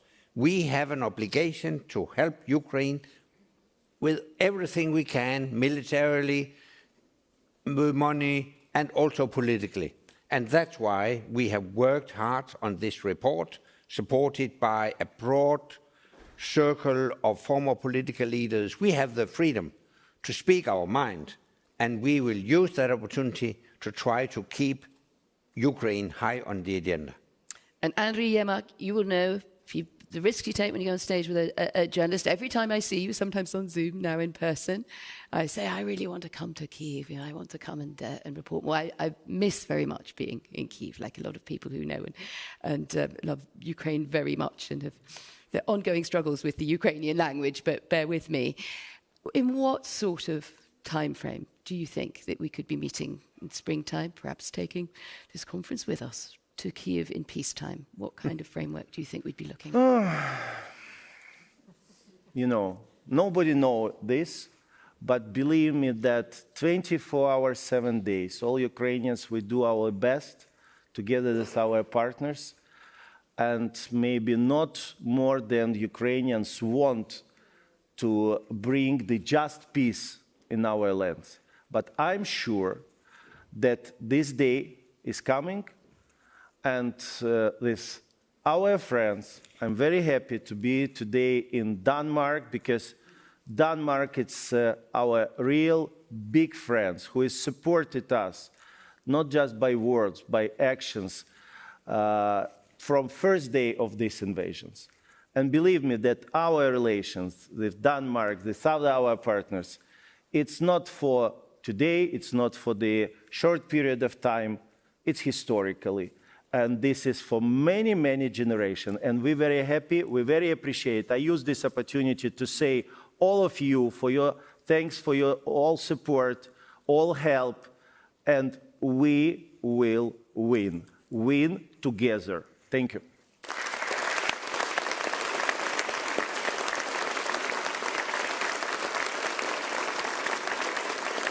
I think the clock has been our joint enemy, but I hope you enjoyed that conversation. I'd like to thank Andrew Yermak and Anders Fogh Rasmussen for their candour at such a pivotal time, and thank you for joining me on stage today. Thank you. Thank you very much. So we will let these gentlemen go. It's a good time for me to remind you that the price you paid for getting a nice long lunch in the sun, relatively, is that our sessions are, we've got to catch up sometime, so our sessions are now going to roll on. And of course, do feel free to nip out and nip back in again if you need to do that. But we'd be really pleased if you rejoined us, because it's a great afternoon of wonderful content here. So I'm going to segue. They do get good value out of me, actually, because I get to stay here, cheap at the point of delivery, for our next session, which means that I'm going to be welcoming to the stage someone who will be known to all of you here in Denmark, Troels Lund Poulsen. Please join me on the stage.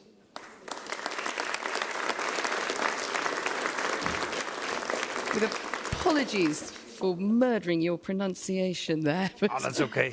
It's like, you've put up with worse in politics, haven't you? Yes. That front line of defence in Denmark. So this session that we're rolling straight into is securing Ukraine's military needs. And we have with us as a video, sadly unable to join us. Well, you can sort of see who everybody is there on the board behind us. Sorry, I probably have introduced you better. Troels Lund Poulsen, Deputy Prime Minister and Defence Minister, Denmark. Busy man. And Rustem Umerov, the Defence Minister of Ukraine, who will be joining us now virtually with a message, and then we'll get our conversation going. Honourable participants and guests, I'm honoured to have the possibility to address the highly esteemed audience. Dear Trolls, I want to thank you personally for your active involvement and support. The progress that we have made during the last couple of months in establishing Ukraine-Danish defense cooperation is remarkable. And I hope soon the results of our cooperation will be tangible for our warriors on the battlefield. I'm standing in front of you today representing the Ukrainian people to extend our deepest gratitude to the government and people of Denmark for the significant and steadfast support and solidarity with Ukraine following the Russian invasion. Today is 811th day since the beginning of the full-scale Russian invasion of Ukraine. The enemy's offensive actions have intensified significantly, In a number of frontline areas, the Russians are trying to break through our defense lines using dozens of tanks, armored personnel vehicles, and human wave attacks. As before, they don't care about any losses, and we still feel a lack of appropriate weapons and ammunition to disrupt the Russian offensive actions. In particular, we need more artillery shells, as Russia is still many times ahead of us in this indicator. Under such conditions, it's extremely difficult to hold the ground.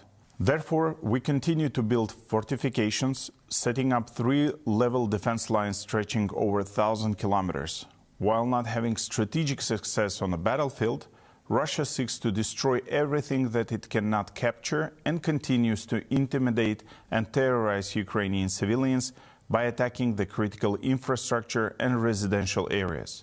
Russia's main advantage on the battlefield now is the widespread use of guided aerial bombs. These bombs, which weigh up 1.5 tons, allow the Russian occupiers to destroy all around and then advance through the ruins. Only in 2024, Russia launched more than 9,000 guided aviation bombs. The only way to counter this barbaric tactic is to shoot down the planes and drop these bombs, which requires sufficient number of modern air defense systems at the front. Strong air defense on the front lines would allow our troops not only to protect their positions, but also to force the Russians to retreat. Modern aircraft for us are a crucial part of our air defense. With Danish support, we expect to see the first F-16s in our sky in near future. We do appreciate Denmark for its pivotal role in the air capability coalition. It shows leadership and commitment that goes beyond mere partnership and geopolitical transactions. Your decision to provide F-16 to Ukraine will not only bolster Ukrainians' aerial might, but also enhance our overall defense capabilities across multiple domains. This strategic foresight will significantly enhance the operational readiness for our forces. However, the mission continues. We would appreciate the further support from the Kingdom of Denmark and other allies to secure the financial assistance necessary for weapon acquisitions and aircraft updates. This will ensure the long-term effectiveness of the F-16s. I would also like to express my deep appreciation for Denmark's steadfast contributions to the capabilities coalitions and initiatives. Your input is extremely valuable for us, particularly to support formation of new army brigades. Creation of fully equipped brigades is a milestone for a successful military campaign. Beyond the strategic significance of a military aid lies a profound emotional connection between our nations. The courage and resolve displayed by the Ukrainian military and bolstered by Danish support serve as a testament to the strength derived from our united front. The emotional resonance of our shared commitment to the peace and security resonates deeply within the hearts of our people, forging an unbreakable bond that transcends borders. In closing, I extend my sincere gratitude to the dignitaries present here today. Your continued support and solidarity are invaluable as we strive to overcome the challenges that lie ahead. Together, let us forge a path towards a future defined by peace, prosperity, and cooperation. Slava Ukraini!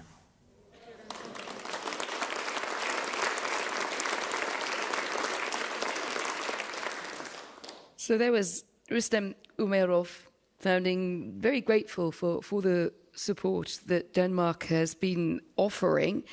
How important do you see that as being, both in terms of where you want to see Denmark positioned in this crisis, in this broader international compact, in the times that we're living in, but also it's a wonderful country, it's a relatively small country. It's like, why do you think it's Denmark's job to get on with this when perhaps other countries with even larger budgets are maybe standing aside a bit?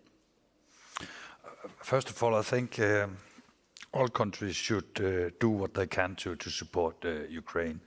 And for the last over 2 years, there has been a broad agreement in the Danish parliament to be very supportive to Ukraine. We have also a year ago, or even more than a year ago, created this fund for Ukraine, and we have established the possibility to donate more than 9 billion euros from 2022 to 2028. And I think that shows that there is a huge support in Denmark, also publicly, for the fight for freedom in Ukraine. And that's the reason why we are also trying to inspire other countries to be as supportive as we can, because as we have heard here today, Ukraine need ammunition, they need artillery, they need the support also in the future. There's a bit of a paradox here in that Denmark was not keeping up with the NATO targets. In fact, it had fallen quite far below them over a consistent time, including in 2014 when Ukraine was invaded. Do you have a degree of regret about that? We have made new agreements, so now we have fulfilled the 2%. We did that last year, and also we have made a very broad political agreement last June. So we will, in the future, be able to meet the 2% and also the 20% for military acquisition. But of course, I will say quite many countries around here in Europe, but also NATO countries, have not been willing to pay the bill for our own security here in Europe. And I think what we have seen in Ukraine has shown us that Europe have to step up, because we cannot be so dependable on the US. Of course, we have a huge tradition for working and also long history working with the US, but we have to do more here in Europe, and we have also to spend even more. And that's the reason why we have decided to make this new defense agreement in Denmark for the next 10 years, so we will be able to spend 2% of GDP and also meet the 20%. I mean, in some ways, not to pick on Denmark, because Copenhagen's a bad place to pick on Denmark, but you're in an analogous situation, perhaps a little bit with Germany and the UK, that there's been underinvestment in your own armed forces. I think would I get a yes from that, at the same time as you now want to go into the bigger picture, and as we heard from Mr. Umerov, be very much on the front line of support for Ukraine. So do you accept that there is a catching up job to do? Yeah, indeed, there's a huge job to be done, and that's also the reason why we have been trying to be in the forefront for some different initiatives from the Danish government. Last year, we together with Germany made a proposal to do training activities for the F-16, and that has been quite a huge success. We have also decided to donate 19 F-16 fighter jets to Ukraine. That was a huge discussion last year, but we made it possible last year in May, and we started the training activities in August. Hopefully this summer we will deliver the first batch of F-16s. Is that training period adequate for the way that they need to be used, obviously, by definition, in particularly dangerous circumstances? It is quite a difficult question to answer, because... That's why I asked it. Yeah, I know. We're doing what we can, because being a fighter pilot, I'll say it under normal circumstances will take about 6 years here in Denmark. So doing the training activities for only 1 year, that's a very, very rapid way of dealing with this. I think we will be able to have success, and the pilots are doing quite well. But besides that, we have also educated mechanics and service personnel, so they will also be able to take care of the maintenance when they will have the first fighter jets. A question that's come in from the audience here. Can the Danish donated weapons and F-16s be used by Ukraine to target military or infrastructure goals in Russian territory? And will Denmark work for international support on a general level for such a decision? We will be donating the 19 fighter jets for supporting Ukraine, but also for being able to defend Ukrainian territory. What else we will be having as caveats, I don't think I'll be so public with here today. So you're not being so public about the caveats. the caveats. Yes, well, yes, that's sort of implicit here. It is. I mean, don't your voters sort of need to get some sort of answer to that, even if you can't or shouldn't give away any information that could benefit Russia? Ukraine have asked for the F-16s for quite long, and we have been the first country to make that donation. So I think, in fact, we have been willing to support Ukraine with the need, and the needs will be having the fighter jets delivered. And Ukraine asked for the fighter jets to protect Ukraine territory, and that will be our proposed way forward. Ukraine is still suffering from chronic shortages. We heard Mr. Yerbak earlier talking about that and saying, bring us the equipment, bring us the weapons, and we will be able to supply those willing to fight. But there's been some delay in Western funding, as we know.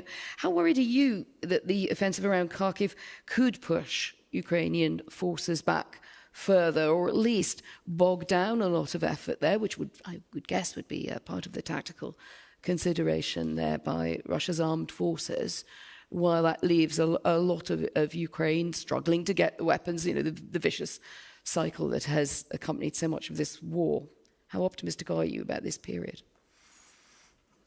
I am a bit optimistic that the Ukrainian forces will have the will and also the capabilities to fight back against Russia. But of course, the last couple of months has been quite crucial in the eastern part of Ukraine. And that's also the reason why I think we have to step up. Right now, as Umerov just mentioned, we have this Danish initiative. Hopefully we can announce later this month that Denmark would buy military equipment in Ukraine, produced in Ukraine. That will be the first country that will buy military equipment produced in Ukraine. I think it could be a way forward also for other countries. It'll be more fast to make the deliveries to the Eastern Front, and it'll also be more cheaper to have these investments. The military equipment produced in Ukraine would also be able to have a more modern way of being a part of service and also spare parts, that kind of thing. So the thing of maintenance in the front area is also quite crucial, because some of the things that we have seen being donated to Ukraine have been moved from the front to the western part for spare parts, that kind of thing. So being able to buy military equipment produced in Ukraine, I think that will be a great advantage for the military in Ukraine. We live in very changeable times, electorally, as much in the West as the challenges to democracy that we're here at the summit to talk about. How do you feel about a prospective change in the White House and how that would affect any ongoing deliveries of weapons to Ukraine, given that vote in Congress was still pretty tight, particularly on the Republican side? First of all, I'm very happy to see that the U.S. now have made it possible to have this huge package through the Congress. I think that was also quite necessary. But looking ahead this year, I think whether it will be Biden or Trump that will be president, I think the message from the U.S. to Europe would be that you have to spend more money on your own security. So I think we should be aware that that will be the outcome of the elections.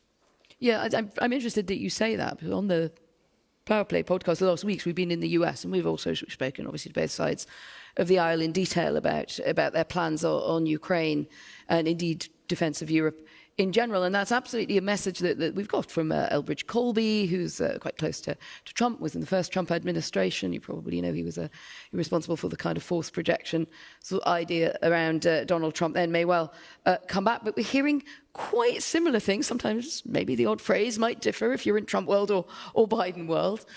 Do you think that really Europe is going to have to step up faster than you're seeing the readiness to do so when you go to other capitals? I'll let you off the hook on Denmark on this one. I think we have to speed up the investments, and I think also we will see the outcome of that during this year and also next year. right now we are discussing in Europe how we can produce more military equipment here in Europe. We are so dependable on the US, and that's okay to be dependable on US, but we have to be able to produce our own ammunition, but also more needed military equipment. So I think that will also be the outcome of the discussions right now. And rising defence budgets in Europe foreseeably on a trajectory that's not going to change. We have seen that quite many countries have been able to spend more on defence, but I think there'll be an ongoing discussion about defence spendings the next couple of years. I really should let you go, but I've got such a good question. I would love to, which is probably going to be a haiku-like answer, but I should ask it because it's a very good one from, thank you, whoever it was in the audience. China continues to support Russia in its invasion of Ukraine, either directly or through Hong Kong. How does Denmark address this issue? Just a word on that before we close.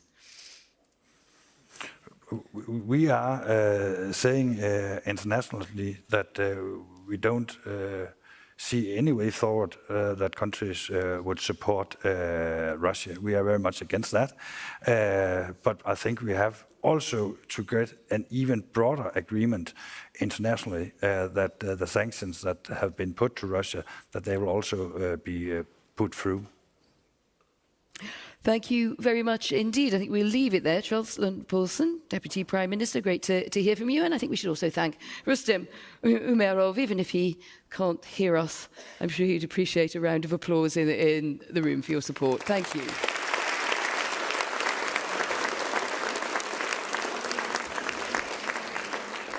So I think I get a break now. I'll be back a little later and hope to see most of you then. And someone else is going to take over the moderating while I go and get a cup of coffee. Thank you. Thank you, Anne. Thank you. Good. Do I have to give up the nice iPad? Yes, let me have that one. I like the iPad. Thank you. Thank you, everybody. And we continue with our programming. I'm Jonas Plesner, the Executive Director here in the Alliance of Democracies. It's great to see so many familiar faces out there, to see so many democracy activists, political leaders that are here for this debate. And we will continue. I mean, we've just been talking about the war in Ukraine and what we can do to help Ukraine. More in that. And what we're going to talk about now is Taiwan, is about sort of the war that might happen and how to avoid that. So with that, I have Matt Pottinger with me here. So give him a hand. Thank you. Our session is called What a Democracy Should Do to Defend Taiwan. Matt was the Deputy National Security Advisor in the Trump administration until January 6th, 2021. You were also really instrumental in developing a new China strategy for the US administration. And I would say, even though you left at that time, in the Washington Post, Josh Rogan wrote, Matthew Pottinger exits, but his China strategy is here to stay. And I would say that's fair to say that the Biden administration, to a large degree, has continued some of the sort of fundamentals of a China strategy that were set while you were in office. You're also very engaged in how the free world defends Taiwan. That's a topic that's high on both of our mind. You have this book coming out here. It's called The Boiling Mode, Urgent Steps to Defend Taiwan. So we have a bit of book club up here as well. In it, military and political leaders map out a workable strategy for Taiwan, the United States, and their allies to deter China from pursuing acts of aggression against Taiwan. This is a really important conversation, so I also want all of you to join in. You've been in the room for a long time, listened to a lot of people, so it's important that we also get all of you engaged. So I do have the iPad up here, so just ask a question and we'll try to fit that into the conversation. And Matt, I'll start you off with, I think, very easy question. How do we secure peace in the Taiwan Strait? Yeah, right. Well, the big lesson of the past few years is that deterrence would have been a lot cheaper than war. It would have been a lot cheaper in Ukraine if we had deterred Vladimir Putin. It would have been a lot cheaper in the Middle East if Iran had not armed Hamas and other terrorist proxies to wage war against Israel and in the Red Sea. And it would be vastly cheaper for us to collectively deter Beijing from pursuing war to annex Taiwan. The other lesson on the past few years is that democracies have gotten worse at deterrence. So this is a moment of self-reflection, but a rather urgent job of self-reflection that we have to undertake. Why is it that we have failed repeatedly in several instances, whether it was the Taliban overrunning an elected government in Afghanistan, or what's happened in Europe with the largest war since World War II in Ukraine and in the Middle East. And I fear in other parts, I saw Leo Lopez walking around. I want to get his advice about the dictator Maduro and his plans. He's now threatening his neighbor, Guyana, and he's orchestrating, of course, a sham election this July for himself. We have China putting pressure in the South China Sea on the Philippines and other countries, and then there's, of course, Taiwan. So what do we need to do? Number one, without hard power, all of the other instruments of national power and collective power while those things are necessary, diplomacy and economic policy, information policy, those things won't amount to much if we don't have credible hard power in the form of a very formidable Taiwan defense, a very formidable Japanese defense, and statements of intention to participate in Taiwan's defense if China attacks. And there's a role for Europe as well. And Jonas, we've both written books recently. This is Jonas's book, by the way, which I was just reading, which is terrific. And Jonas and Anders Fogh Rasmussen contributed a chapter to my new book as well. So both of these books are... That's what I said, it's book club that you're now book joining. Club. It's afternoon book club here. It's great. It's all recommended reading, at least Matt's book. Go ahead. That's right. Well, look, so how do we develop a formidable hard power, which is really what Xi Jinping is looking at? He's looking at our intentions as democracies, whether we have the will to fight, and he's looking at our capabilities, whether we have the capabilities to fight. One of the things we've learned over the past 2 years is that we've allowed NATO collectively, the broader free world, has allowed its defense industrial base to atrophy, particularly in the production of munitions. So it's one thing to have all these exquisite warships and bombers and stealth fighter planes. It's another thing to have enough ammunition to actually make those weapon systems formidable. And people like Xi Jinping, he's a Leninist. He believes that he's already at war, that there's no such thing as true peace. It's all just a spectrum of what degree of conflict Xi Jinping believes China is in at the moment. But he studies the idea of being able to fight a fast war, but also having to stay in for a longer war. So we have to demonstrate to him that we have the capability to stay in a long war if necessary, just like we need to stay in it for the long haul on behalf of Ukraine. If he doesn't believe that we have the capability to produce enough munitions, he's going to believe that he and his authoritarian proxies like Vladimir Putin and the Ayatollah and others will have the ability to outlast us in a fight. And that will tempt them to go into the fight in the first place. So that's the paradox we have to grow comfortable with. The more willing we are to fight, the more capable we are of fighting, the less likely it is that we will have to fight another war. And if you map out the deterrence, because as you say in the book, and yes, we have contributed to it, it needs the US, it needs allies, Japan, of course, and Taiwan itself, of course. There are also some lessons there to learn from Ukraine and the way they've been able to defend themselves. Yeah. So I don't know if you can break that down a little bit more for us on the deterrence, on what do you see, what are the urgent steps basically that the different partners need to take today and tomorrow? First, we have to recognize that Taiwan has a big advantage in the form of geography, right? What would the Ukrainians have given to have 100 miles of ocean between them and Russia, right? Taiwan has an enormous advantage in the fact that Taiwan looks like a fortress from the outside. It's got a mountainous coast along the east. It has long, slow, difficult to cross mud flats along the side of the strait that faces mainland China.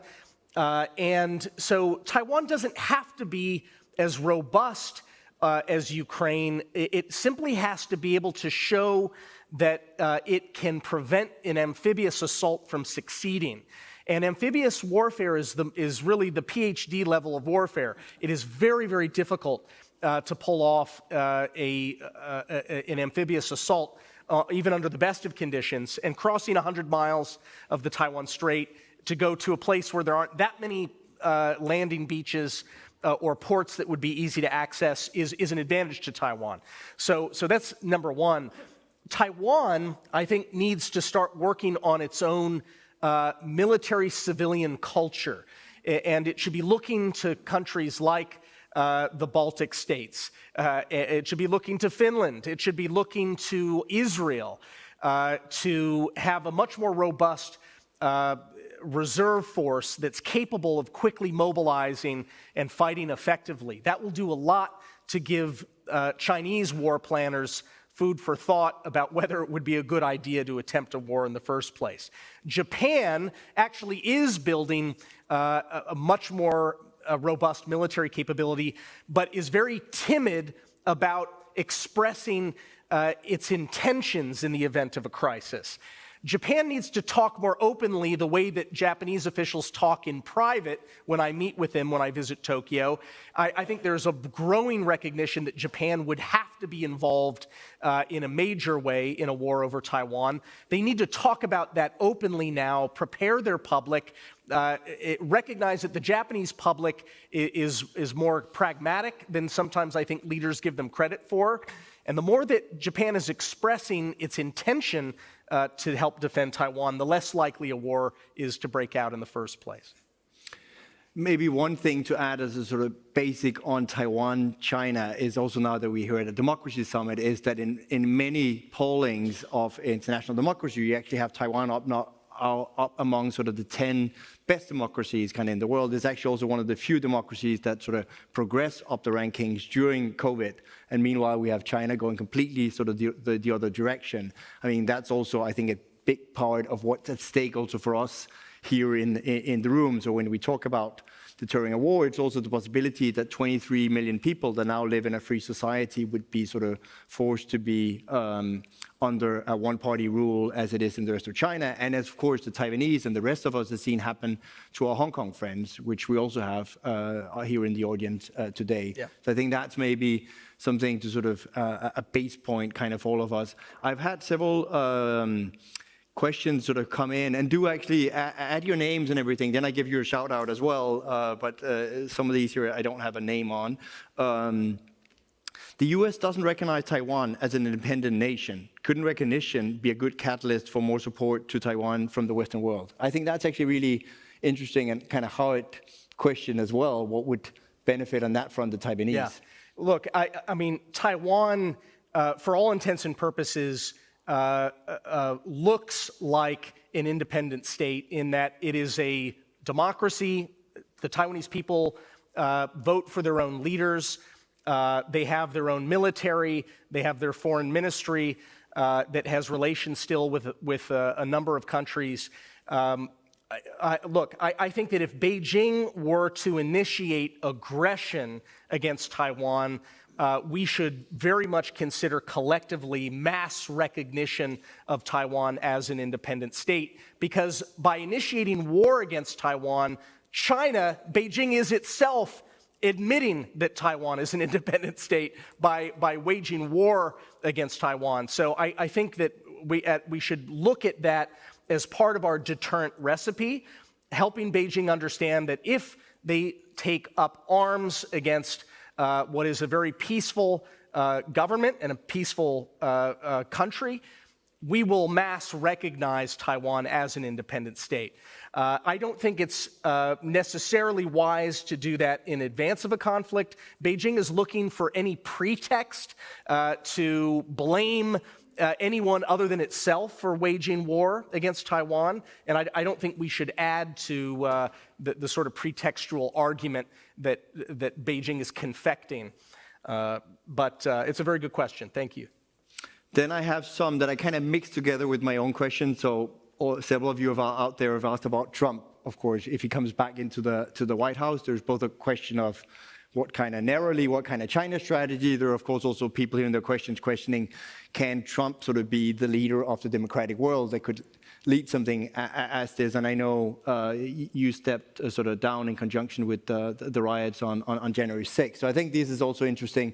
I mean, you can both give a narrow, kind of wonky on the strategy, but also, of course, more broader on how do you see the U.S. evolving, and if we end up with a Trump 2.0 in November. Look, there's a very good chance that President Trump gets reelected.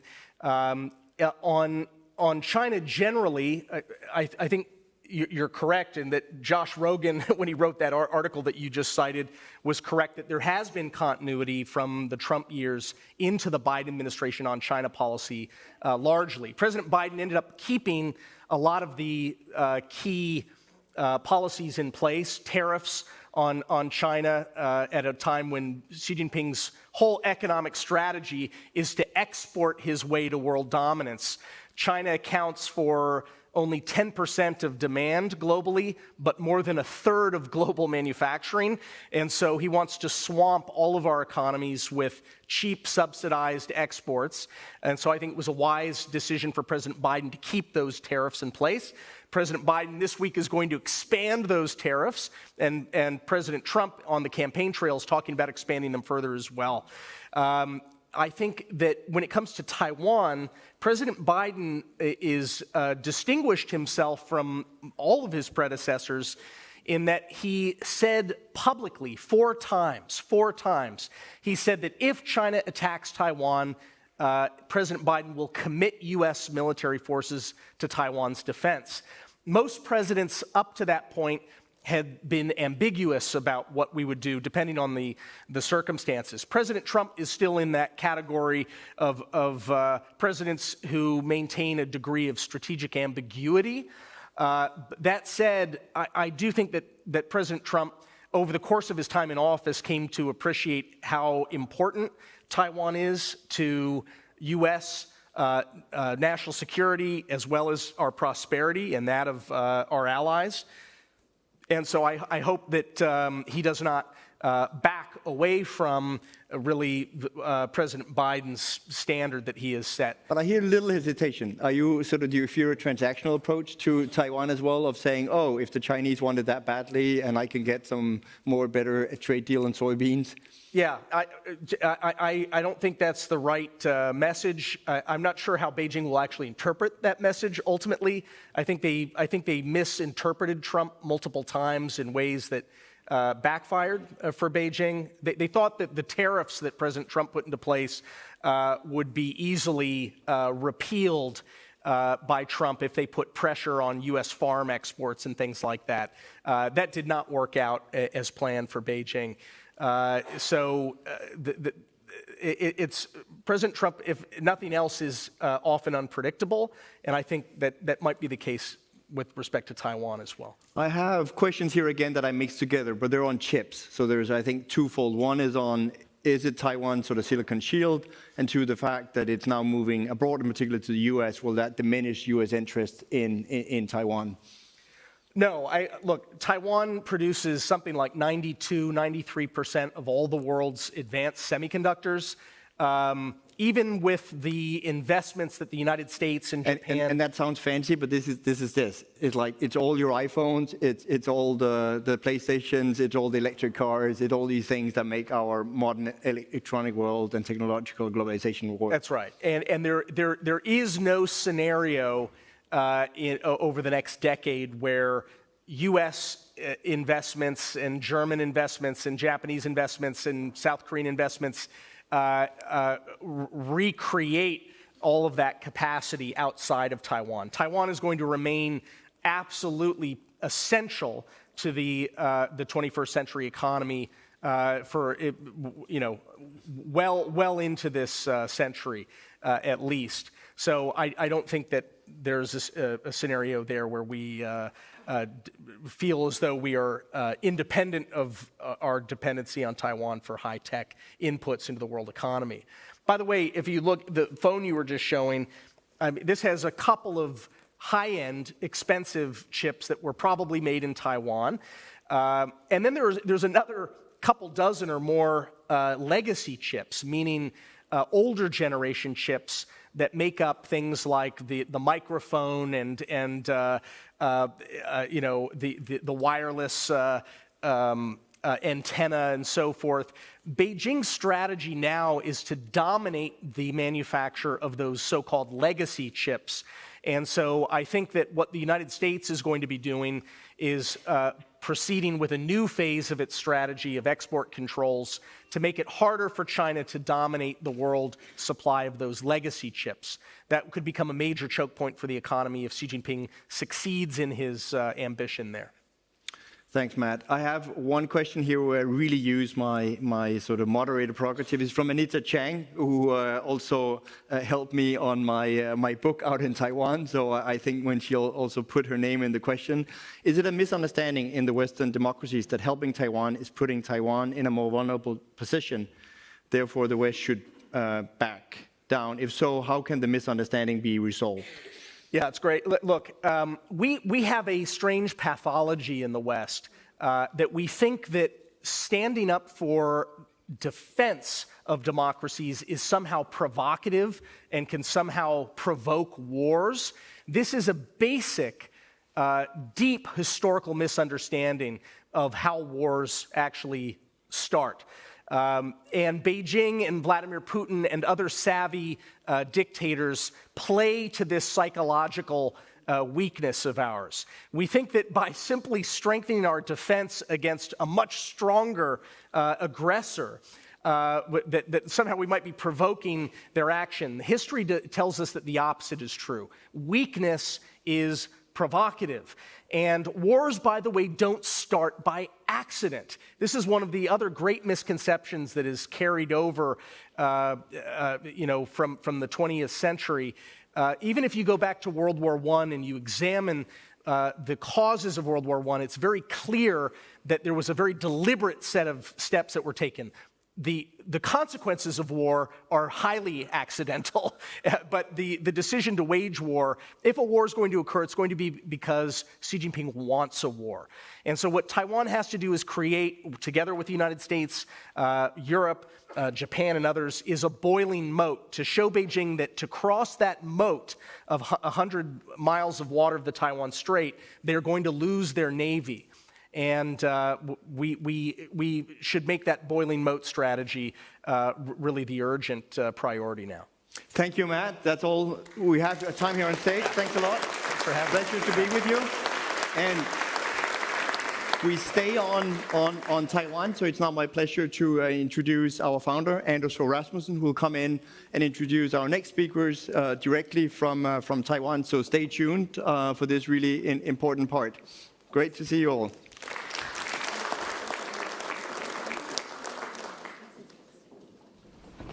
It's now my great pleasure and honor to introduce two Taiwanese presidents. First, the current president, Tsai Ing-wen, a dear friend, who is speaking at the Copenhagen Democracy Summit today for the third time, who welcomed me in Taiwan last year during her 8-year tenure as president. Taiwan has made impressive progress. Through hard work and dedication, Taiwan has become a beacon of liberty, not just in Asia, but for the entire world. President Tsai, the stage is yours. Mr. Anders Fogh Rasmussen, founder of the Alliance of Democracies. Executive Director Jonas Varelo-Plasner, distinguished leaders, members of civil society, friends of democracy around the world, good afternoon. It is a pleasure to join you all once again at the 2024 Copenhagen Democracy Summit. I want to begin by thanking Mr. Rasmussen for the invitation to speak at this important event.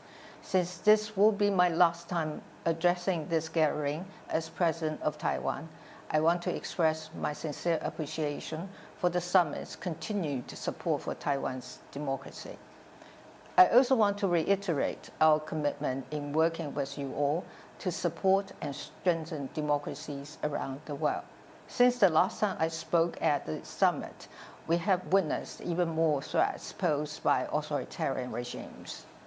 Authoritarian regimes actively conduct influence operations to erode our confidence in democratic institutions. They prey on our fear and vulnerability to prevent us from exercising our freedom. They also use disinformation, gray zone activities, and cognitive warfare to try to divide us, both at home and abroad. Not only that, numerous organizations and individuals who work to defend democracy and human rights have been sanctioned by authoritarian regimes while we navigate a new global landscape in the wake of unprecedented pandemic, natural disasters, supply chain disruptions, and an economic downturn. All these challenges make gatherings such as the Copenhagen Democracy Summit all the more essential. As the introduction to the summit states, quote, "This is not just a gathering, it's a bold assertion to collectively defend democracy," unquote. This year's summit, again, includes timely topics such as transatlantic security, Kosovo's defense of democracy, securing Ukraine's military needs, and how democracy should defend Taiwan. I'm sure that through the panel discussions, we can further strategize on how we can better tackle these vital issues. I'm also happy to see that in the face of such unprecedented challenges, we remained united, and we continue to be united in our shared values of democracy, respect for human rights, and freedom. In Taiwan, we understand all too well the dangers posed by those who seek to exploit democracy's imperfections. Our people have experienced firsthand the ill effects of decades of authoritarian rules. And we are now experiencing the much intensified threats and intimidations from the People's Republic of China on a daily basis. The PRC thought by routinizing cyber attacks, hacking, and military intrusions, the people of Taiwan would either be debilitated by fear or become numb and complacent. That was certainly not the case. Despite this, the people of Taiwan are more determined than ever to safeguard democracy and freedom. Furthermore, my government is fully aware of the threats to regional security and is actively enhancing our national defense capabilities to protect our democracy. In addition, Taiwan is working diligently with our allies and global partners to ensure safety and stability of the region. I'm confident that neither external aggression nor domestic challenges can weaken the resilience of our people and our democratic system. We are also actively sharing our experience on countering authoritarian influence and our story of democratic resilience with our friends from the international community. As the result of the hard work of my government and the people of Taiwan, over the last 8 years, we saw a steady rise in the high-level international visits, with delegations from around the world traveling to Taiwan to lend their support. In the first few months of this year, we welcomed friends from the United States and Europe, including those from Lithuania, the UK, and European political parties. This February, the European Parliament voted for a resolution in favor of deepening ties with Taiwan, spanning security and people-to-people relations, and enhancing the resilience of global supply chains. In the same month, the EU and the US issued a joint statement in which they welcomed Taiwan's democratic process and expressed support for Taiwan's international participation. I understand that engaging Taiwan is not without pressure. Some of our friends have been coerced economically and politically. Even with that, they are undeterred. Our international friends have bravely stood up to authoritarian pressure, and their actions have deeply moved the Taiwanese people.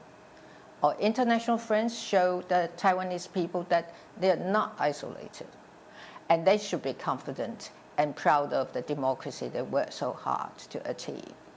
Therefore, I want to take this opportunity to express my gratitude for these demonstrations of solidarity with Taiwan.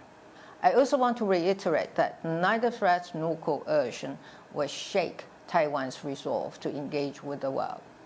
Taiwan and its people stand ready to strengthen cooperation with democracies around the world in all areas where we share mutual interests. Since Russia's invasion of Ukraine 2 years ago, the challenges we face as democracies have become even more profound. We're now confronted with stronger and more serious attempts to erode democracy. While we in Taiwan deal with the threats from China with resilience and courage, it is the partnerships we have with like-minded countries that will be the most effective defense of all. Our democracies were all built on sacrifices. The paths were paved by those who fought against authoritarianism. We all have come a long way to arrive at the liberty and freedom we enjoy today, and there will still be a long road ahead. But we understand how precious and sometimes fragile democracy can be, so we understand how important it is for all of us to stand together. The people of Taiwan share the common understanding that democracy is the only lasting path. By standing and working together, we can only make each other stronger. By this time next week, Taiwan will have a new president. It has been an honor for me to serve as a representative for the people of Taiwan. Moments from now, our President-elect Lai Ching-te will be sharing his vision for the future of democratic Taiwan. I have no doubt that under his leadership, the government and people of Taiwan will continue doing their utmost to advance freedom and democracy worldwide. I want to close my talk by thanking the Alliance of Democracies and Mr. Rasmussen for the opportunity to address the participants of this summit for the last 5 years. I hope in the future I can visit your beautiful country and participate in this event in person. Thank you very much.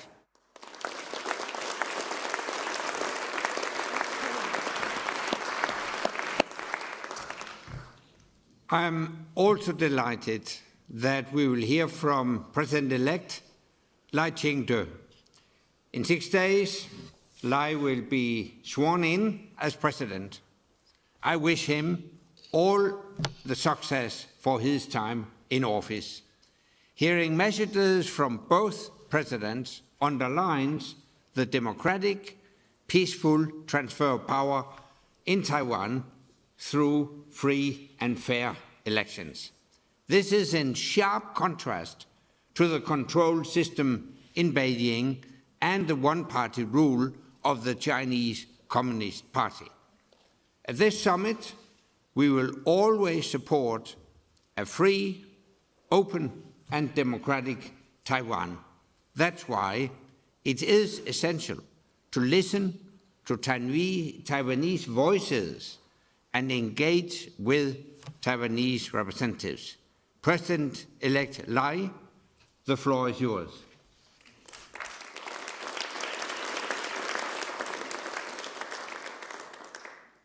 Dear friends, it's a privilege to address you today. Thank you, Mr. Rasmussen, for the invitation. I enjoyed our meeting in Taipei a few months ago. In a few days, I will take the oath of office as the next President of the Republic of China, Taiwan. I'm happy to say that I inherit a healthy and vibrant democracy. According to the Economist Democracy Index, we rank as the 10th best democracy in the world and the 4th in Asia. This is a testament to the determination of the Taiwanese people. We stand at the forefront of the fight against authoritarian expansion. Our democracy is constantly under the pressure of foreign disinformation, military threats, and economic coercion. Despite Beijing's efforts The people of Taiwan have rejected authoritarianism. China's coercion have only strengthened our resolve to remain democratic and free. We refuse to submit to fear. We choose optimism and hope. The election results have confirmed this. Once I take office, I intend to launch a national project of hope. I will reinforce Taiwan as a place that is democratic and peaceful, innovative and prosperous, and provides sustainable public welfare. Above all, we will continue to stand tall for democratic values around the world. Our work will be built around 4 pillars. First, strengthened national defense and asymmetric capabilities. Second, improve economic security and supply chains. Third, building partnerships with democratic countries. And fourth, establishing a stable and principled cross-strait leadership. We will work to safeguard the status quo on both sides. I will not rule out dialogue with China on the principles of mutual respect, mutual benefits, and dignity, with no preconditions. I thank members of parliaments worldwide from the Interparliamentary Alliance on China, who launched a campaign to highlight the global costs of cross-strait conflict.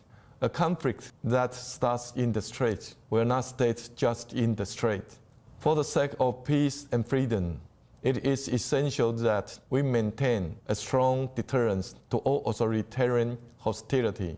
In Taiwan, we will continue to strengthen our own resolve and resilience. For this, our economic strength is key.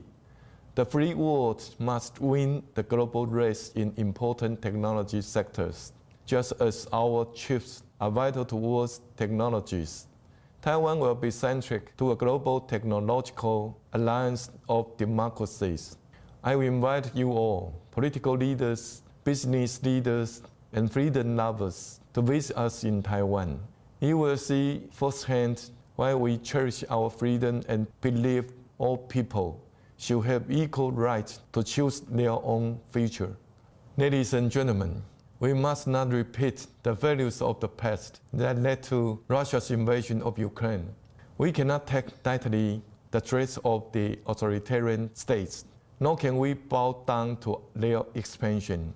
Instead, we should strengthen our freedom and democracy, our own economies and resilience, and our mutual cooperation for the benefits of our people.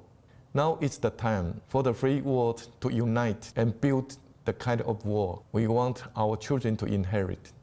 A democratic world where we can all live in peace, freedom, and prosperity. Thank you.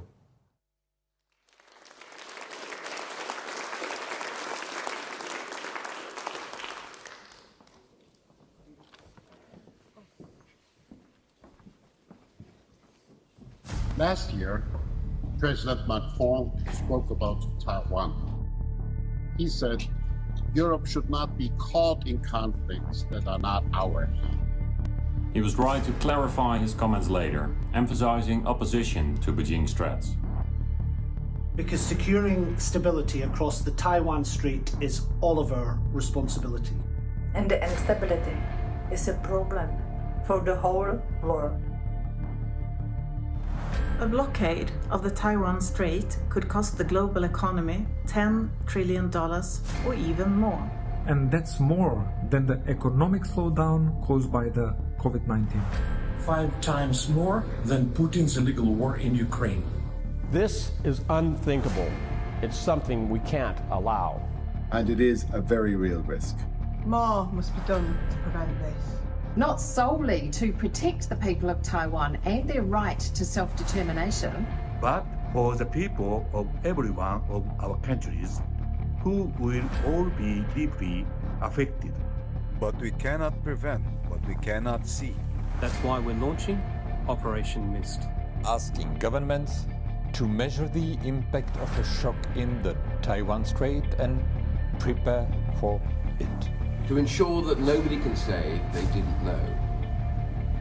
To protect interests. And to ensure the people of Taiwan receive the support they deserve.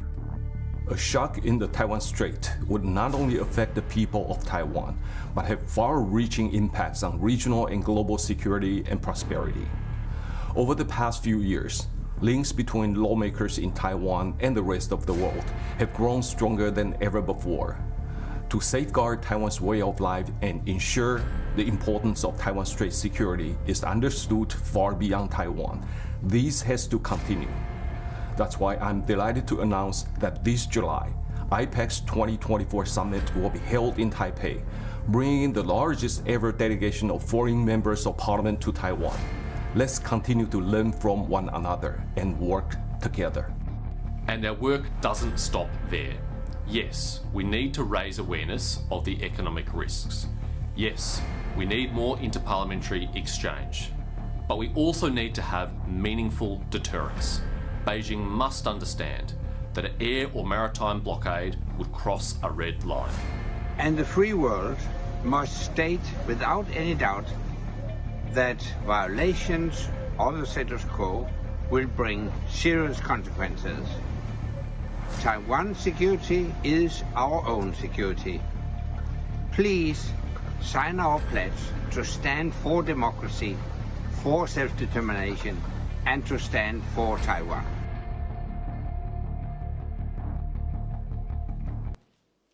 Well, good afternoon. Good afternoon, everybody. So, was President Macron correct? Is it true that Taiwan is a US-China issue? Is it true that Taiwan is therefore not our problem? How advanced are Beijing's foreign influence and interference operations around the world? Is the democratic world prepared to sacrifice short-term economic gain for the sake of the survival of the international rules and human rights protections upon which predictable international relations rely? In short, will we allow the new axis of authoritarianism to prevail? These are some of the questions we're going to try to explore in our panel today. But we should be honest, as others have said this morning, we have been losing ground. But this isn't solely because authoritarians have exploited markets and developed strategic dependencies. It's because many have forgotten the price paid for the freedoms that we take for granted. We cannot rely on the assumption that democratic values will simply be inherited by future generations. When we ourselves fail to embody those values, we assist those who wish to undermine the democratic order. In every generation, we have to win again the argument for democracy and the rules that govern international relations. Okay, the good news is that, as shown by the Interparliamentary Alliance on China, IPAC, there are politicians all over the world prepared to sacrifice for those values, even if it means that they have to transcend party and borders to do it. In the video you've just seen, Anders Fogh Rasmussen called upon all politicians present today to sign a pledge. That pledge is online, it's in the app, and it's also on the IPAC website. That's ipac.global for those not using the app. That pledge is already gathering a lot of signatures from around the world, different political parties, and I hope that those among you who can sign, legislators, will do so. Okay, so moving on to our panel discussion. With me to discuss these issues are some politicians from around the world who have worked to confront Beijing's increasingly assertive stance on the international stage. They're people who have also courageously confronted their own governments for being reactive, slow, inadequate in their response to Beijing, with too many still laboring under wildly outdated understandings of what the Chinese Communist Party under Xi Jinping actually is. So please join me in welcoming Senator Cecilia Requena, our new member of IPAC, all the way from Bolivia, From the European Union, David Leger, MEP, and from just around the corner, here in Copenhagen, Uffe Elbæk. Please welcome them to the panel. Thank you.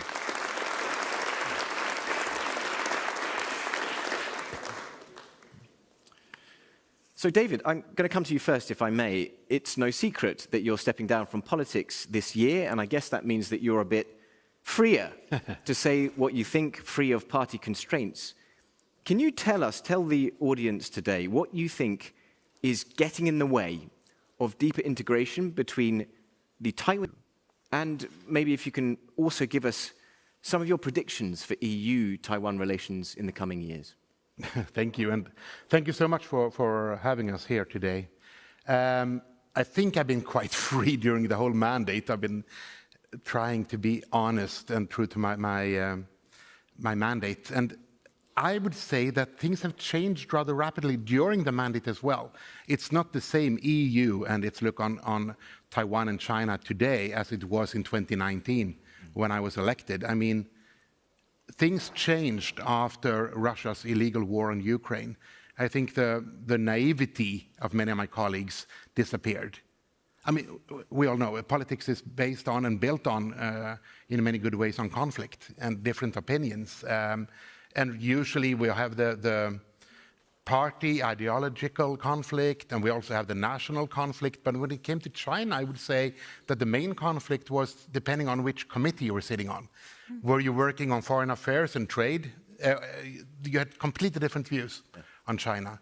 And that changed, and the naivety became less. I think that many people realized that we were too naive with Putin, and we can't afford to be it again.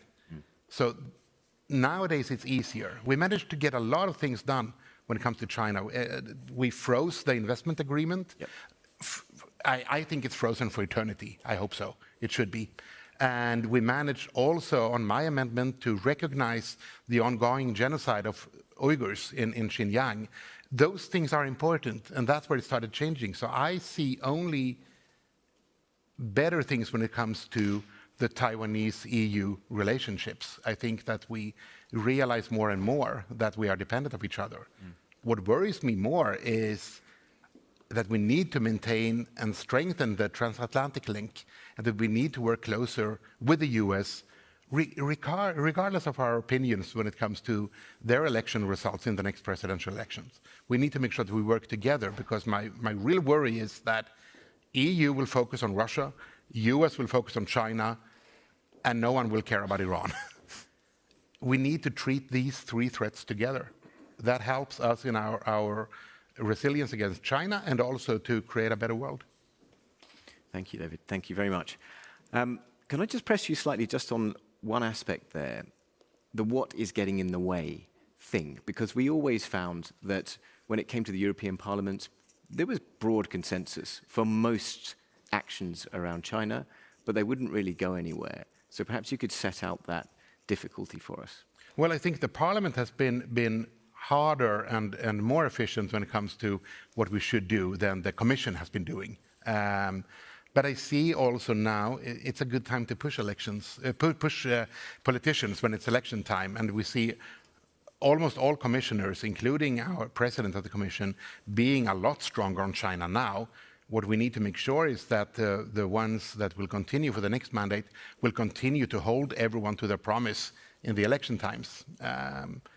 But naturally, they have had a softer approach. I think that is gone. That is my view when I hear the corridor talks. Thank you.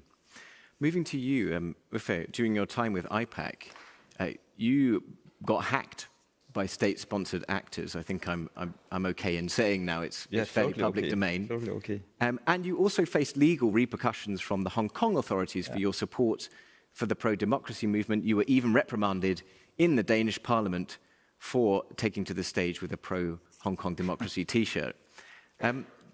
Tell us how, as a parliamentarian, you've been able to negotiate your commitment to those causes, like for the cause of freedom in Hong Kong, and party constraints and normal political constraints that obviously parliamentarians experience.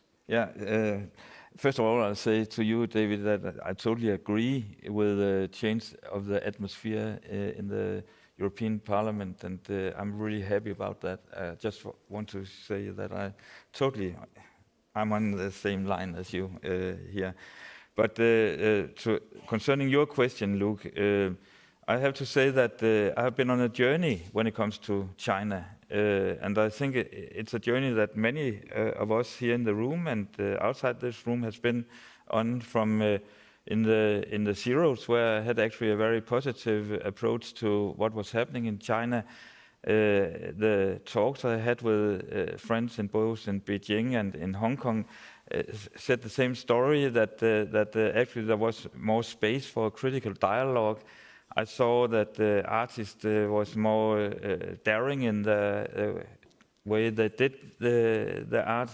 I talked with people in the LGBT community. There was a kind of China was opening up, and I think at least my approach was that the economic development would go hand in hand with democratic development. And as a culture minister, I was invited to Beijing in the beginning of 2012, and still there I had this feeling that China was on the right track, and I had very honest discussion with my Chinese colleagues. But over the years, after that, things changed in Hong Kong. I became much more aware about what was happening internally in China. And through my work in the parliament, in the Danish parliament, actually my view was broadened to not only focusing on how China was cheating their own citizens, but actually started to get a much broader picture about China's ambition on the world stage and how they wanted to actually define the new rule of the game on the world stage, and not only economically but scientifically, way into the different committees in the United Nations, etc., etc. And I tried to, of course, to stand up for that and try to push my own government and my own colleagues in the Danish Parliament. And of course, it was in the beginning. I had the experience that my government was walking on eggshells. They really didn't dare to take a stand, and when they had to come out with a more critical approach, it was always packed in arguments that really didn't hurt the Chinese feelings. So it has been, for me, really a journey, honestly. Now I have this arrest order hanging over my head. My computer has been hacked. Still tomorrow and tomorrow again, there will be critical articles, I expect, in the Danish media about how the Danish part has acted and so on. So it's an ongoing issue, and we just have to be brave. And I take it as a patch of honor that China thinks I'm something. Well, all I'd respond with, there is somebody who is living in Australia who otherwise would be in prison because of your work. Exactly, so we're all very grateful to you. Yeah. Moving on to you, Cecilia, and to Bolivia. Clearly, Bolivia has sought to strengthen ties with China in order to improve economic growth. Yeah. Recently, Bolivia started using the yuan to pay for its imports and exports, becoming the latest country in South America to do so.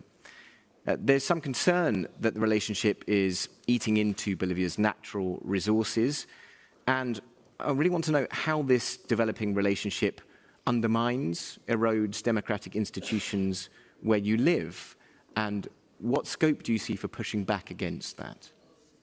Yes, thank you for the invitation. It's an honor to be here. And kind regards to the other panelists. Well, the relationship between China and Bolivia is very similar to, the ones that China has with some other countries in the region, in South America or Central America particularly, but also Africa and some of Asia. But there are some specificities I would like to mention in Bolivia's case. It's not only the economical reason, which is a huge one, but China doesn't invest in Bolivia. That's very different. It invests in Peru and some other countries. In Bolivia, China didn't have didn't have to invest in order for Bolivia's government to give up everything to China. Why? Because it is an ideological alliance. And that's a very important aspect to understand about Bolivia. It began with Evo Morales, you might remember him, and he got into power in 2006. And from then on, it's almost 20 years, the relationship with China has been, a special relationship based on anti-imperialism. That's what they say. The problem is that anti-imperialism, which I find justified, of course, doesn't apply to China or to Russia or to Iran, because they sometimes work together in my country. So that's a problem. And the thing is, they use the economic means. In this case, we are just receiving loans from China. We are paying everything, and there is no conditionality, as you may know, which is a difference between some other financial institutions regarding human rights, environment, labor rights. No conditionality. You just can do whatever you want, and China will give you the money. And then, so there's another aspect of it which undermines democracy, which is there's no transparency and there's no accountability. And it is also true that there's some kind of conditionality, which is, okay, we give you the money, but you have to hire Chinese companies, Chinese goods, Chinese services, Chinese workers. You know that. Okay, that's universal. And in many cases, there is no a real competition. The government has accustomed itself to just choose Chinese companies like this without public, how do you say that? Licitation? Yeah, licitation, which is really serious. And that has consequences, many consequences, in the quality of the infrastructure that is being built, which of course is it's terrible for the most poor among Bolivians and the most vulnerable, because they depend more than anyone on public infrastructure. They are also, and I'm rounding this idea up, they are also building some plants, some industrial plants, which are failing because there is no accountability. So and that has to do also with the Bolivian context, not China. There is, a very weak democracy in Bolivia right now. It's been weakening, and it has been weakening. And I am part of the legislative from 4 years ago, and it's really hard to do our work of, controlling. And there's not a judiciary that functions as it should.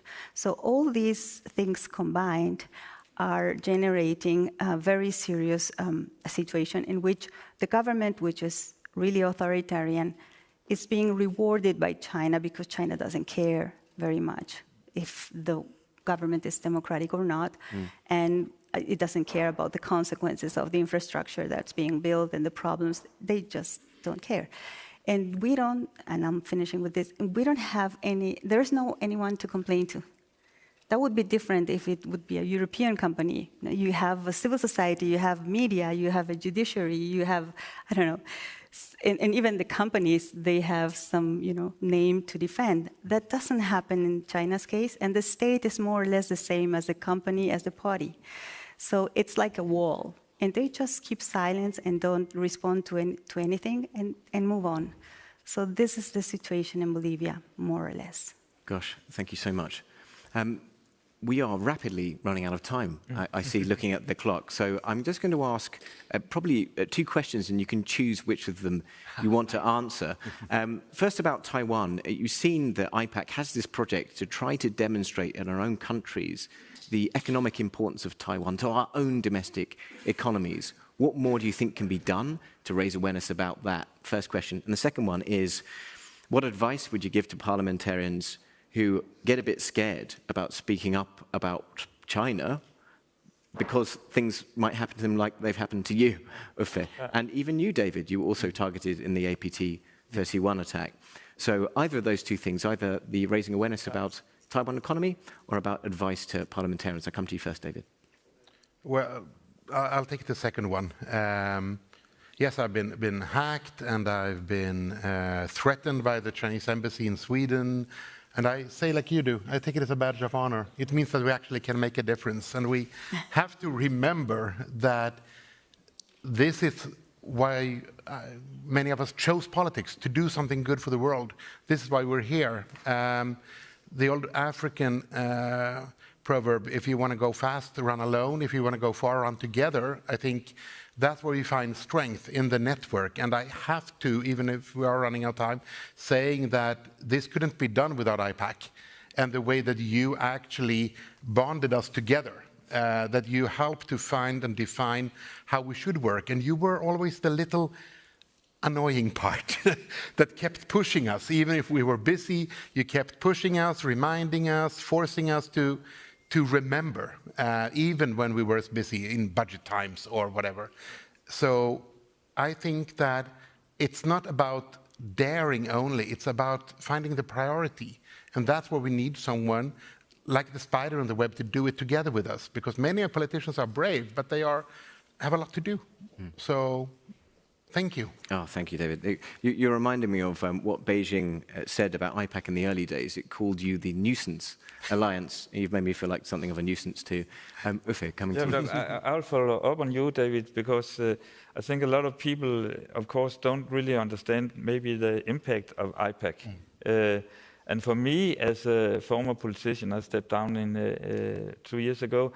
IPAC was some of the most inspiring I have experienced as a politician, because this was not a cooperation between sister parties. This was actually a cooperation between parliamentarians across party lines. And it was a really grassroots feeling about it, and it was very spontaneous, and it was very quick. And I still remember some of our Zoom calls, and suddenly had this feeling that I could have a direct talk with colleagues in the Canadian Parliament or in the Swedish Parliament, or all the way down to New Zealand and Australia. And what was fun for me, at least, was that we coordinated our activities. So we learned from each other and said, okay, if you will ask this question to your parliament in Canada, then I'll do it the same in Denmark. So it was actually very lively, and on top of that, most of all, very, very important and very meaningful. So I think that the reason why we could formulate a very critical statement in the Danish Parliament a few years ago was because of the inspiration I got from you guys. So I'm really happy to sit here in between two good colleagues. Thank you, Uffe. Yeah. And Cecilia, either on the importance of the Taiwanese economy or on the courage to speak out. Yeah, I would like to round up two ideas. I'm joining IPAC because we worry about China and we need to cooperate. And it's very important to share the experiences. And I'm the new on the block, But so it's vital for us. Let me mention two aspects of it. Lithium. China has signed not a contract, but a convenio in Spanish. It's another word for agreement, in order to keep it secret. And they are saying patent would be the reason for it, which is a problem. You understand the importance of lithium, so I'm not going into details. So that's a very strategic problem for Bolivia, and I think the world in the end. But also the Amazonas region. There are Chinese capitals, in this case, private capitals that are, investing in illegal gold mining, for instance, which is destroying the Amazon region, as well as deforestation and some other problems. So, as you can see, we really need to cooperate. We really need the network in order to fight against these forces that are really destroying countries like mine. And that I find it so important to be here and to start this journey because it's a strategic issue, not only for my country, but in the end, because what I mentioned, for the world. We are together in this, right? Thank you. Well, we are regrettably out of time for our panel. I want to thank my panelists very much indeed. Cecilia, all the way from Bolivia, Uffe from around the corner, and David Legger from Sweden today. It's been a great pleasure to speak to you, and I think thank you particularly, Cecilia, for that perspective. As the IPAC network grows in Latin America, the concern we're finding around Beijing's rise is so much rooted in either environmentalism or in workers' rights, who are very badly abused throughout South America because of the Belt and Road Initiative and some of the other associated economic abuses. And it's such an important perspective. Thank you very much indeed for being here to my panel. Thank you. Thank you.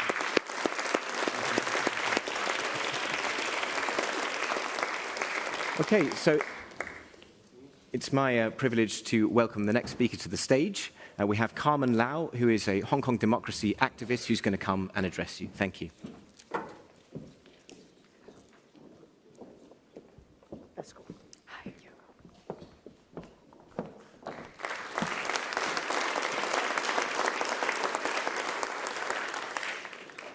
Hi, I'm Carmen Lau, formerly an elected district councillor in Hong Kong. And now I'm a human rights activist living in exile. Traveling to speak for Hong Kong has always been painful for me, not only because of the stories that I'm about to share, but every time I visit the airport, it reminds me of the moment where my last flight took off from Hong Kong. It was a silent farewell.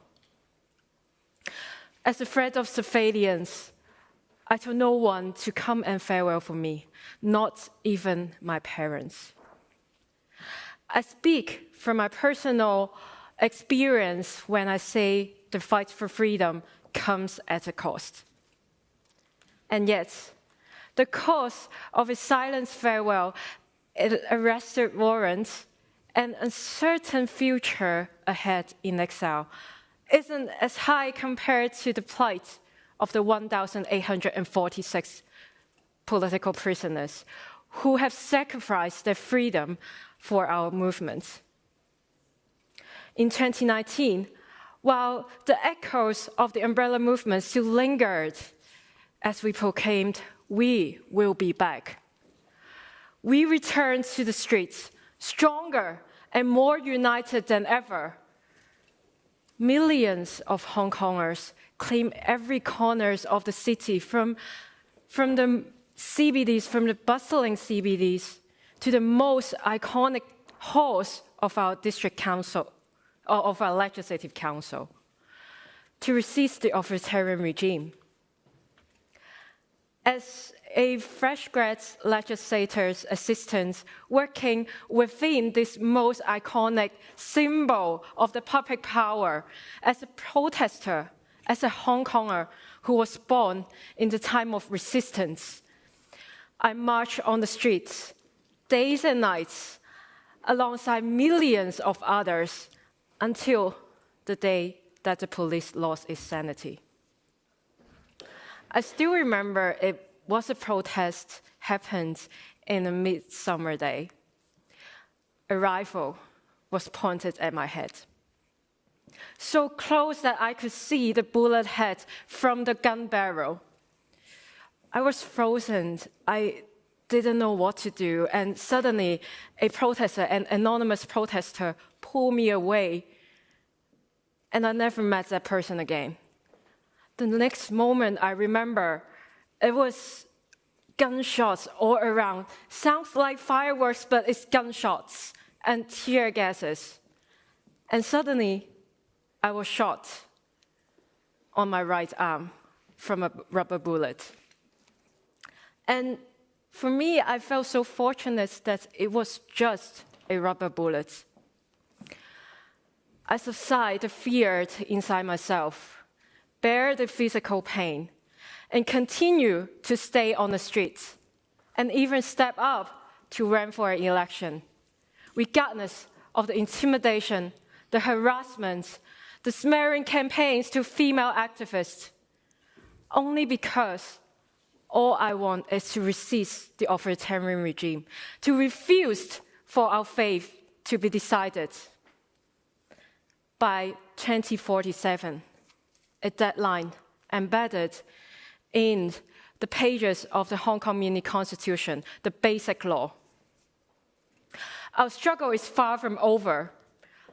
The police kept escalating its violence and transformed Hong Kong into a police state that you all could see all over the TV, the internet. While the regime tightened its grip on Hong Kong, enforcing the arbitrary national security law, destroying the foundation of the rule of law, they also wiped away all the footprints of Hong Kongers fighting for freedom. Even a sculpture, which you can see a replica outside at the foyer, the Pillar of Shame, which stood as a reminder of the truth of the Tiananmen massacre, was forcibly removed from the campus of the University of Hong Kong.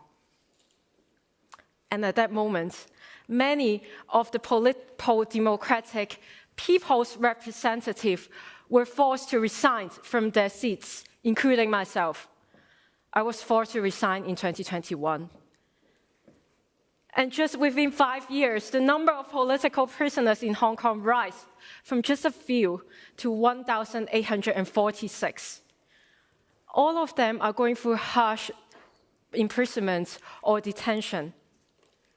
It's not just 1,846 individuals, but their families are also torn apart by this brutal regime. My closest friends and peers, and even my boss, went in behind bars one by one. Many who were prominent political figures cannot be named now. They could face consequences only because they were mentioned publicly. I still remember those months before I decided to flee Hong Kong were the toughest.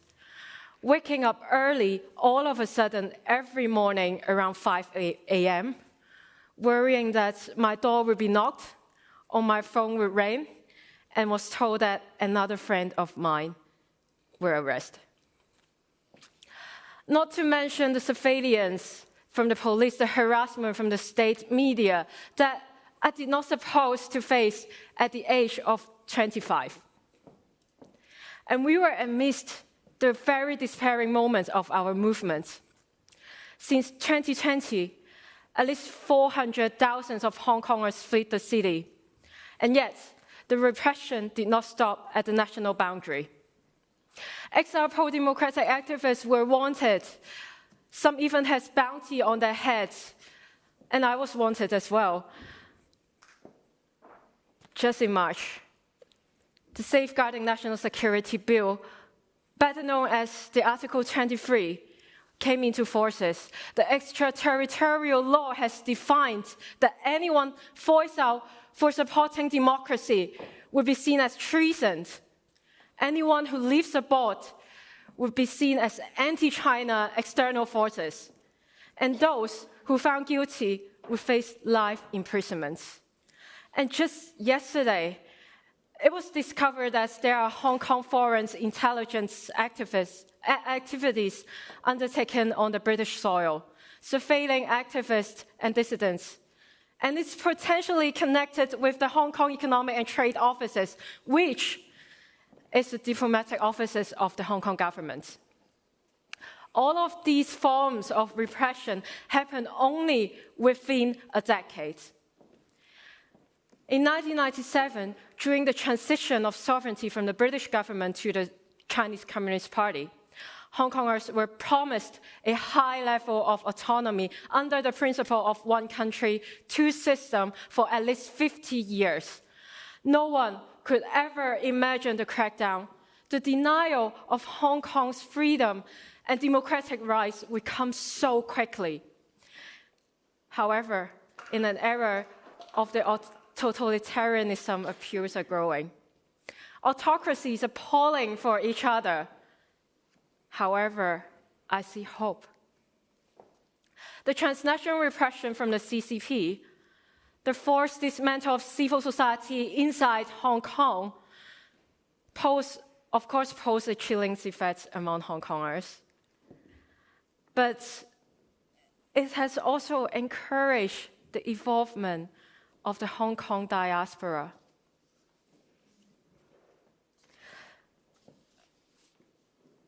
We see now a vibrant Hong Kong civil society building abroad. From only a few activists, you may see to over 200 Hong Kong groups abroad, around the world, from grassroots to international community, trying to make creative ways to continue for our fight for Hong Kong abroad, to speak up for ourselves, to make Hong Kong be seen, to free our dearest friends and family from jail.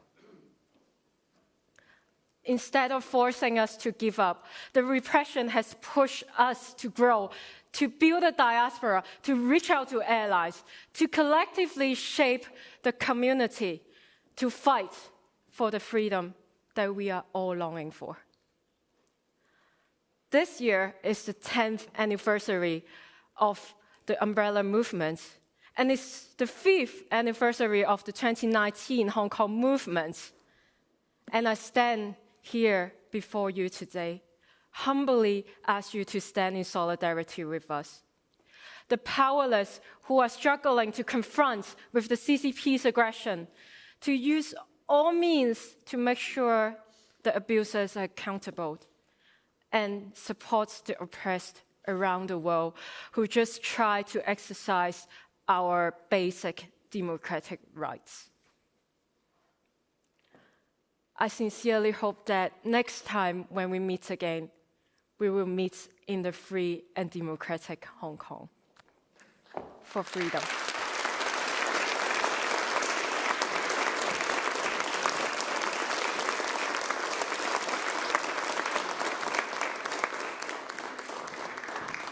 Thank you, Carmen. So what role can and should business play in promoting democracy? We're going to get an answer to that question in a video from Matthias Döpfner. He's CEO of Springer and the author of a new book called The Trade Trap: How to Stop Doing Business with Dictators. Hello, everybody. It's a pleasure to participate in the Democracy Conference in Copenhagen. Unfortunately, only via video. The reason is we have our annual leadership summit of Axel Springer, and I have to be there this year in Poland. It's a pleasure, although we are speaking in difficult times. The crisis of democracy, the decline of democracy is obvious and well documented over many years by Freedom House and other sources. We all know the numbers, I assume.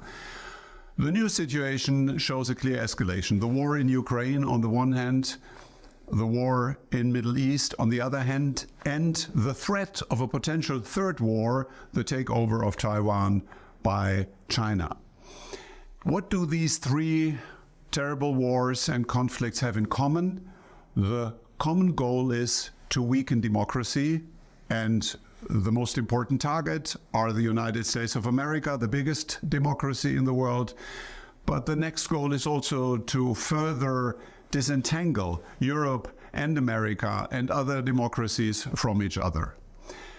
There are many reasons for that, and it's a complex matter, but I think one reason that is widely underestimated is the trade policy that we, Western democracies, non-Western democracies, open societies have implemented over the last decades, particularly driven by a policy of the WTO that allowed that trade with non-democracies is not only possible, but it is even possible under asymmetric standards. So China is still considered in the WTO as a developing country, although it is meanwhile the second biggest economy in the world.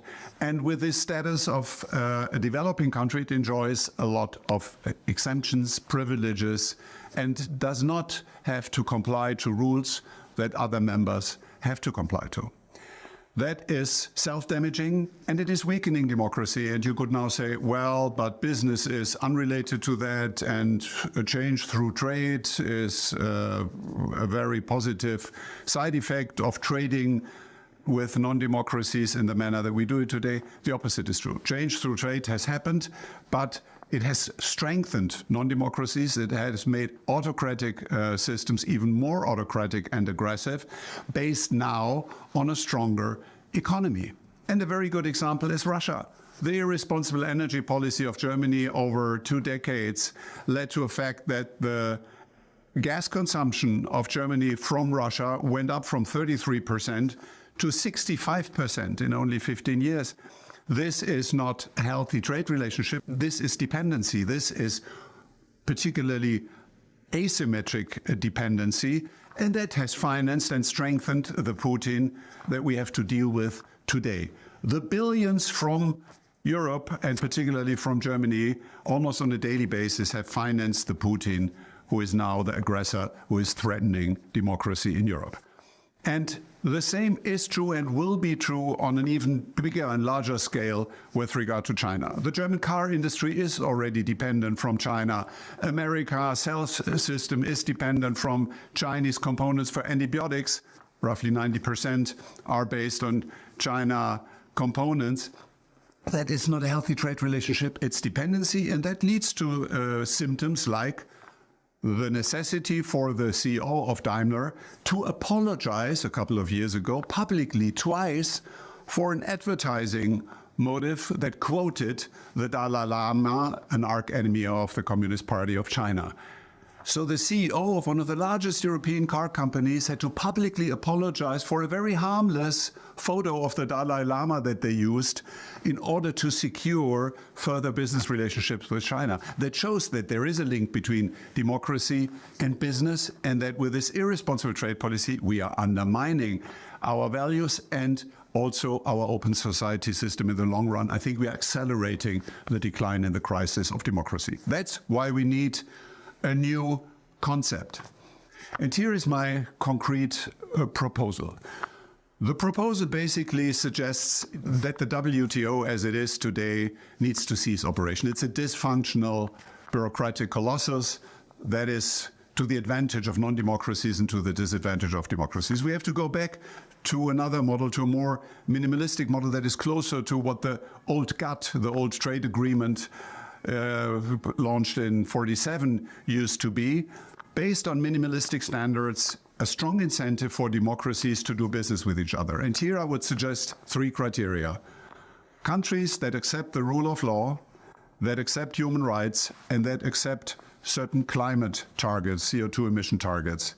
And in all 3 categories, if I'm saying comply to these criteria, I'm talking about very minimalistic criteria. So I'm not speaking about the perfect democracy. It's not only about Denmark and Switzerland that should do business with each other. So I also include even Brazil and India, although they are far away from being big democracies. But all democracies that comply to these minimalistic standards can do tariff-free business with each other. That's a huge incentive, like a very bold tax reform. It will shift value creation, jobs to democracies. These countries can still do business with countries that do not comply to these standards, but then in that case, high tariffs are implemented. And this is simply leading to a fairer ecosystem where the abuse of certain standards by non-democratic countries is limited, is less attractive, and at the same time, this incentive strengthens democratic economies and countries. It's the basis for a discussion. Unfortunately, I cannot participate in the discussion. And I know many arguments who will say, well, that's not realistic, it's not going to happen, and who should agree on that, and so on. It's complex, yes. But again, to just continue what we are doing, that's definitely not smart, that's not wise, that's not going to lead to a happy end. We have to think differently, we have to do something else. And here's my proposal. Looking forward to attend next year's conference in person and to continue our discussion. Thank you very much.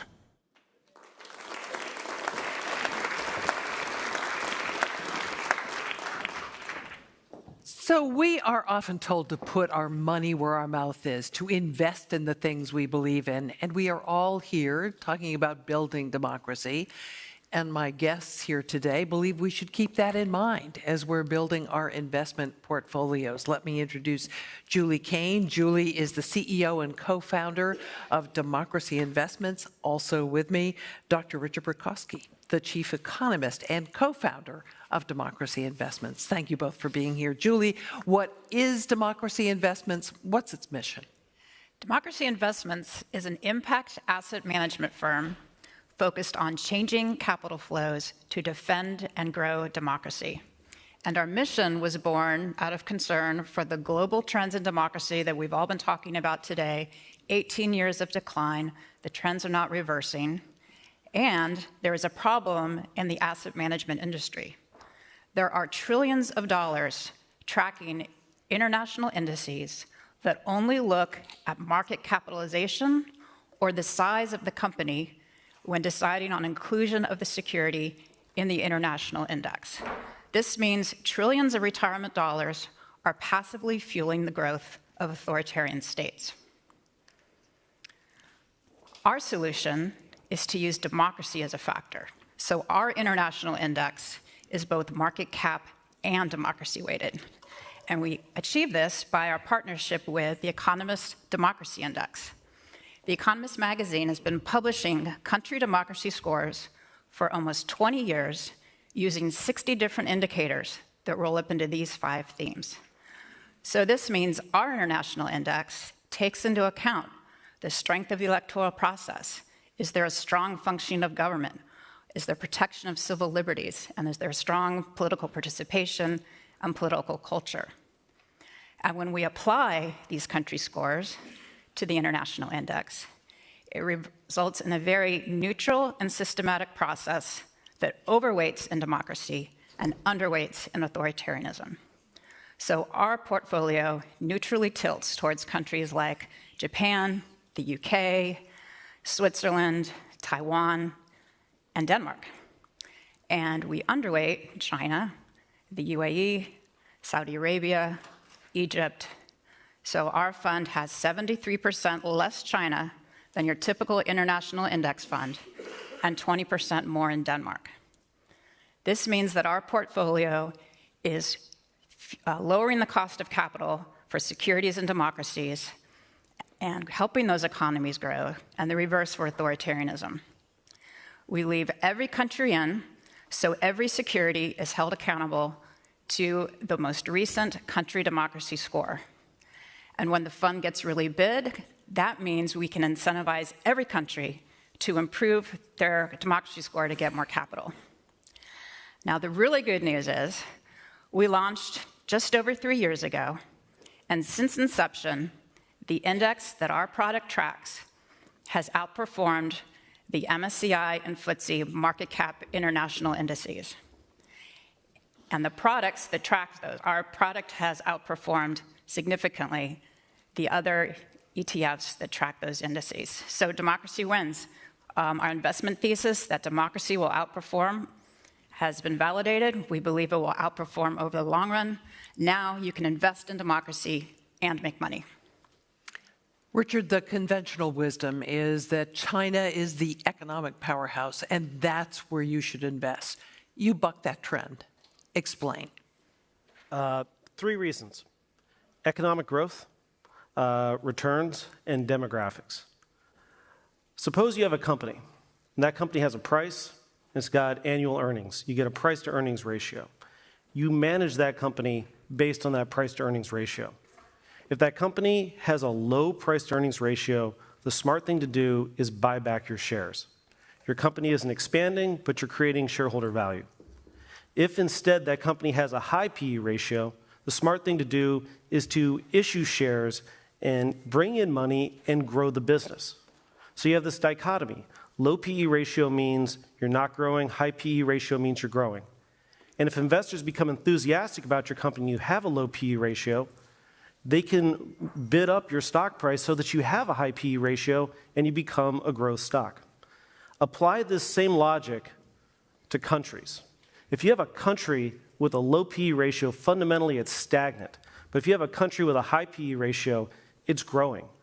We should want the democracies to have high PE ratios, and we should want the autocracies to have low PE ratios. But for the last 20 years, we've been pushing money into the autocracies and helping them build their economies. We should stop doing this. We should do the opposite. We should be investing in democracies. But this goes exactly to your question, which is, don't I have to invest in China to get good returns? Don't I have to invest in the BRICS, Brazil, Russia, India, China, and South Africa? So I think we should look at those returns and see what they actually look like. So what we have is a comparison, a 10-year comparison of the G7 and the BRICS, their returns. And this experiment was truncated. It was full 10 years, but it stopped when Russia invaded Ukraine and was delisted. So if you look at the bottom of the slide, you can see the GDP comparison in terms of growth of the BRICS versus G7. You get your confirmation bias. The BRICS expanded by 72%, while the G7 only grew by 22%. So the BRICS outgrew the G7. But look at the investment returns. The G7 crushed the BRICS. The best returning stock was the United States. That's a big portfolio. France and Japan were doing extremely well compared to China. India actually beat China. They're a tottering democracy. They probably should be on our team. China comes in about 6th, and they're not much better than Italy and Canada. So the moral of the story is that GDP growth does not guarantee investment returns. Corruption has a cost, and if you're just greedy, you should be investing in democracy. But the issue here that I think we also need to be aware of is we need to hurry up and think about reallocating what we're doing. Demographics are not on our side. Democracy is really easy when you're a small monoculture and everybody agrees on everything. Democracy is hard when you are a large, multi-ethnic, multicultural society. And as populations continue to expand, large democracies are disappearing. If you look at the top 10 countries by population, only the United States is left as a strong democracy. And we are being mauled by external forces trying to drive wedges between all of our populations so they fight and tear us apart. If you expand to the top 20 countries by population, Japan and Germany suddenly come into view. The two Axis powers, who we nation built with an emphasis on democracy. Nation building can work. And by the way, in the top 20 countries, there's another country we nation built, China, with an emphasis on them being a counterbalance to the Soviet Union. No emphasis on democracy, and knows how that worked out. So as you look at this and you see Germany falling out of the top 20, you see Japan receding in population relative to everyone else, you see we need an authoritarian containment policy for the 21st century. We need to nation build some more big democracies, but we also need to inhibit the per capita GDP growth of the authoritarians. And we can do that not by nations taking action, but by individual investors. Every single one of us, our portfolios are fueling the rise of authoritarians, as are pension investments, institutional investors, even sovereign wealth funds. So we all need to change our investment strategy and invest for the future of democracy. Julie, how do we do it? So our fund is an exchange-traded fund listed on the New York Stock Exchange with the ticker symbol DMCY. I'd like to thank you, Jean, for the great questions, and thank you, Anders and Jonas, and the important work of the Alliance of Democracies. Please check your portfolios and see where your international investments are allocated. Are you passively fueling the growth of authoritarian states? Democracy is outperformed. We think it will continue to outperform. Let's fund democracy and support defending democracy and the global fight for freedom. Thank Julie Kane and Richard Rutkowski of Democracy Investments. Thanks so much for joining us. Appreciate it. Thanks, Jean.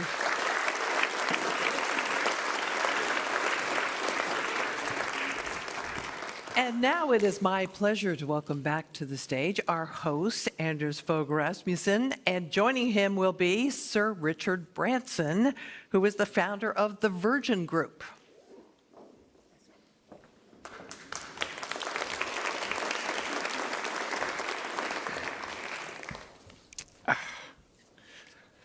Hello. Sir Richard, welcome to the Copenhagen Democracy Summit.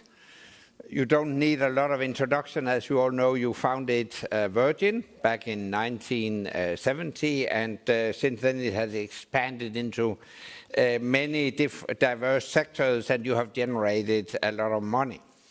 I recently saw your interview with CNBC where you said that business should be about achieving more than just making money, making a difference in other people's lives. That's all that really matters. And I couldn't agree more.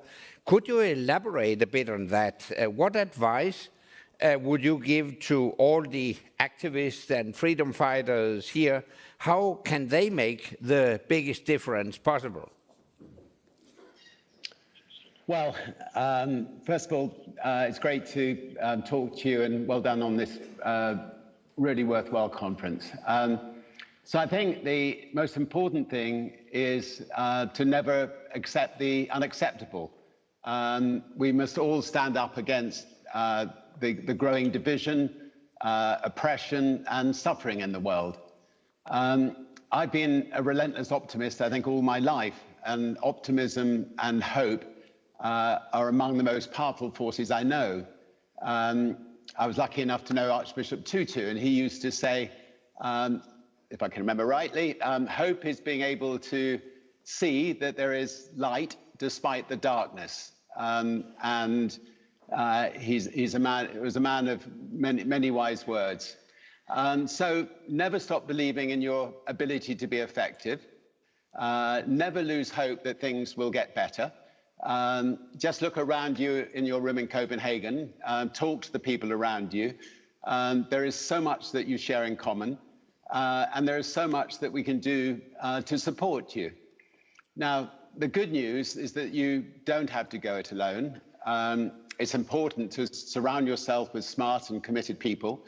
And I think the whole approach of Virgin Unite, our foundation, has been to bring together the greatest minds to solve some of the world's absolutely toughest challenges. And it's led to the establishment of brilliant collectives such as the Elders, the B Team, the Carbon War Room, and more recently, the Planetary Guardians. The cause of freedom and democracy is truly universal. It unites people in every corner of the world. So don't forget that you have vocal and influential allies who will forever be your voice. Thank you. You have actually shown that good business can also be based on values. How do we convince business leaders that freedom and democracy is good for the bottom line? Well, I mean, businesses don't operate in a vacuum. And from armed conflict, from oppression to the triple planetary crisis, climate change, biodiversity loss, pollution, the world is not short of material challenges. For business to thrive in the long term, we depend on stability, we depend on good governance, we depend on transparency, we depend on fairness, and maybe most importantly of all, we depend on the rule of law. Whether those things are threatened or where they're non-existent, the risks are just too great. And I think it's important to bear in mind that these are both operational and reputational risks. So think that if we can change business for good, we can and we must do our part to change the world for the better. If we can lobby for our own interests, we must also be advocates for the greater good. Those really are two sides of the same coin. Since I started in business in the 1960s, an awful long time ago, I've always used my voice to speak out on causes that I and my associates are passionate about, whether it was ending the war in Vietnam, a most unjust war, all the way back then, or trying to stop the West's invasion of Iraq and Libya, and more recently, ending the war on drugs, abolishing the death penalty worldwide, or standing up for the people of Ukraine and Iran. And I believe every business leader should speak out. How do we do it? Well, we have reach. We have access. I'm lucky enough to be able to pick up the phone and get through to people. I must use it. We have resources. And we must use them to bring about positive change for Ukraine, for justice, and obviously for the planet as well. Turning to Russia, Ukraine, as you mentioned, too many companies continue to profit from doing business with or in Russia, whilst fueling Putin's war machine. So, what is your message to those businesses, and how do you think consumers and politicians should react or respond to these companies still operating in Russia? With anger. At the outset of the war, Virgin Businesses and our foundation, Virgin Unite, I think stepped up very early on to provide support to the people of Ukraine. And I felt early on that business in the West must stand shoulder to shoulder with Ukraine, must condemn any form of Russian aggression, and must support the strongest of sanctions. As a B team leader, I joined many of my peers to sign an open letter condemning the invasion and stating that we would only consider resuming suspended business and investment activities in Russia when hostile operations had completely ceased and when peace was restored. Businesses, I think, must divest from Russia, and they must divest from its interests. I think too many companies continue to profit from doing business with or in Russia. Doing business in and with Russia is still overlooked in I think, so many different ways. It's also not sufficiently known just how many loopholes exist. It's completely staggering and it's scandalous. And those that do so, I think, should be exposed and they should be shamed. They should know that what they're doing is directly fueling Putin's war. And it is Putin's war. It's not the Russians' war. It is Putin's war. And politicians must react too. Companies and their leaders doing business in and with Russia must face far more serious legal consequences. That's a very strong message, I think, to certain business leaders. And as you mentioned, you've been a strong supporter of Ukraine for the past decade, and you've been very active in rallying support. Could you tell us a bit more about why you, as a business leader, felt compelled to take this role, and what more we can do to help Ukraine? You have rallied an impressive list of business leaders and philanthropists to support Ukraine. Is there more we can do to join up efforts of business leaders? Yes, there's no question that any conflict scenario creates uncertainty, and investors are cautious. They're reluctant to put investment at risk. Now, these risks, I think, must be addressed and mitigated. For instance, one way would be through greater access to comprehensive war insurance.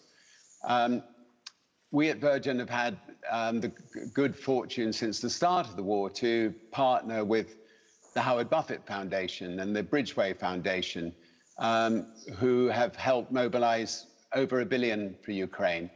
And they have done a brilliant job working with partners to help keep the agricultural sector operating, to support demining and rebuilding efforts, and much, much more. We've collaborated closely with them on a number of fronts, including with two amazing partners, There's the Global Empowerment Mission, who are rebuilding communities. They're creating hundreds of local jobs, and they're getting urgent supplies to people living on the front lines. And there's a wonderful organization called Superhumans, who have built a state-of-the-art prosthetics and rehabilitation hospital for wounded victims of war. If you're wounded, you need to get your prosthetics sorted within 2 or 3 weeks while your arm and your legs are still reacting to it. So really important to have such a hospital. Lee Schreiber has also set up a wonderful initiative called Blue Check that allows people all over the world to get funds directly to frontline organizations across Ukraine to address issues and to create jobs. But for Western business to really commit to helping Ukraine rebuild, we must first win the war. And in the last couple of weeks, there has been a well-publicized setback. All of us need to be on the same war footing as if our own countries were being invaded. What do Ukraine troops need today? We need to ask ourselves. Tomorrow, we need to ask ourselves, how fast can we get them their weapons? How can one stop Russia's missiles getting through? And so on and so on. We really need to put ourselves in their shoes and give them what they need, as if it was our own shoes on the ground. They are really fighting for us all. I think that's spot on. I mean, Russia's war machine is now up and running. Its ability to keep churning out troops and machinery is hard to match for Ukraine. So we need to match Russia. So what role could business play here? How can we, in concrete terms, bring our economies on a war footing? Well, look, I think it's really important to realize that the West is much, much stronger than Russia. Ukraine can and will win if we are as one. The US, the UK, and the EU have a combined economy which is, I think, something like 25 times that of Russia. And I think that we have a military spending which is something like 15 times greater. And it will require around, I think, 0.5% of our GDPs. If we don't spend that, we could end up spending a lot more than that, and we could end up having boots on the grounds ourselves. So it's money very, very, very worthwhile to spend. Russia, on the other hand, has been paying a much heavier price. I mean, defense spending for them has gone up to 40%, and it's something like 6% of its GDP. So the outcome of this war is entirely down to our collective will and our political will. We need investment at scale to boost Ukraine's defense sector, to build resilience and to reduce reliance on Western military aid. There's been some notable progress through cooperation between allies and Ukraine on artillery, long-range weapons and drones. However, much more can be done to build Ukraine's defense technological and industrial base. But all this does require government support, and we need to de-risk investments by, I think, providing conflict insurance. I think that really is pretty critical. Government should also reduce barriers to defense technology transfer and shared R&D. But overall, I think all of us in the West, but particularly in Europe, must acknowledge that we live in a vastly different world with serious threats to our security, to our stability, and to our prosperity. And most important of all, having listened to your talk and having lived a long life, to our freedom. Only about 20% of the world's population are still able to say that they live in truly free nations. Democracy and freedom are sadly on the decline. And that's worth remembering every day, but it's also worth fighting for. I think you're right, and it leads me to my last question. In your lifetime has focused on how to do well by doing good. And we have a large audience here who are all trying to do something to change the world, to support freedom and democracy. What gives your optimism about the future of freedom and democracy? Well, freedom and democracy have proven to be the strongest drivers of prosperity the world has ever seen. Think about Europe after World War II.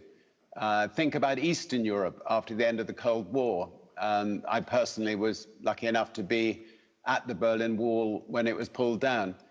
I never lose hope that they will prevail in the end, but they have to be fought for every single day. And for democracy and freedom to prevail, they have to be supported by good governance. They have to be supported by functioning institutions. They have to be supported by the rule of law. They have to be supported by transparency, fairness, but above all, the will of the people to connect and to collaborate. Thank you very much, Sir Richard. I admire you as a leading businessman who has proved that it is possible as a business leader to look beyond your own bottom line, take responsibility for broader issues to promote and protect freedom and democracy. We need more of that kind of business leaders. So I would love to see you in person in Copenhagen next year, if it's possible for you, and I can offer you a bike ride if you would like to go to Copenhagen next year. Thank you very much. I love the bike, so it's very tempting, and I love your country. So thank you for the kind offer, and best to all of you in the room, and thank you for organising this wonderful conference. Thank you. Cheers. Thank you.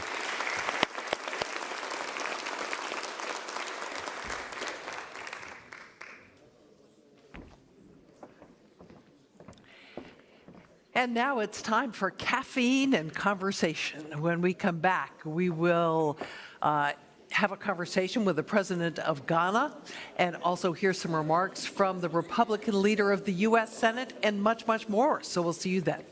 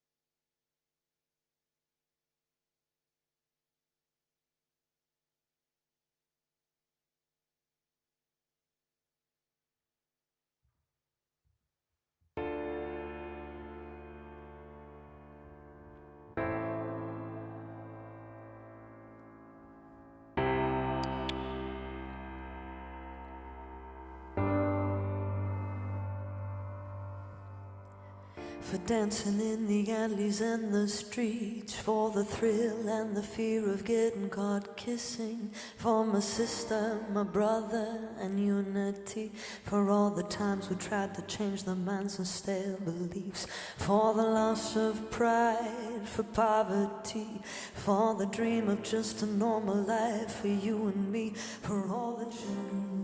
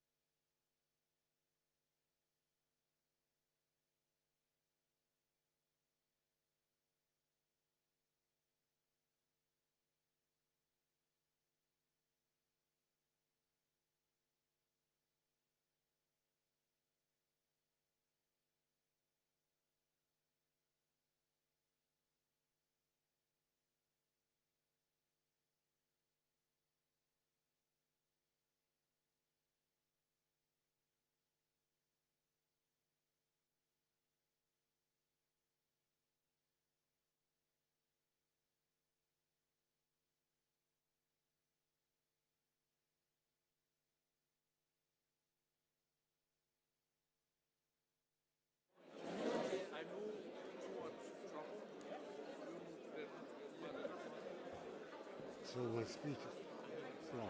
So, welcome. Yeah, let you know that. Welcome back again. I know the weather is very fine and very sunny, but we can also offer a very interesting speech and conversation now. We have an outstanding president here of Africa. It's Nana Akufo-Addo, the president of Ghana, that I will warmly welcome here on stage at the Democracy Summit in Copenhagen.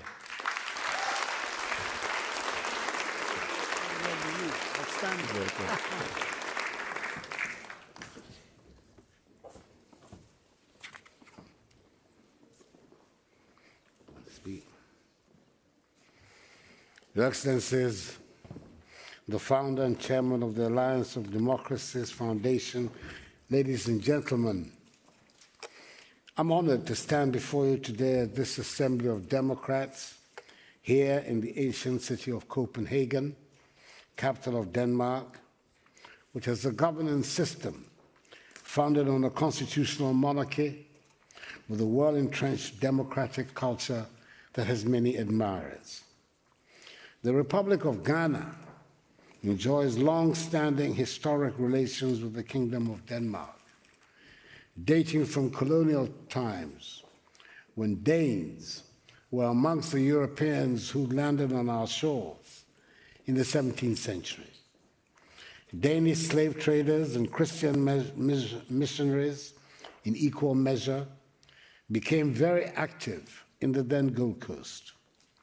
One of the results of their activities was the construction of the magnificent Christiansborg Castle in 1661, which tragically became a leading vehicle in the conduct of the infamous transatlantic slave trade, but which ultimately ended up as the official residence and office of the British colonial governor, and finally became the residence and office of Ghana's first president, the celebrated Kwame Nkrumah.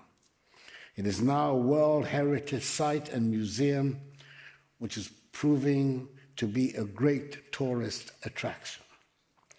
As a result of this intimate history, Her Majesty Queen Margaret II, then Queen of Denmark, was amongst the first foreign leaders to visit Ghana in the first year of my presidency in 2017. It was a visit which still has fond memories for us in Ghana. 4 years later, Danish Prime Minister, Her Excellency Mette Frederiksen, honored us with an official 2-day visit in 2021. We continue to appreciate those visits, and I'm glad that I now have the opportunity to visit Denmark. And I thank the chairman and founder of the summit, Anders Fogh Rasmussen, for the invitation. We gather at a pivotal moment, not just for our respective nations, but for the global community, as we navigate the intricacies of the election year 2024, a year marked by the deep-seated aspirations of our citizens to have their voices heard and their votes counted. This year, across continents, people are poised to exercise their most fundamental democratic right, the right to vote. This simple act is the bedrock upon which our freedoms rest and is the most powerful tool citizens have to shape their future. In Ghana, as in several other nations, 2024 is not just another election year. It is a further strengthening of our democratic institutions and our renewal of our commitment to peaceful, free, and fair elections. It is a reflection of our unwavering belief in the principle that the authority of government derives solely from the freely expressed will of the people. Indeed, on 7th December, we, the people of Ghana, will go to the polls to elect new representatives to the House of Parliament and a new president to run our country, our affairs for the next 4 years. On 7th January 2025, a month after the elections, the newly elected president and members of parliament will be sworn in to take office. I will on that day come to the end of the term of office, which the good people of Ghana had entrusted to me, first by electing me on 7th December 2016 and then renewing the mandate on 7th December 2020. This year in December will be the 9th successive time that we'll be going to the polls to elect our leaders, and the 9th successive time we have what can truly be called an election year. We are at the stage where taking it for granted that every 4 years we shall have an election year. There are young Ghanaians who know nothing else but a multi-party democracy, because this fourth republic of ours is 31 years old now, and every voter between the ages of 18 and 49 has had the advantage of having the certainty of an election year. It has become a cardinal feature of Ghana's fourth republic, which has generated the longest period of uninterrupted, free, stable constitutional government in our hitherto turbulent history. To those of us who are older, we sometimes still have to pinch ourselves to make sure that what we spent half of our lives fighting for, the establishment of democratic rule, is indeed today a reality. We are able to elect our leaders and not have them imposed on us through military coups or one-party dictatorships. Recently, this certainty has come into question again because of the events taking place in the neighborhood of West Africa. Ghana is currently the only country that has, by God's grace, so far not suffered the destabilizing attacks from the chaos in the Sahel. Indeed, 4 countries in the region have fallen victim to military junta rule as a result of the jihadist insurgency working its way from the Sahel towards the Atlantic coast. Participating in an election might have become routine for many people in Ghana, but there are many things that you take for granted here in Denmark, which will soon loom large in the considerations of a voter in Ghana. When people go to the polls in December, therefore, the first thing on their minds would be security. Would the government I help elect ensure that there'll be another election year in 4 years' time? Would my vote ensure that law and order will prevail in everyday activities? Would I be voting for a government that will preside over a credible judicial system that continues to protect the rule of law and respect human rights? Would the government that is elected ensure that there's peace and stability in the country so I can go about my daily life? Then there are the expectations that become grouped generally under a title of developmental needs. When people go to the polls, they're looking for a government that would work to cover the infrastructural deficit in terms of housing, roads, bridges, schools, and the provision of opportunities for jobs. Sometimes the aspirations are personal, and sometimes they are aimed at groups. There might be a particular road leading to someone's village, and building that road might be enough to guarantee a vote for the government currently in power, just as a promise by the opposition candidate to build that road would ensure a vote for him or her. A legitimate question to ask might be if there are ever ideological issues at stake in our elections, and what differences there are between the political parties. I would hesitate to spend a lot of time on ideology in relation to the political parties that will be contesting the elections in December, simply because the reality of our situation would often mean that a political party, like what I belong to, the New Patriotic Party, that will be seen as right of center in its beliefs, has been responsible for the introduction of more social intervention policies that will be termed as left-wing than any other party. A national health insurance policy that provides subsidized healthcare, a subsidized healthcare system for the population, a free senior high school policy and a free technical vocational educational and training policy that guarantee a minimum of secondary school education for all Ghanaian children, for example, will be seen in other parts of the world as left-wing policies, but they have been championed and implemented by my party, the Right of Centre New Patriotic Party. When people go to cast their votes, therefore, the choice they make are also motivated by the history behind the parties and candidates.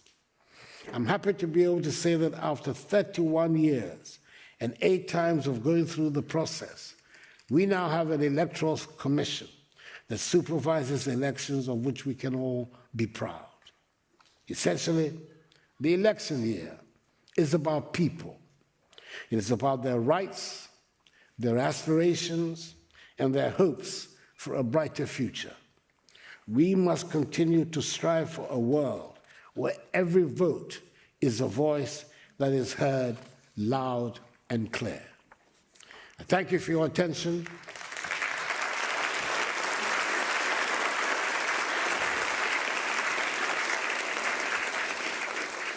And may your deliberations over the next few years inspire actions that resonate across our nations and beyond, and promote freedom and respect for human rights and the rule of law. Thank you.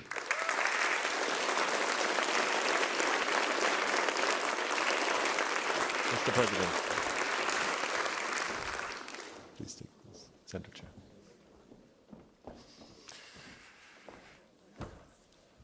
Yes.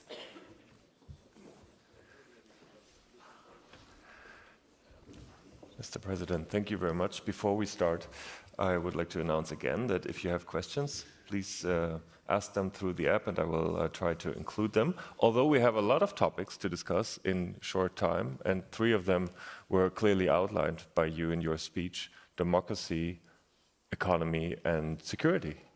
And maybe the overarching question that came into my mind when I listened to your speech is, how close are we to the actual eye-level relationship between the West or Europe and Ghana or other African countries also? I think one of the things we have always to be very careful about is talking about Africa in these broad general terms. We've got 54 nations. Many of them, in fact all of them, have their own particular relations. So I'm always a little bit reluctant to generalize. I mean, you will see, for instance, at the vote of the United Nations over the Russian aggression against Ukraine. The majority of the nations of Africa voted in support of the resolution. Ghana was very much part of that majority, but there's also a substantial minority that voted against. So the eye-to-eye relationship, a lot of it depends on who you're talking about. Ghanaian relations with the European Union, with the United States, within the Commonwealth are very strong. We,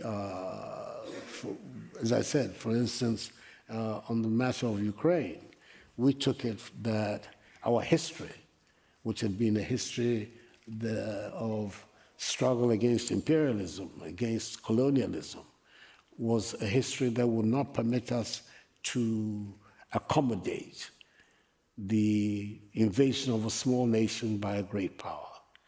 That is the whole history. The dynamic of Ghanaian history has been against big powers bullying small nations, and that therefore we could not see ourselves clear to voting. Yes, Russia, especially in its days as the Soviet Union, had been a strong ally of all of our nations in Africa in the fight for freedom and the fight against imperialism. But that, for me, and for our government, and for our people, did not therefore justify us turning a blind eye to what was going on in the Ukraine. And we continue to be a firm critic of the actions of Russia, with whom we enjoy very good relations otherwise, but we continue to be a critic of what they have done in the Ukraine. So I think I'm trying to draw a picture which is that we need to be very nuanced when we're talking about the various countries on the continent.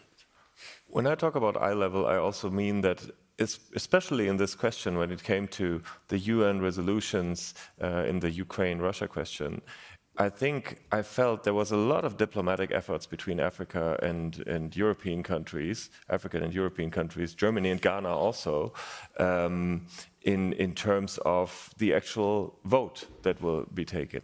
You decided, as you just said, to vote in favor of rejecting the Russian invasion, and you argued it in a very interesting way, I think. You said it's against the great power domination of the world, the decision, in a way. Can you elaborate on this a little bit? Yes.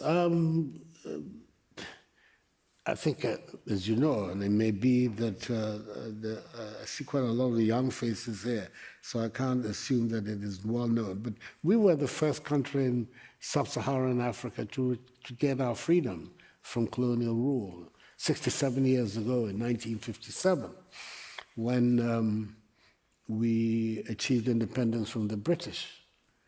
And a very famous statement was made at the time by our leader then, that our freedom would be meaningless unless it was linked to the liberation of the rest of Africa.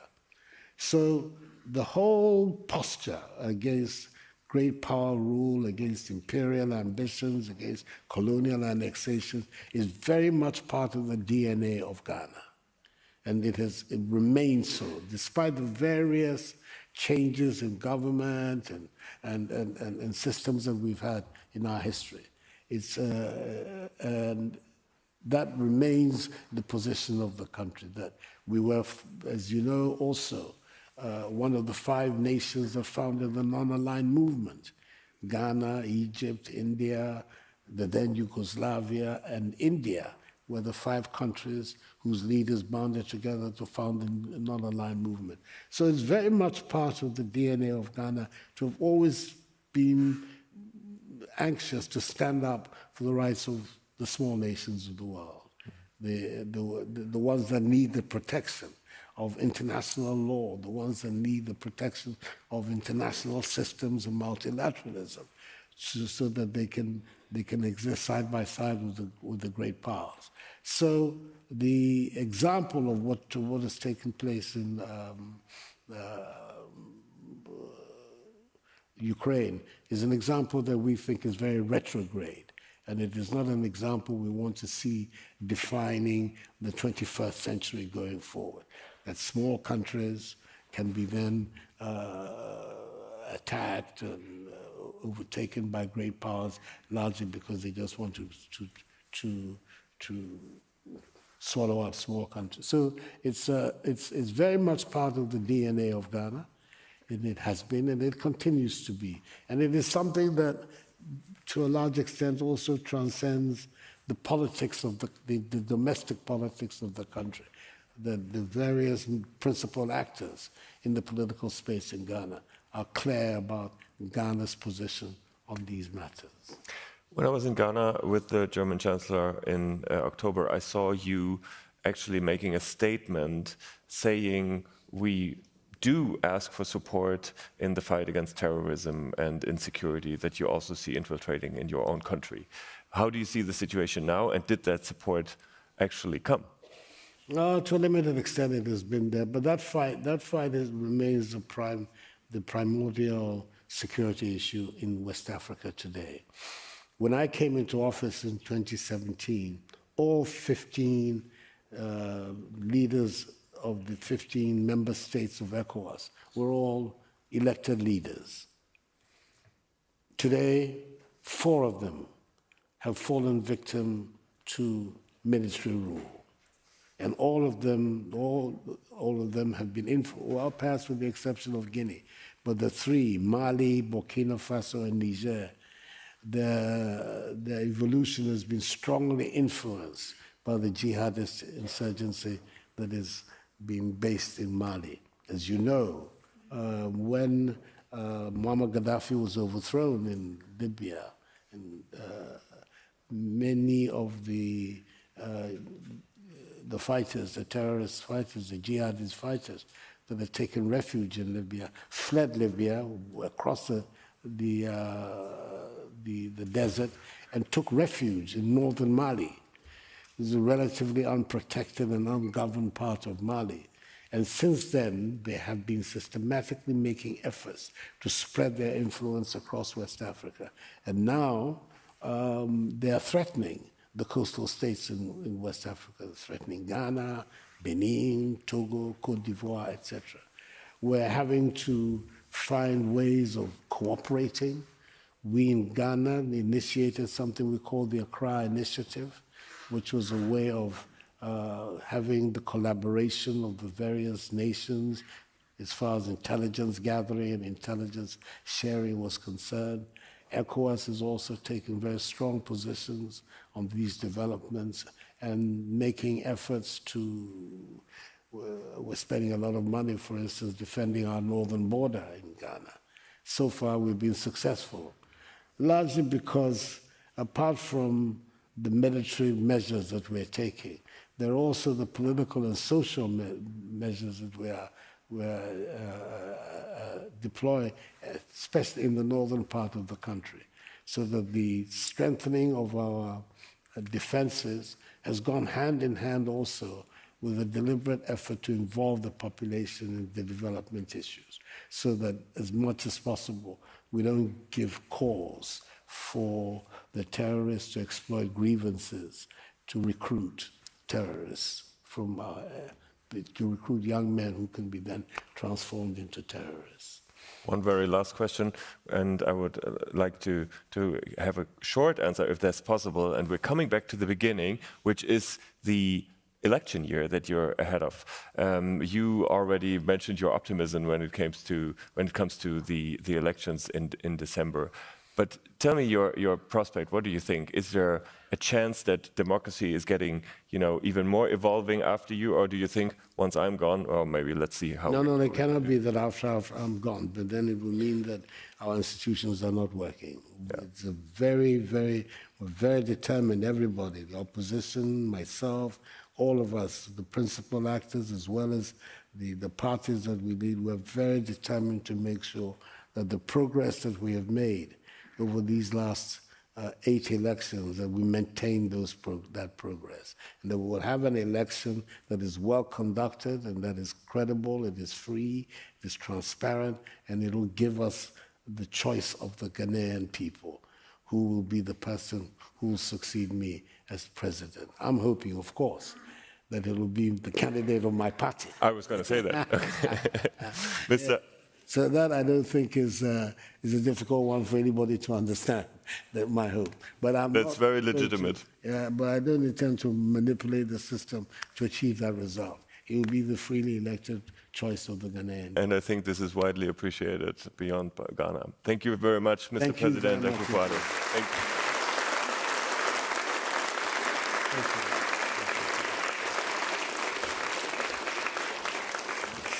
Thank you.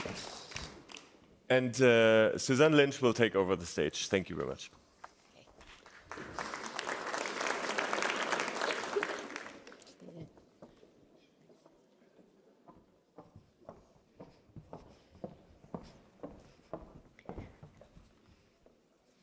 Yeah, that's perfect.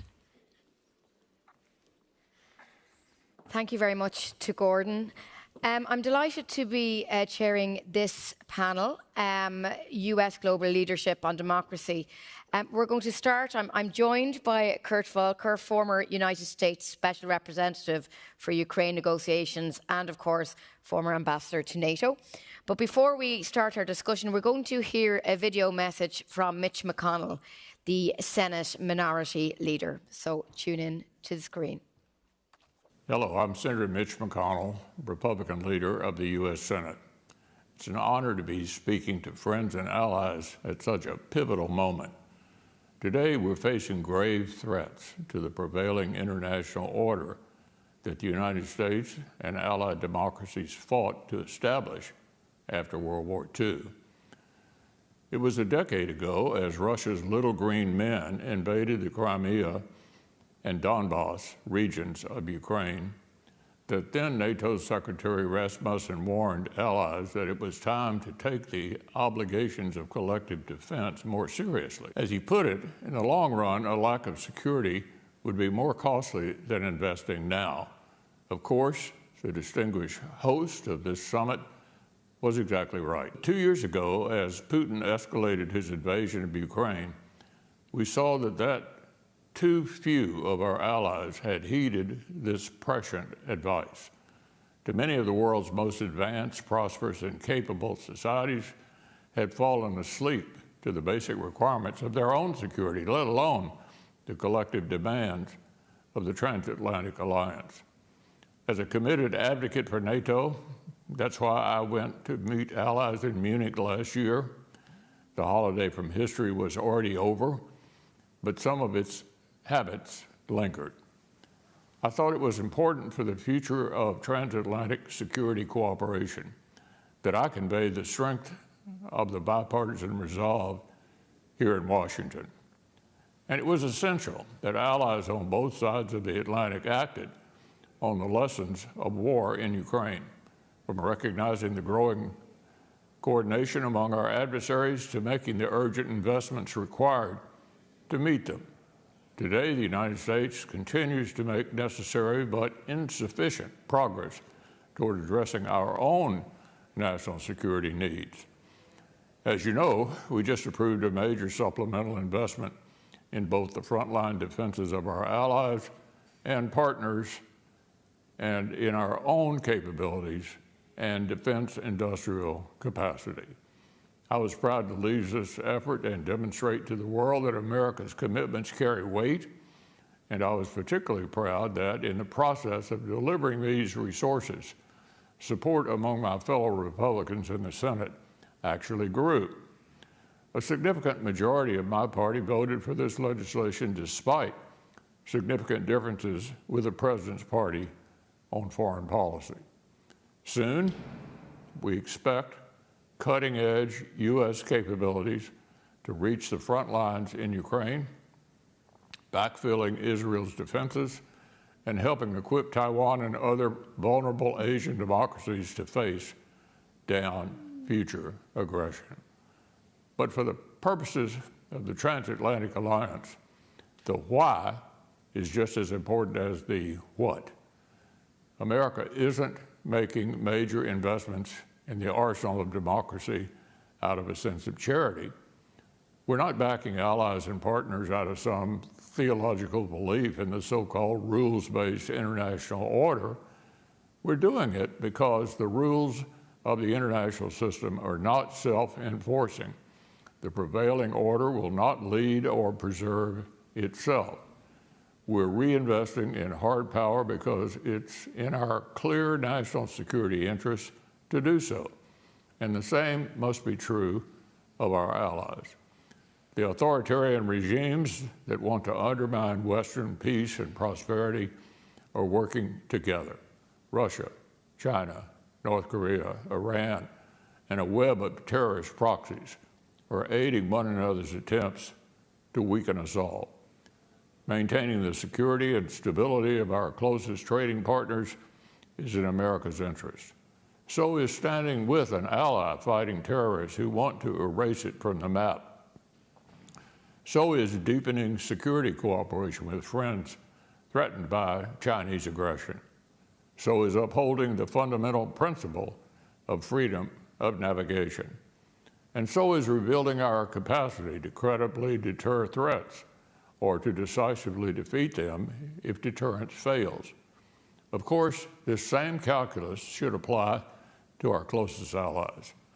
If holding Russian aggression at bay in Ukraine is in your interest, then so is investing in the industrial capacity to rebuild your own credible defenses. And if reducing reliance on Russian energy is in your interest, then so is reducing reliance on Chinese technologies and making your economies resistant to Chinese predation and espionage.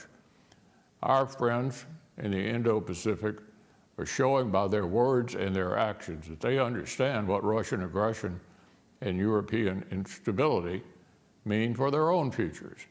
The transatlantic alliance must recognize the threats running in the opposite direction as well and act accordingly. China is a systemic rival, whether we choose to acknowledge it publicly or not. hardening our economies and supply chains is not just a good idea, it's urgently necessary. Rebuilding capable militaries backed by well-resourced industrial bases is not a task for tomorrow. I'm very encouraged by European allies' commitments to change how they invest in their defenses. But the challenge before us is to do even more, to do it faster, and to build these investments into base budgets, not ephemeral special funds. We need to reform our defense bureaucracies to move at the speed of relevance. We need to incentivize our industries to expand production lines for critical military capabilities. And we need to work more closely together as allies to share defense technology and improve interoperability. The decisions allies are making right now are determining the course of today's fight against Russian aggression and tomorrow's challenge of preserving peace in the Pacific. So I'll continue to champion the sort of American leadership that has guided the transatlantic alliance for decades.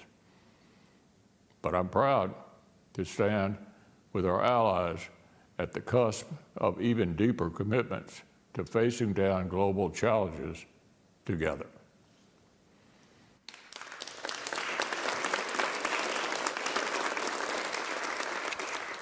So, Ambassador Volker, some interesting points there by Mitch McConnell. Let's start with his comments about obviously the congressional package that was finally passed in Washington.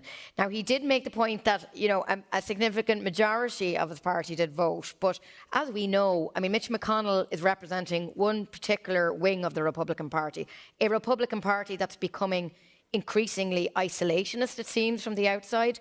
I mean, where do you assess Republican Party and the US support for Ukraine now that we've got this bill passed? You know, what happens next, and do they need to do more? Well, several things. First off, let me just say thank you to Anders Fogh Rasmussen and the organizers here for inviting me and for having this. It's a pleasure to be here in person. First off, there is a majority of the public and even a majority of Republican voters who continue to support Ukraine and are very much suspicious of Russia, concerned about Russia. And they see the linkages between Russia's aggression against Ukraine, Hamas aggression against Israel, Chinese threats against Taiwan. It is Iran that is supplying Russia with drones. It is North Korea that's supplying artillery shells to Russia. So they see the connections here, and they are concerned about it, and they do support a country like Ukraine that is fighting for freedom. That does not mean, however, that we don't have politics in the US, where people have a variety of different interests and concerns. When we had the vote in the House to pass the aid to Ukraine, I think it got 311 votes out of 425. That is a substantial majority. Now, more Republicans voted against than in favor, but that is because we hadn't done anything about the southern border. And that is what most of the Republicans were saying is, we're for aid to Ukraine, we want to support this, but we have to get something done about our own security as well. And until we see that, we can't vote in favor. Even with that point of view, the bill passed overwhelmingly. Speaker Johnson brought it to the floor knowing it would pass. Former President Trump gave a lot of political cover to Speaker Johnson to get him through this without a small minority of congressmen threatening his speakership. So it's tough, it's democracy, it's a messy process, but in the end, I think America is still there for Ukraine. What about America under President Trump for the second time? I was a journalist in Washington during the Trump years, I remember it well. I mean, what do you expect from a potential second Trump presidency? Obviously, we've all seen the comments from Trump encouraging Putin to essentially attack NATO allies, talking about the relevance of NATO. I mean, do you expect Trump to accelerate some of those sentiments we saw in his first term and move to to some of these points. Well, that comment, and I remember seeing you in Munich, and we talked about that. That comment drew a lot of attention. Maybe it's good to put it in context. He was speaking to a campaign rally, and he was bragging about what he said to a European leader when he was president 5 years before. It was not a statement that he would tell Putin this now. We don't even know if it's true, whether he actually said this or if he was just bragging. Yeah. And we don't even know if he said that to Putin or not. So take that as a grain of salt. But what's more important is after that, he deliberately did an onstage Q&A like this with Nigel Farage, where he flipped it around. And he had Nigel Farage ask him if a country had spent its fair share and was treating the US fairly, as they spent 2% of GDP, would you come to their defense? And he said 100% absolutely. So he was deliberately correcting the way that came across. He also, just last week, said I love Europe, I love Europeans, I don't want anything bad to happen to Europe. So he's trying to massage this a little bit, but what he's also trying to do is really push hard for Europeans to pay 2% plus of GDP on defense. And a lot has changed since when he was president before. Putin is now fully unmasked in his imperialist and genocidal aggression against Ukraine. That wasn't the case in 2016. In addition, Ukrainians have stood up truly to fight for all of us, to fight for freedom, to fight for Europe. And that wasn't exactly seen that way back in 2016, 2017 either. And he doesn't want to be in the position of being weak or being a loser. He wants to operate from a position of strength. And I think that's why he gave Speaker Johnson that political cover to get the aid through. He didn't want to inherit a collapsing Ukraine. He had him down in Mar-a-Lago and... No, it was all staged. It was all staged. And what he said to Marjorie Taylor Greene, who was threatening to bring down the speaker, said, give it a rest. Yeah. I mean, you are right that things have changed a lot. A, we've had the invasion. B, European countries are already meeting their commitments. I think there's 23 out of 32 NATO allies. Yeah, not quite all of them, but yes. One thing I couldn't help notice there about Mitch McConnell's address was, he was talking about American leadership, and but he also, I think, towards the end, was giving a not so subtle hint to Europe about getting its own house in order in terms of industrial capacity. He said it quite a bit towards the end there about, I'm delighted to see Europe is investing in industrial capacity. And I think that was probably a kind of a reminder that, yes, America has done its bit in terms of getting this latest congressional package over the line, but Europe has to continue to invest more. And he seemed to be talking about the defence industry in particular. Yeah, no doubt about it. And to be clear, the EU has put aside some funds for this, and many countries are now investing more. But the facts are that Europe has underinvested in defense spending, and defense spending is what drives defense production for 30 years. And so we're at a big deficit now when it comes to Russia's ability to put artillery and weapons and things into the fight in Ukraine. And what if that's not the only thing we have to worry about? If Russia succeeds, if Putin succeeds in Ukraine, as we heard earlier today from Anders Fogh Rasmussen, we're going to see conflict elsewhere. So we have to actually really step up dramatically. As he said, we have to wake up that we're not in the same situation we were in even just a couple of years ago. We've got to do, all of us have got to do a lot more right now if we want to prevent future war. Yeah, it's interesting.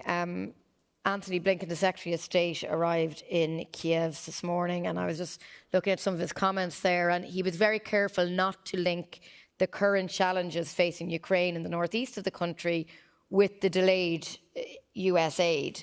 But, we've all heard, we all know that, Ms. Rasmussen, in an interview with me for today's Politico Playbook, made that point that he thinks, no doubt, that Vladimir Putin exploited this delay in terms of the military aid coming from the US side. But there's another visit happening, which is President Putin has announced he's going to be visiting China this week. We've heard a lot about China in different forums here today, but what's your view on China's role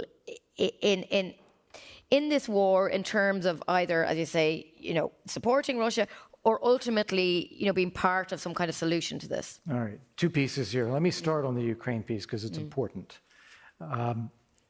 What Anders and Andriy Yermak put out today, this report, is very important, and not just for the fact that it says invite Ukraine to join NATO through beginning accession talks, lift the restrictions on the types of weapons, lift the restrictions on the use of weapons, because not only was the delay part of why we see these Russian gains near Kharkiv now, also the fact that we tell the Ukrainians don't hit back. Yeah, that has to stop.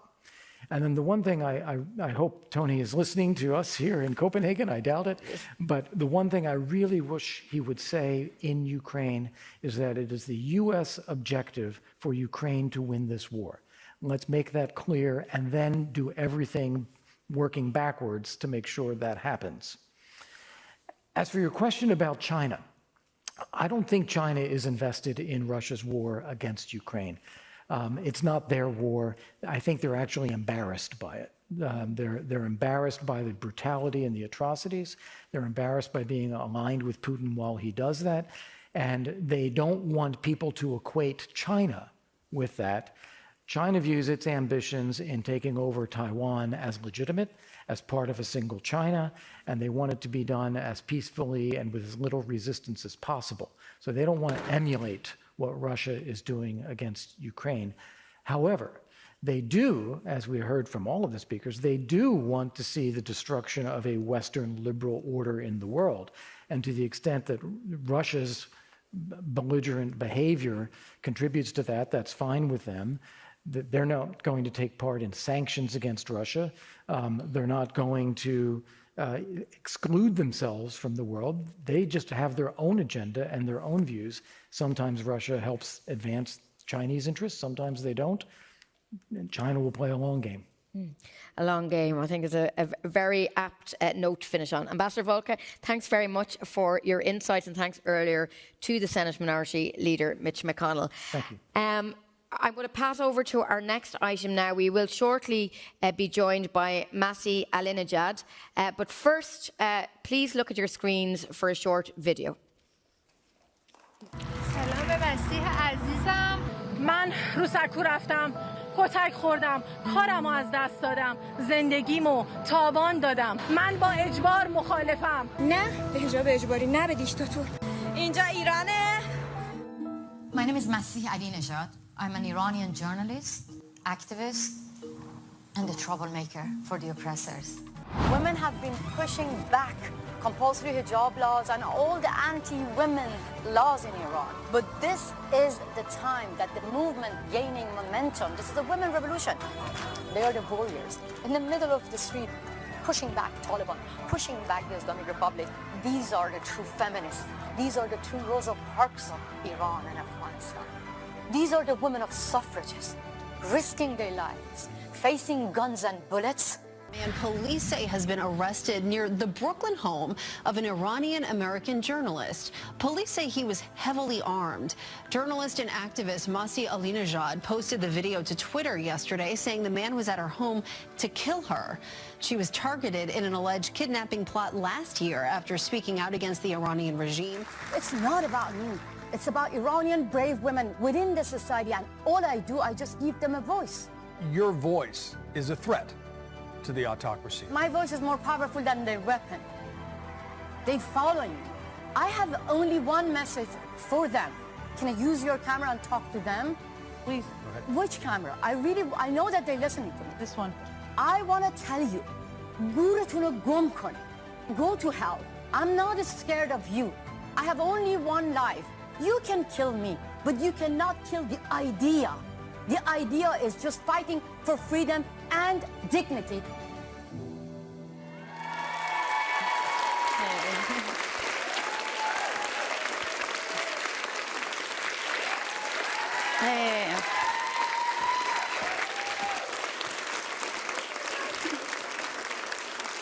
Yes, you can kill me. The Iranian regime can kill them. The Iranian regime can even kill you all. But they cannot kill the ideas. And I believe that Democracy Summit in Copenhagen should be all about promoting ideas. promoting some who risk their lives, who put the lives of their family members in danger to fight against freedom and democracy. We're not exaggerating when we say that the Iranian regime can kill us and can kill you. Today, I had the privilege to hear from distinguished leaders, powerful leaders, the President of European Union, the Prime Minister of Denmark, and many other leaders from the free world. All of them mentioned about the danger of the collaboration between dictators. Many of them, especially the President of Copenhagen Democracy Summit, actually said that how the dictators from China to Russia, Iran, Venezuela, working together, helping together, providing surveillance, technology, information for each other. And they all said that this is a big danger. But to be honest, that was my talk. That's why I'm here without my speech. Yes, this is what we have been warning for years and years. We, the dissidents, are in the position to tell you, the leaders of the free world, that this is the true danger we are facing. We believe that the leaders, those who are making policy, they are in charge of doing something, taking actions, close the doors of diplomacy towards dictators and open the doors toward freedom fighters. And when I keep hearing from the leaders beautiful words, powerful words, saying that, look, dictators are supporting each other, I want to tell you that this is your time to support freedom fighters and come with solution. There is only one solution to end war, to end chaos, to end the authoritarian regimes. Solution is revolution. Whether you like it or not, I'm sure that many leaders in the West, they are scared of using the word regime change. They're scared of using the word revolution. That's why I want to introduce my true heroes here, who actually put their lives in danger for revolution, called Woman, Life, Freedom. Woman, Life, Freedom. So I am here, surrounded by my leaders. I want you to stand up. Kausar Eftekhari. Turn back. I want everyone to see you. She lost one of her eyes. She was shot in her eye by Revolutionary Guard. She says that I lost my eye. Stand up. I want everyone to see you, because you were in the front line of the revolution. Turn back to the people. She lost her eyes, but she said that I lost my eyes, but not hope. Sima Murad Begi, stand up. You are the true leaders that I want the freedom fighters to stand up. She lost her arm by the Revolutionary Guards. Keyvan, Mercedes, I want you to stand up. Mercedes lost one of her eye. She was shot in her eye by the Revolutionary Guard. Keyvan, for the crime of supporting her sisters. Keyvan, I am even ashamed to say that. For the crime of supporting her sister, Keyvan faced rape in prison. Yes, this is the true face of the Islamic Republic. And these women sacrificed their life. Women of Afghanistan, Roya, I want you to stand up. Roya put her life in danger. Niloufer, women of Afghanistan, they're giving voice to millions of women who are being kicked out from schools, who are being kicked out from universities. These women, they put their lives in danger. These men, they sacrifice their life. I have simple question. Among all these audiences, who is willing to stand with these people? Who is willing to support these people? Who is willing? So these people, thank you so much. Thank you so much. I appreciate that. Thank you. We have a dream. Our dream is to get rid of Islamic Republic.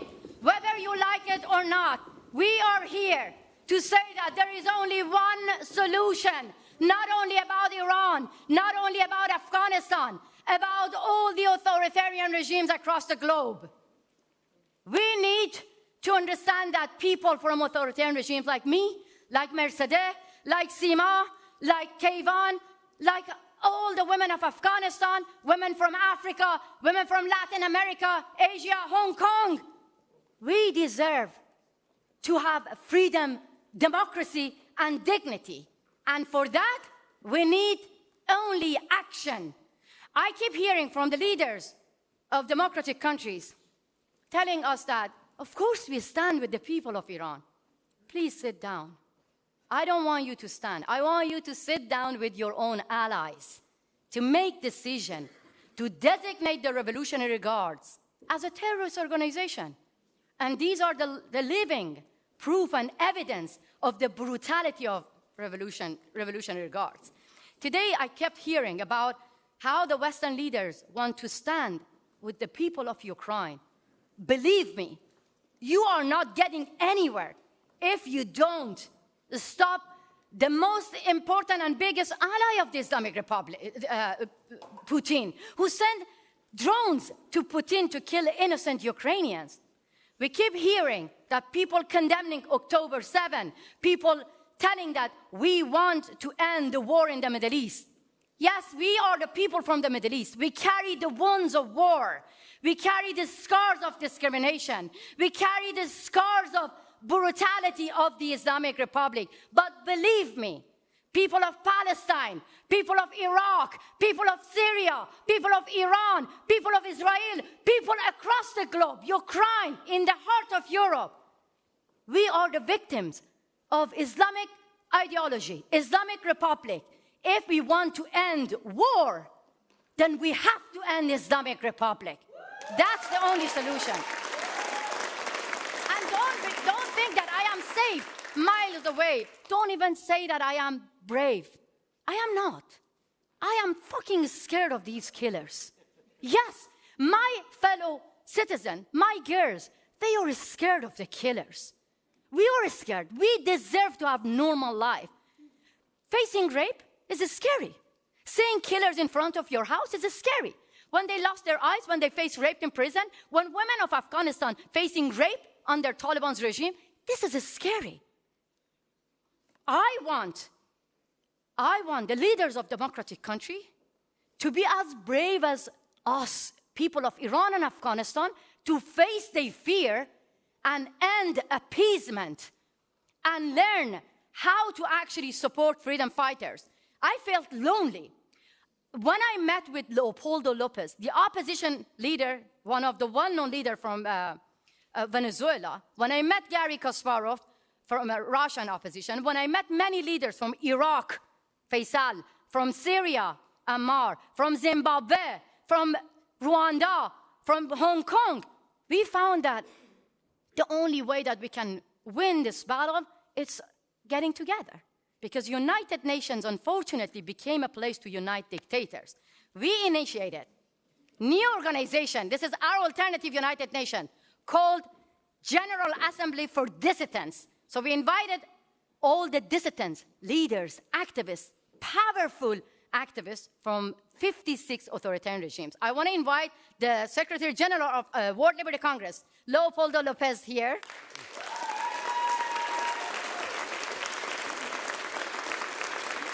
Before coming to the stage, we decided whether we're going to sit and talk or we're going to walk. Most of us, we decide that we are not kind of people to sit down. So here we are. I want actually Leopoldo and I to talk about World Liberty Congress. And I have a simple question. Are you really call yourself brave, living under threat, being labeled as terrorists? Because Maduro called him terrorist. Putin called Garry Kasparov terrorist. Khamenei called me and these young activists terrorists. How it feels to be labeled as terrorists and how you overcome your fear. Well, you know, Mandela once said that courage is not about not having fear. Courage is about standing up to fear. It's taking a step forward when you know you're under threat. And I know that's the way you feel. I know that's the way you feel when you know that people are knocking at your door with an AK-47. I know that's the way many of the activists here feel when they are in the streets, in their own countries, or even away from their countries. Because transnational repression, what happened to you, it's also happening to Russians. It's happening to Venezuelans. Recently, the Maduro regime killed a person in Chile just because of his ideas. So courage is about standing up for something that means, and that's what we are doing. And that's what we are asking other people to do it together, because we need to work together. And this is something that is very powerful. United against dictators is something that we all in this room and way beyond, we need to work. Because dictators, as we heard this morning, are working together. Autocrats are working together. So we need to work together. And that's why we started the World Liberty Congress. And you want to sit now? No, we can stand. Yes. So World Liberty Congress is a new initiative. We strongly believe that we should change the narrative across the globe. As I said that, a lot of leaders across the globe, they address the problems. They know about the collaboration between authoritarian regimes. But many of them trying to be politically correct. But believe me, we should decide one day to stop giving democratic titles to all dictators. We should come together and find a new narrative to empower freedom fighters, dissidents that we actually invited them from all authoritarian regimes, and ask them what is good from your own country. Let me just give you one example. 10 years ago, when I launched my campaign, you saw it over there, White Wednesdays, a lot of people in the West, even here in Denmark, were saying, shh, it's about compulsory veiling, it's about hijab. Hijab is required by Islam, so it's going to cause Islamophobia. Believe me, supporting your sisters in Iran and Afghanistan is not going to make you Islamophobic, because there are a lot of Muslim mothers joining us and telling us that we want to have a secular democracy, and this is not us causing Islamophobia. Those who lashes us, those who rape us, those who attack us, these are the ones actually creating an image of Islam that everyone is scared. So phobia is irrational, but our fear of Taliban and Islamic Republic, our fear of all these Islamic officials is rational. So that's why now our World Liberty Congress is trying to change the narrative and tell you about how, if we say we want regime change, we want to overthrow the regime, a lot of people get scared. Leopoldo always have something about call it revolution. Go on.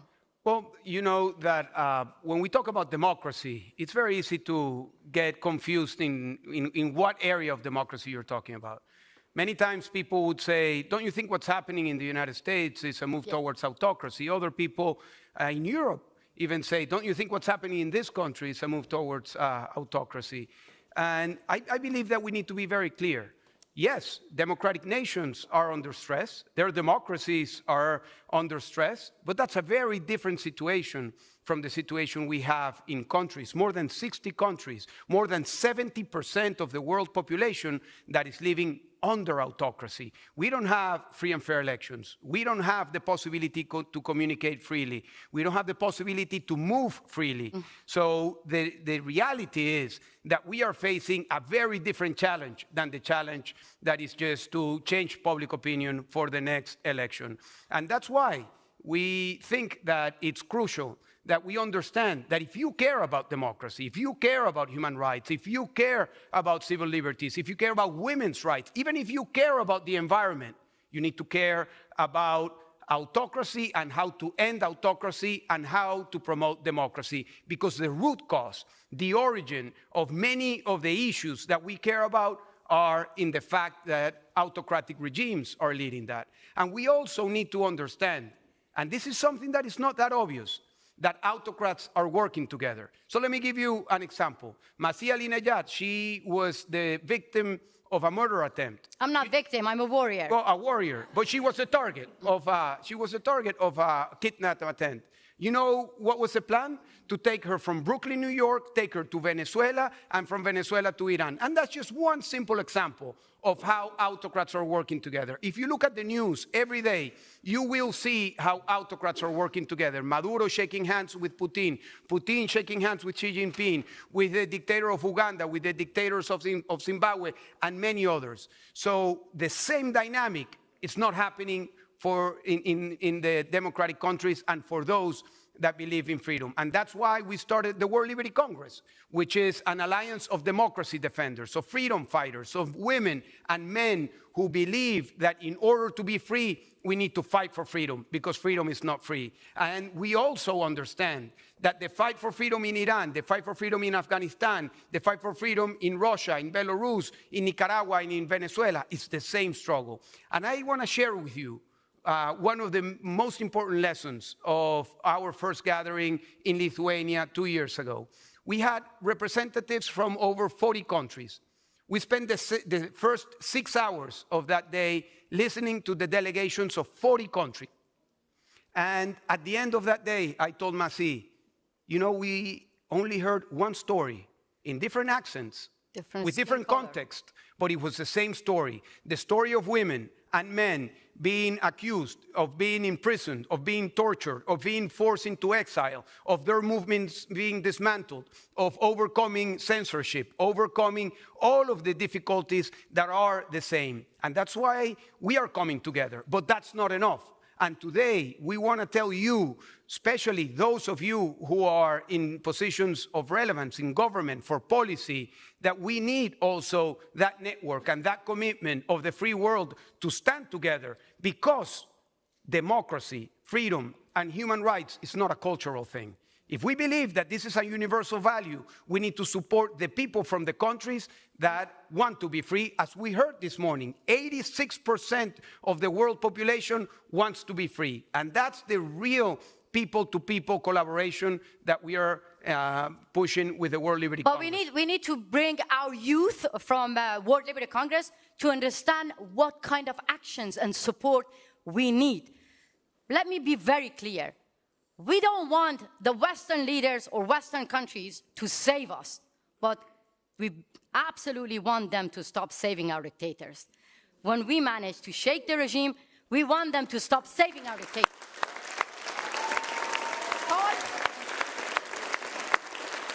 Call for action. Women are here to ask the leaders of democratic countries to end gender apartheid. Believe me, in 21st century, gender apartheid is not a crime under international laws. So we want to ask the leaders of democratic countries to expand the definition of apartheid to include gender as well. That's why I want you to join our campaign called United Against Gender Apartheid. Women of Iran, women of Afghanistan got united to actually criminalize gender apartheid. And another campaign here, political prisoner support.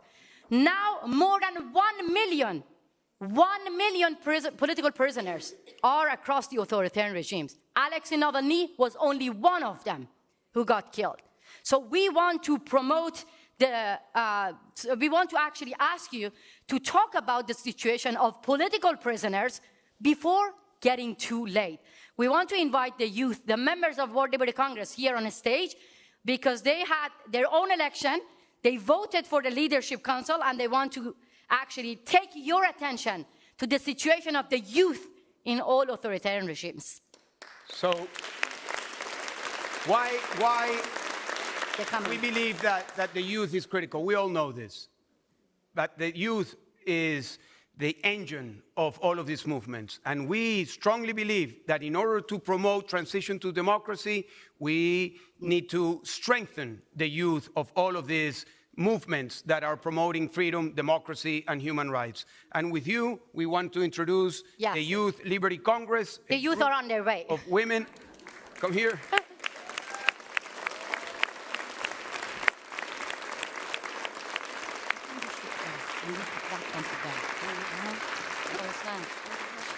Aren't they great? And you will see their faces and names and countries displayed up there on the screen.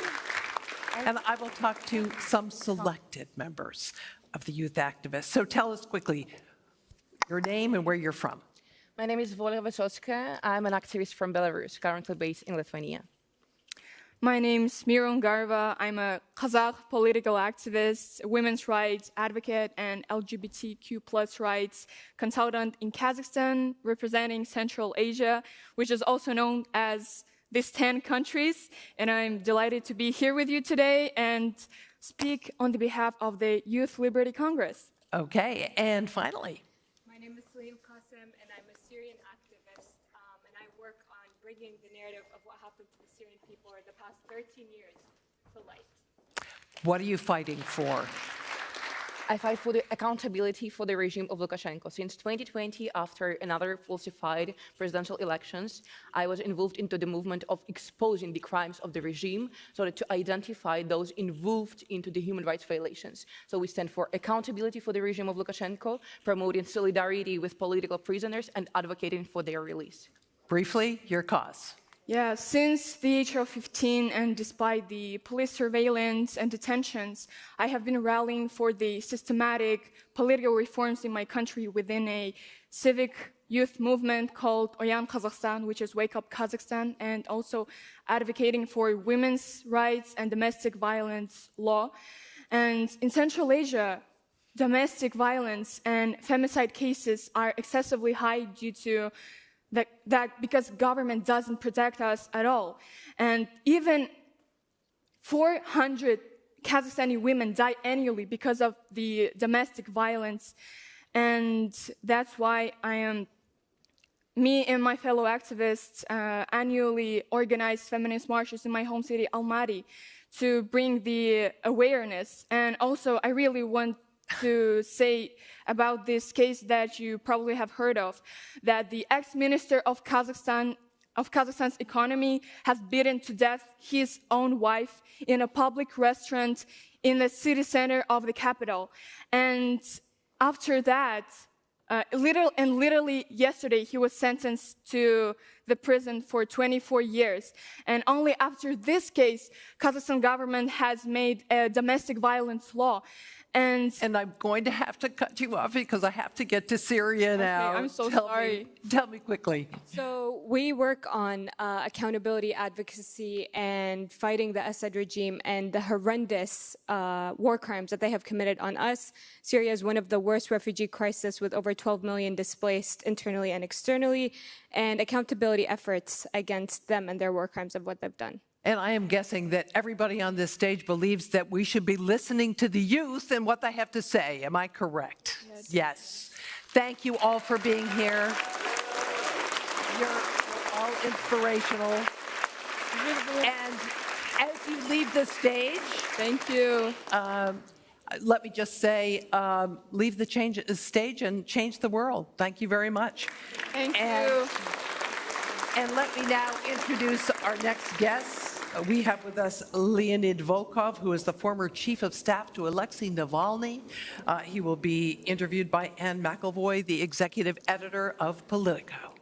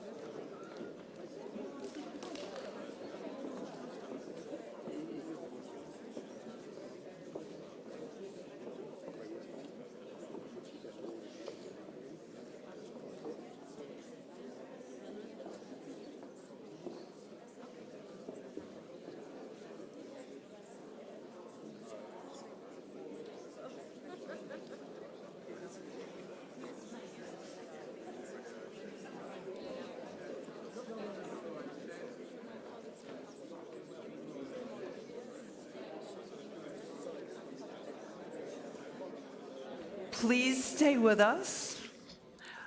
We have a slight delay in finding one person, and when we get them, we'll bring them right out, and they'll have a great conversation. So hold on just a moment. The show will go on.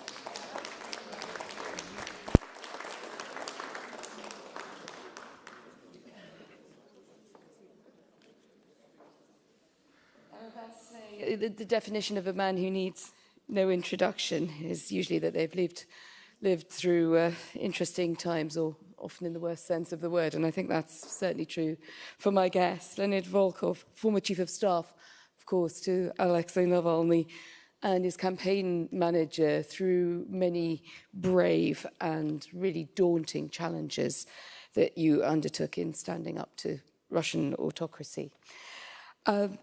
I just wanted to reintroduce our sort of idea for today. This is the conversation here with me. Please feel free. I think I've got a magic iPad to feed in any questions. We are recording this for the Politico Power Play podcast, available on all major podcast apps. I have to try, right? But that means, of course, that we'll get to a much larger audience as well as everyone in this room and on the live stream.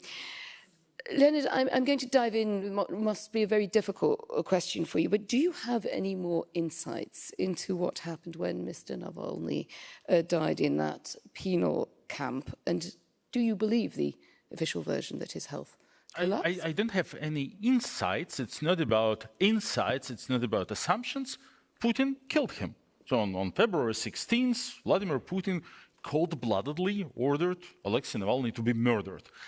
It will take time for us to find out how exactly it happened and how exactly it was performed, but we have no doubt, and it is not an issue of trust or versions. It's a fact proven beyond reasonable doubt. One very simple observation.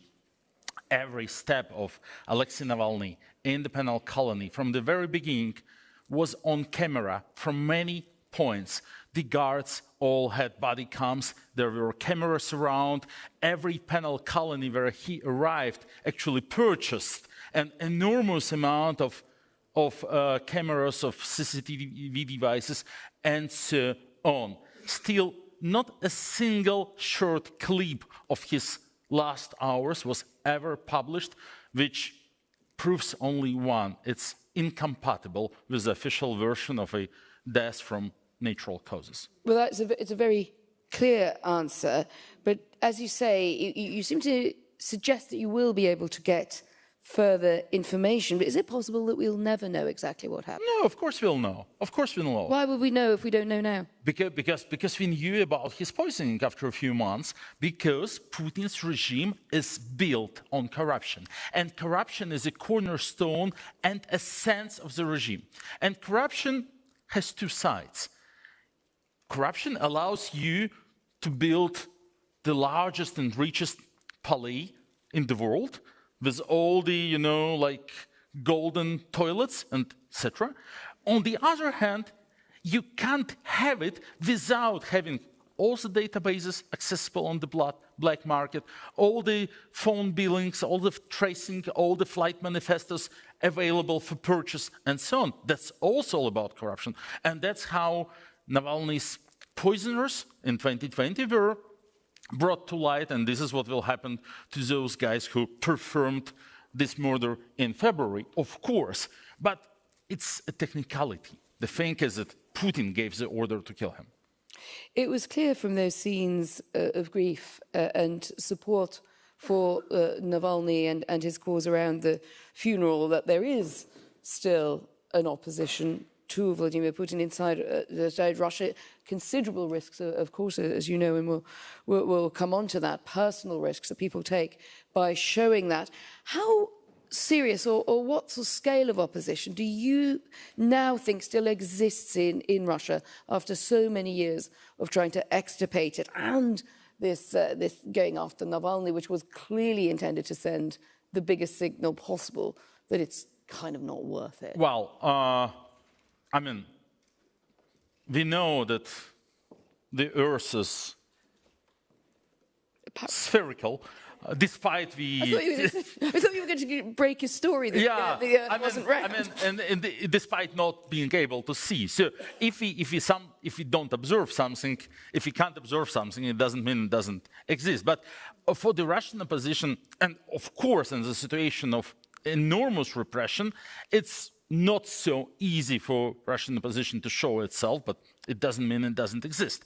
Navalny's funeral was attended by 40,000 people, 40,000, 40, chanting, Putin is a killer, no to war, and all other things.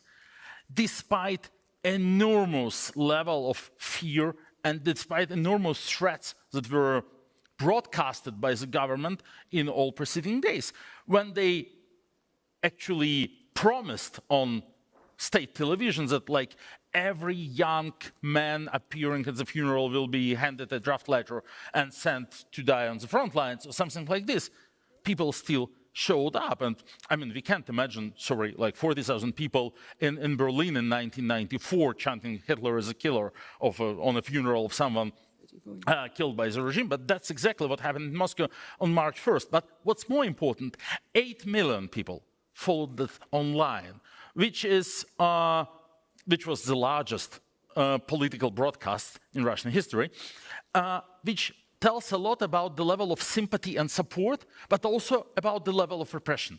The ratio, 8 million to 40,000, it's 200 to 1. So every brave person who showed up for this funeral represented 200 sympathetic people who did not allow themselves to take this enormous risk and to show up, but they exist.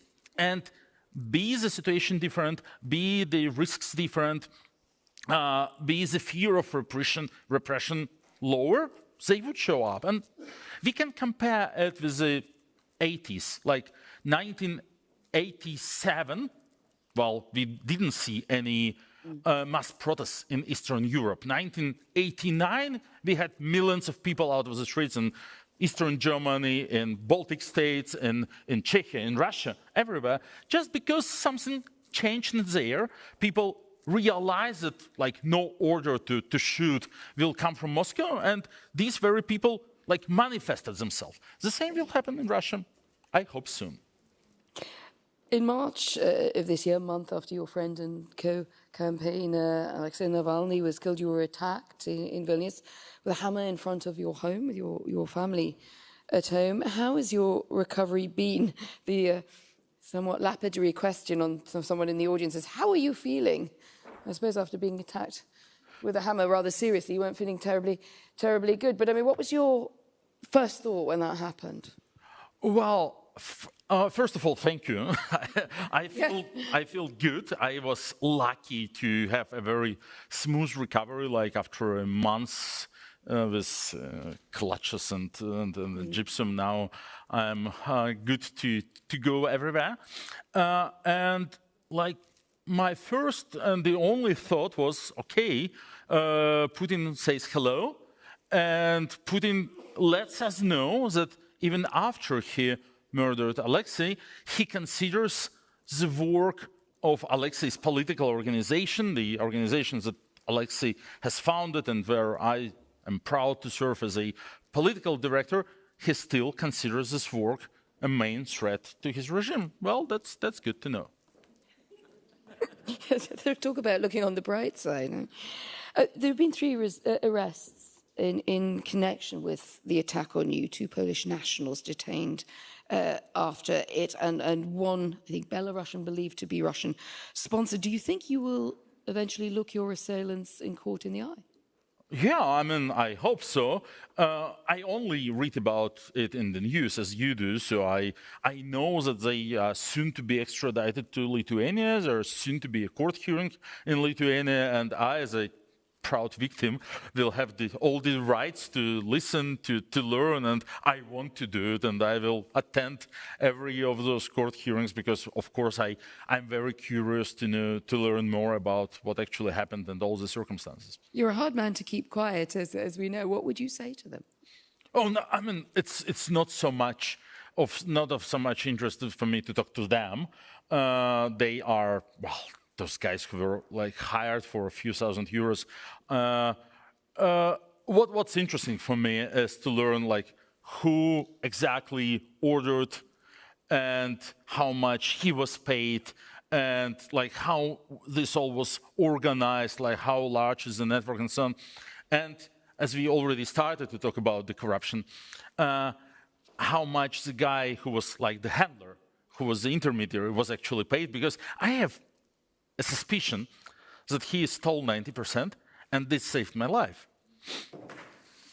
I think your eyes are actually sparkling with interest as you're discussing this terrible attack on you. You could still see that anti-corruption journalist who's like, this is a good story. Should be. Should be, and it should have a better ending. But do you feel safe now? Because it is not, of course, impossible that these things can happen, can strike twice in the And we always knew they are possible. And I don't know what else should happen for everyone to realize it's possible. There was a Skripal attack in 2018 in the UK. There was this Tiergarten mort in 2019 in Berlin with this guy Krasikov, whom Putin desperately wants to get back from the German prison.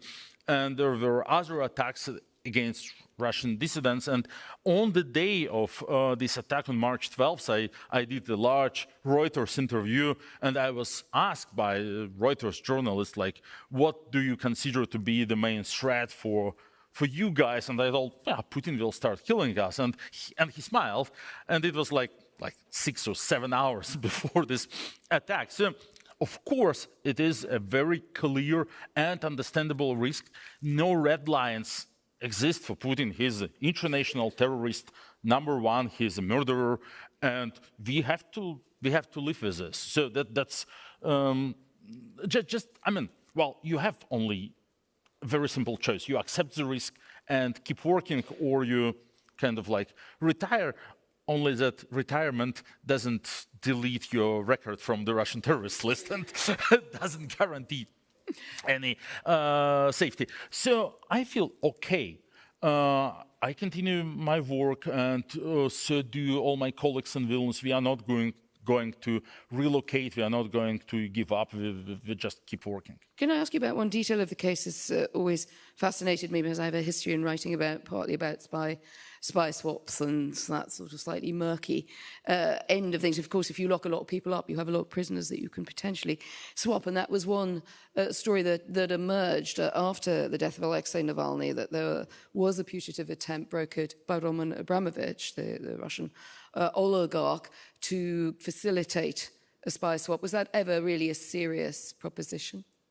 Sorry, no. Sorry, just get that right for the tape, because I've just made someone a spy who wasn't.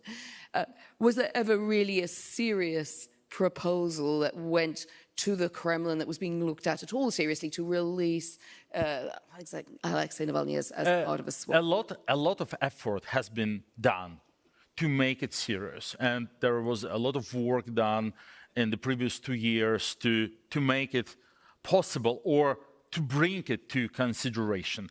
But we don't know what's in Putin's head, and it looks like Putin never really wanted to consider it seriously. And killing Alexei Navalny was kind of like his reaction to the proposal. And what does that make you think about the role of Roman Abramovich in these cases?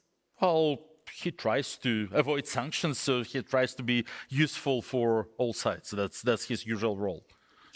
What kind of Russia do you think that we'll be looking at in the years ahead? I mean, you can choose your timeline, 10, 20 years ahead. Do you see hope for Russia? And also, without the figure of Navalny, is there a new figurehead for opposition, or should we perhaps move away from that idea of looking to a single figurehead? First of all, no one appoints figureheads. No one appointed Alexei Navalny to be the leader of Russian opposition. There was never like a formal procedure. He deserved it. He deserved being considered leader of Russian opposition by his work, by his campaigns, by his investigations. He had also a particular charisma. Right? By his charisma, his vision for the future, his speeches and the risks he took. So that's, we don't need anyone to be appointed a figurehead. And I think like Russian opposition will, or like people who are against Putin and his war will find out whom they want to be represented by. And well, as of now, I see that there is a lot of hope connected with Yulia Navalny, Alexei's video, and co-fighter for all these many years. And our job as Alexei's political organization is to help her in whatever she decides to endeavor. And the future of Russia, Alexei was a great optimist. And this is in the DNA of our organization. And it's also probably like the only way to make his enormous sacrifice not to be in vain, to build this beautiful European democratic Russia of the future that he dreamt of. So that's our goal. We don't change it. We are not going to give it up because, well, this is for us the only way to defend and to promote his legacy now. I know the clock is running against us. It's a very stern clock. I've got a couple of questions. I'll just wrap them together. We might just do a sort of... Let's try to do... Never ask someone who's very eloquent with Russian background to be brief, but I'm going to. If we're concerned, and I think a number of people are who've sent in questions about people like Vladimir Kara-Murza, Evan Gershkovich, what suggestions do you have for helping either political prisoners or those like Mr. Gershkovich, who are basically arrested as part of an intimidation of those trying to keep a journalistic spotlight? Well, first of all, if someone in this audience was considering going to Russia, don't. Putin needs exchange fund, and he makes it very clear, and every foreigner in Russia is just a potential exchange fund, and that's what happened, unfortunately, to Ivan Gershkovich. So at least don't help Putin to increase his stock. And to help those who are already in this situation, we have to talk about them. We have to raise awareness. As Alexei always said, like the international attention is the only protection, if any. Okay, for him it was not sufficient because he was Putin's personal enemy #1, etc., etc. But hopefully for the others, it would be a form of protection. Everyone on the Power Play podcast pretty much gets this last question. Who would you like to hear in the hot seat on the podcast? Who do you think that we should talk to? Who would make you subscribe to the podcast? I don't listen to podcasts. Can we just cancel this guest booking right now? I mean, I know you had an interesting one.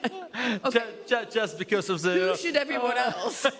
time pressure. Apart from you, listen to on the podcast. Sorry. I thought you might say Yulia Navalny or Dasha Navalny. They will decide at some point. I think, like it's my personal perception, that what Yulia does now, that her public appearances are very rare, but always very to the point, and when she really has to offer something new and when she really has something important to convey, that's a good media strategy. And we always consider like our fight against Putin to be a marathon, not a sprint. We have to be very careful about our resources. We don't want to do like hundreds of empty speeches, but we want to concentrate on thinking what will help us to defeat him ultimately. Well, the very best of luck in that marathon. Thank you. Thank you very much. Thank you.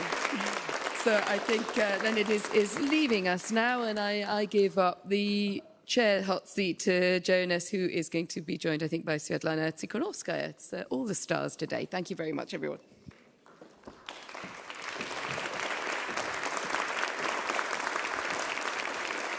Thanks, Anne. Great. I know I don't think I need to have a seat. Thank you. This is a great session that we're now entering with Svetlana Tikhonovskaya. It's my personal pleasure to do this, an honor. We've done it 3 years in a row, and I think even maybe 4 if we count a virtual one during COVID as well. So it's really important for me that we bring the situation in Belarus as well to the forefront. Svetlana, let me start with a personal question. I am a big admirer of your tenacity, the way you keep fighting for a free Belarus. But it's, as we just heard with Leonid Volkov, it's not a sprint, it's a marathon. What is it that sort of Svetlana superpower that keeps you up and gets you up every day to continue this? I think that's important for all of us, also for the many democracy activists that are in here, and keep up that sort of optimism, even though it's a tough fight. And you're up against a tough dictator like Lukashenko. Just you have reminded me that I'm here for the 4th time already, and it's a pity, but it means that our fight against dictatorship continues for 4 years in a row already. And the first superpower I have, I believe, is that I'm a woman. Woman? Thank you.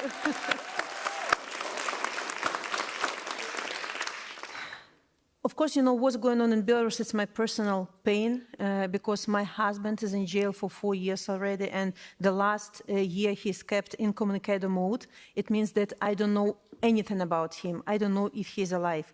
I don't know what's going on with him in jail, and my children asking me every day when they are going to see their daddy. And I know that this question is being asked by thousands of children in Belarus and abroad. So, but this pain I feel every day for the destiny of our political prisoners give me energy to continue this fight. You waking in the morning with the same thoughts, you're going to bed with the same thoughts, so you need this energy, And the other issue that is my superpower is Belarusian people. Belarusian people who are, despite of the repressions in Belarus, despite of constant atmosphere of tyranny and fear, they continue to fight. Defiantly in Belarus, undergroundly at the moment, but also in exile. 500,000 of Belarusians had to flee the country because of repressions, and they continue to fight. They're sacrificing their time, money, professions, to contribute to our fight because they want to return home. And maybe the final one is the solidarity, the world solidarity and support. No one fight and no one war has been won without allies. And we are not asking the world, to win this fight against dictatorship instead of us. It's our obligation as Belarusian people. But help us to sustain, help us to survive, and help us to win. You have tools. Democracy is a powerful policy. You have a possibility to help all those who are in need or who are confronting dictatorship. So, this is, if I can call it, superpower. So.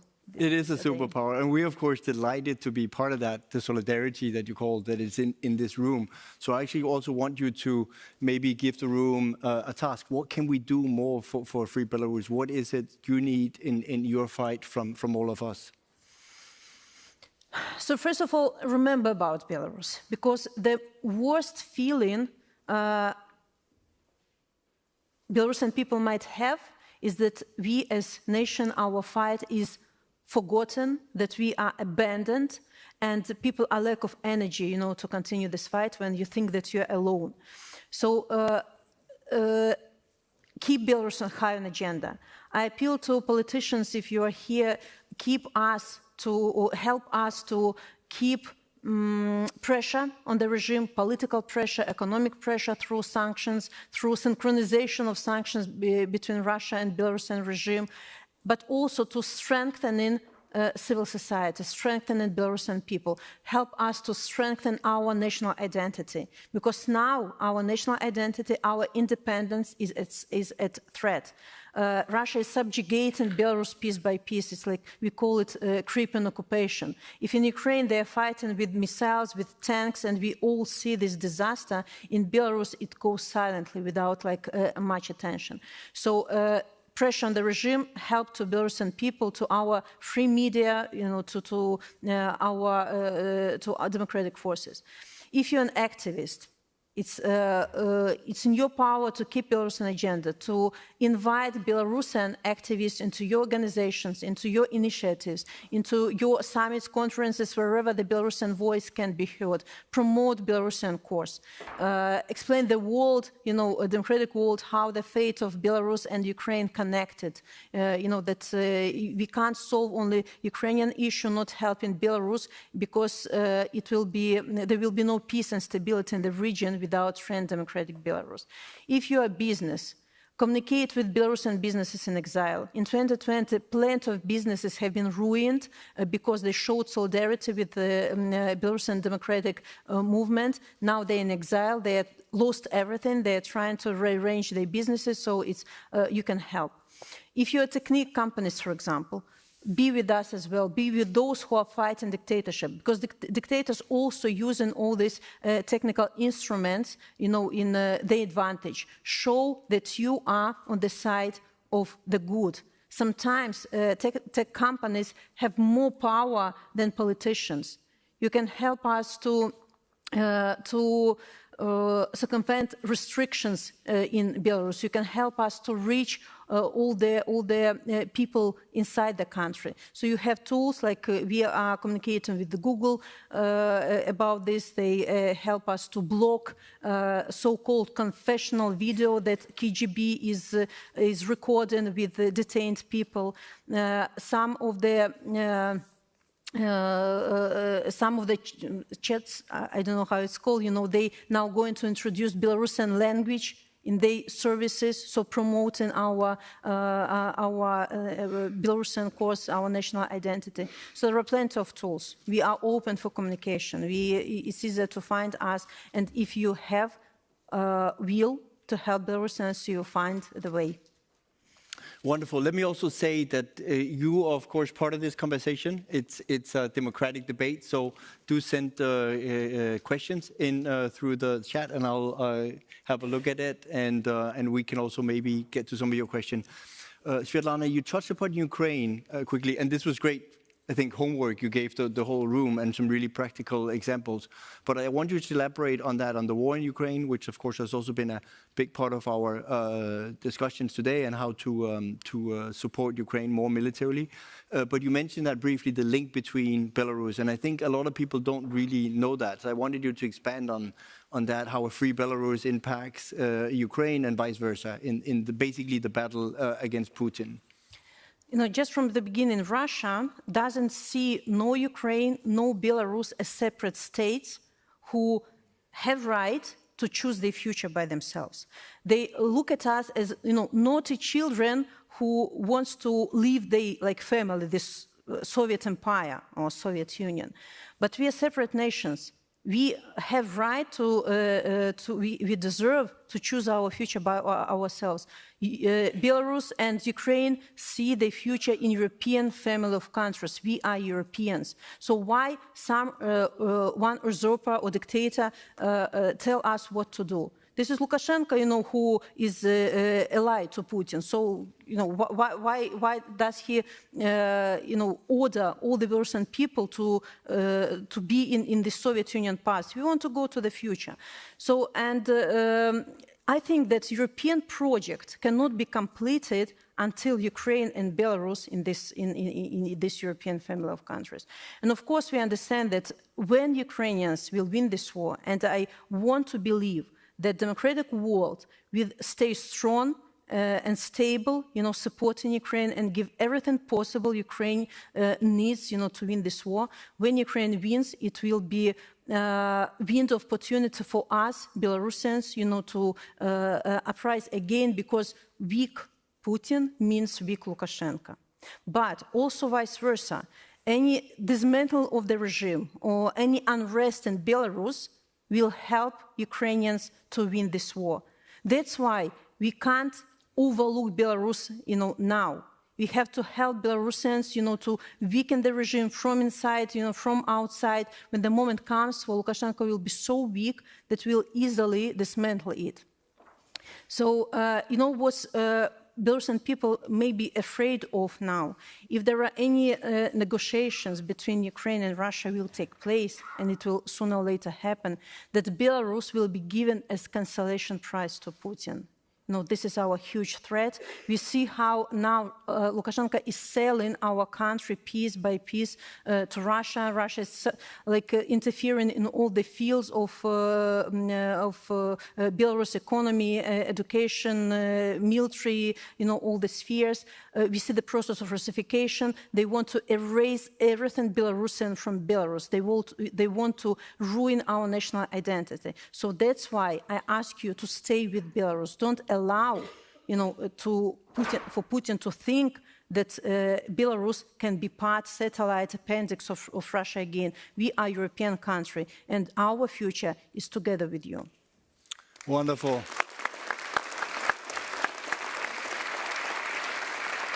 As you said, Belarus is a European country, and I want to just mention that you actually got a prize here in Copenhagen today as European of the Year by the local Europe movement here, so I want to congratulate you on that. But Belarus is also a country that probably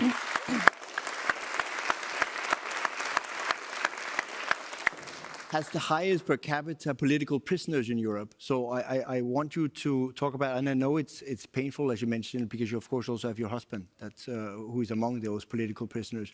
What can we do more? I know there's been initiatives right now for a humanitarian fund as well, but I think it's an issue that we as the democratic world, and we maybe lost sort of the reflexes from when there was the Soviet Union. Everybody always took up the case of dissidents, and political prisoners is really a big issue, and particularly for Belarus. What can we do more? I think that we will be able to release all political prisoners only when we will dismantle this regime. Because for dictators, political prisoners is like bargaining chip, and we don't want people to be traded with. So raise the issue. It's very important to remind the world about such a problem. We have at least 1,500 political prisoners. Accurate number, we don't know, because it's very dangerous to become political prisoners in Belarus, because the attitude to you in prison is much worse than to ordinary people. Many people are held incommunicado, including my husband. It's type of torture.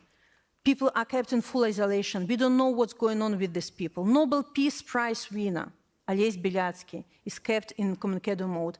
Democratic world, where are you? You have instruments, you have tools to demand at least access to these people. Why not you fulfill your mandate properly? Also, at least 1,500 already served their terms. 3-4 years passed, people served their terms. People lost everything. They lost their property, their health, and people need rehabilitation. And when person is released and he or she understands that, I don't know where, I have nowhere to go, I have nothing, that's why we have to be for these people. We have to at least provide them with some rehabilitation program. That's why we at last launched this humanitarian fund, where all the donations of all the countries, and I encourage actually all the countries to contribute into this fund, to provide assistance to these people who sacrificed everything for the values that European countries are based on. Take good parenthood over political prisoners. Good parenthood, like symbolic, means that you choosing one political prisoner and start communicate with his family, or start writing letters to this person, or at least tweeting about them. It takes a couple of minutes of your life, but through telling the story of this person, one political prisoner, you're telling the story of our nation and our fight.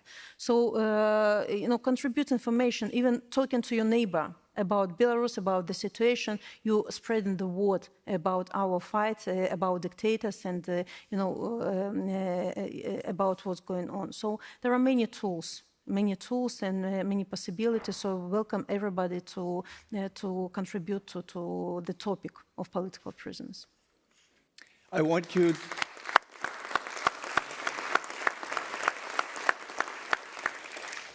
Well, I want you to do that. I want you to heed what Svetlana has been telling us here and do some of these actions. And I do hope, is the fund, is it only governments or is it also individuals that can contribute to that?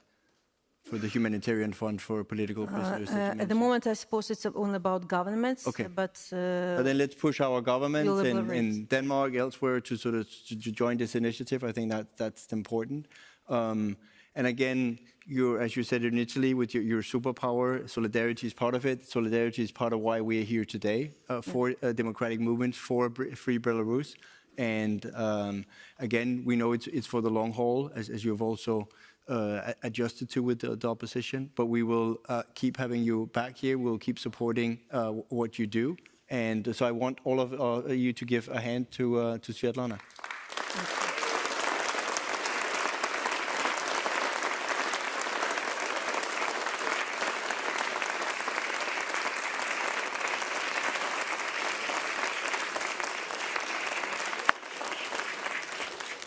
And we're staying on stage is because we also have a small little addition, which is actually an extra sort of program point.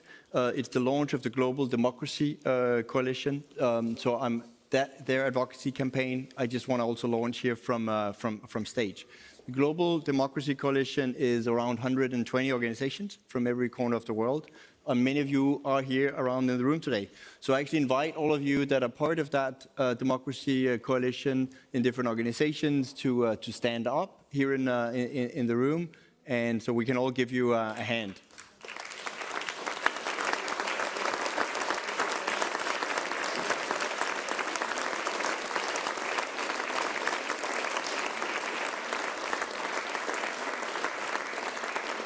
The Global Democracy Coalition is launching this advocacy campaign here today, here from our stage in Copenhagen. It's a campaign that seeks to change the narrative about democracy, so we're not always on the back foot, but talk about decline, but to a posture of resilience and empowerment. And so I want all of you then to watch this little video, 2-minute video, that they have done to do exactly that. And I guess the two of us can then say we give a big thumbs up to the Global Democracy Coalition. Absolutely, I fully support. Okay, and I think we'll have a video, but do applaud. In every corner of the world, democracy breathes life into the hopes and dreams of billions. Today, we come together to say, thank you, democracy, for empowering, uniting, and giving us the voice to shape our future. Thank you, democracy, for the right to vote and for making our voices count. Thank you for giving us the power to create change through dialogue and understanding. Thank you for the freedom to express our ideas and inspire others, no matter where we are. From simple acts of kindness to groundbreaking initiatives, democracy enriches our lives daily. Thank you for the empathy, unity, and joy we share when we come together. Yet, the journey of democracy is one in which we all walk together. It invites us to engage, listen, and act to ensure the freedoms we cherish. We are here today to say, thank you, democracy. You give us the opportunity to speak, ask, listen, act, collaborate. Together, let's continue building our democratic journey. Let's honor those who came before us and those to come. Let's stand up for democracy and prevent its legacy from fading. The time is now.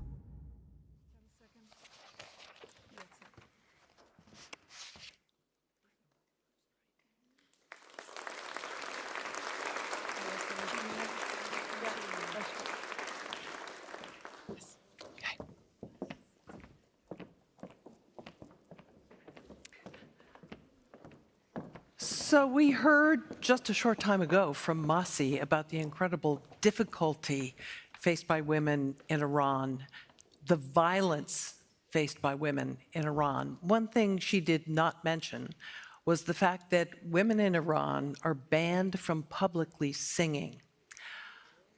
But this woman is literally raising her voice in protest. She is an Iranian-American singer and songwriter. She's a women's activist. Rana Mansour joins us here tonight. Great to have you with us, Rana. Thank you. It's an honor to be here. Thank you very much. Thank you. So, Rana, what message are you trying to deliver with your music tonight? Well, just very quickly, I've never personally been to Iran. Having been born in America, I always knew I wanted to do music. I just knew that that was my calling. As a young teen, I realized what was going on in Iran, that women couldn't sing freely and legally. And I made it a personal mission to always sing songs in Farsi and to try to choose lyrics that were about women empowerment and that were about what was happening inside of Iran. Because I truly believe that if you have the voice and you have the freedom and you don't exercise it, well, I don't think I could live with myself. The first song you're performing is called For Women, Life, and Liberty. Yeah. What inspired you to sing that? That song was originally written by a singer-songwriter living in Iran by the name of Shervin Hajipur. He composed that song of the actual literal tweets of people living inside of Iran. So the lyrics are literally their words, the words of the people inside Iran, which is just brilliant. You know, it's the ultimate proof of how a song, music, art can change the entire world and how powerful it is and how some of these governments are so afraid. They are truly, truly fearful. So Shervin has now been sentenced to jail, in addition to many other things, requirements that he has to follow. I decided to translate it into English. As soon as I heard it, I said, this is something I have to do. I have to translate it to English so that the entire world can understand what's going on over there. Your second song is done in Farsi, and you're going to do it with a standing mic. So I'm going to ask you to step this way so they can position your mic for you. Sure. But because it is in Farsi, tell us what the message of the song is. The second song was composed by a lyricist inside of Iran who wishes to remain anonymous. The lyrics are, it's in Farsi, but there are subtitles on the video in English, so you'll be able to understand what is being said. But it's about living inside of a cage. And the word, it's called Faryad Kohne, which means ancient cries. So it's as if this person has been living inside of a cage for years and years and years and years and just simply doesn't know how to continue to keep screaming for their freedom. So this group is about action. What action can they take to support women in Iran? As an artist, as a musician, someone who does this for a living, I'm always wary to discuss politics directly because it's just simply not my field of expertise. But I will say that silence is death. We have to talk about what's happening. We have to tell everybody that we know. Any outlet that we can. We have a voice. If we are free and we have a voice to use, we must use it. Tell your friends, tell your colleagues about what's going on with artists inside of Iran. Right now, Tumaj Salehi, who is a rapper, he is on death row for simply telling his people through his music to stand up. That's it. He is not inciting violence. He is not causing anybody any harm. He is not being disrespectful. All he's doing is telling the Iranian people that that is your homeland and they have no right to take it away from you. I don't know what will happen with Tumash. I wish that we could just walk in there and change the law. Unfortunately, it's not done like that. There's systems in place, and I'm very ignorant of that. But all I can say is, please don't be silent about it. Say his name, Tumash Salehi. And now we have the pleasure, maybe that's the wrong word, the experience of hearing you use your voice. Please, Thank you. The stage is yours. Thank you. Thank you again for having me.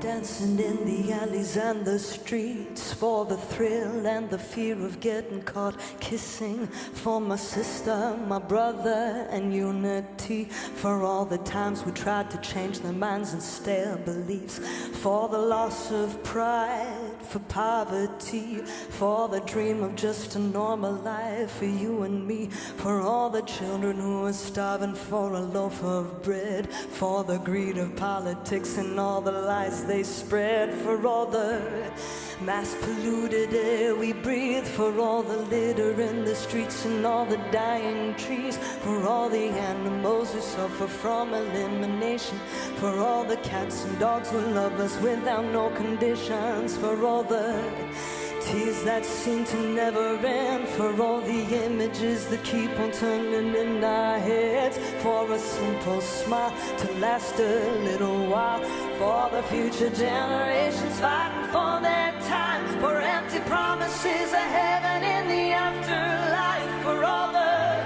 imprisonment of beautiful minds, for all the babies who were born and for the ones who died, for all the times you told the truth and all the times you lied, for all the speeches that we heard about 1,000,000 times, for all the shacks and shelters that were sold to make a dime, for just a glimpse of a peaceful life, for the rising of the sun after an endless night, for all the pills we pop just to get some sleep, for all mankind in our country, for all the boys and girls who never knew equality, for woman, for life, liberty,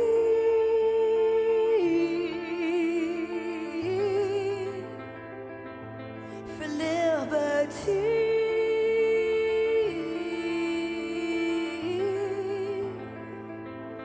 for liberty.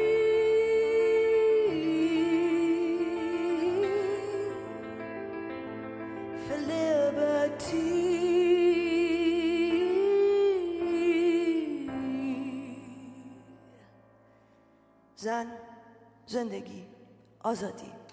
Woman, life, freedom.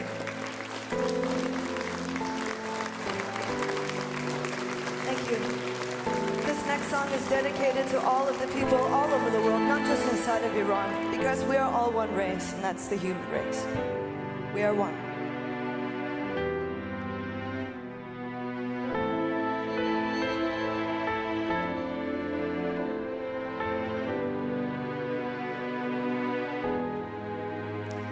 نمیبینه نوری چشام توی این اتاقی که سر تا سرش آجره، همیشه لبامو به هم دوختن، گلوم از یه فریاد کهنه پره، دارن میگذرن لحظه ها و هنوز من اینجا دارم دست و پا میزنم، تا کی باید این عشق ممنوع شه، به این جرم که من مرد نیستم زنم.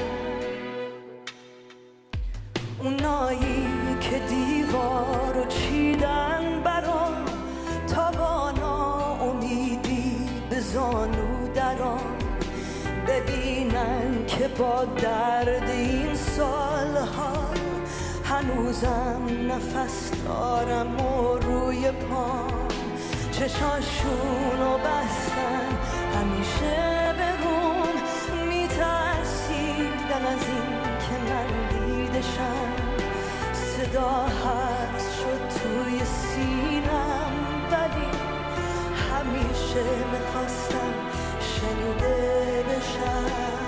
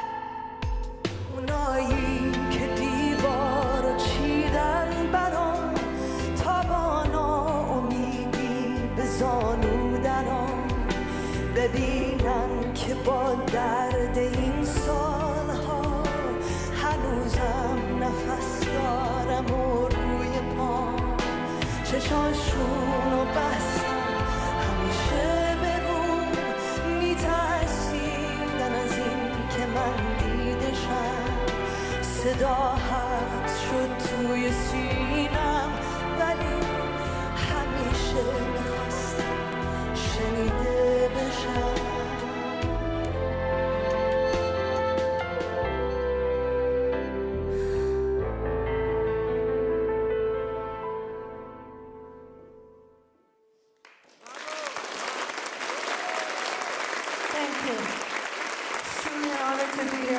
This platform to share our message. Thank you very much.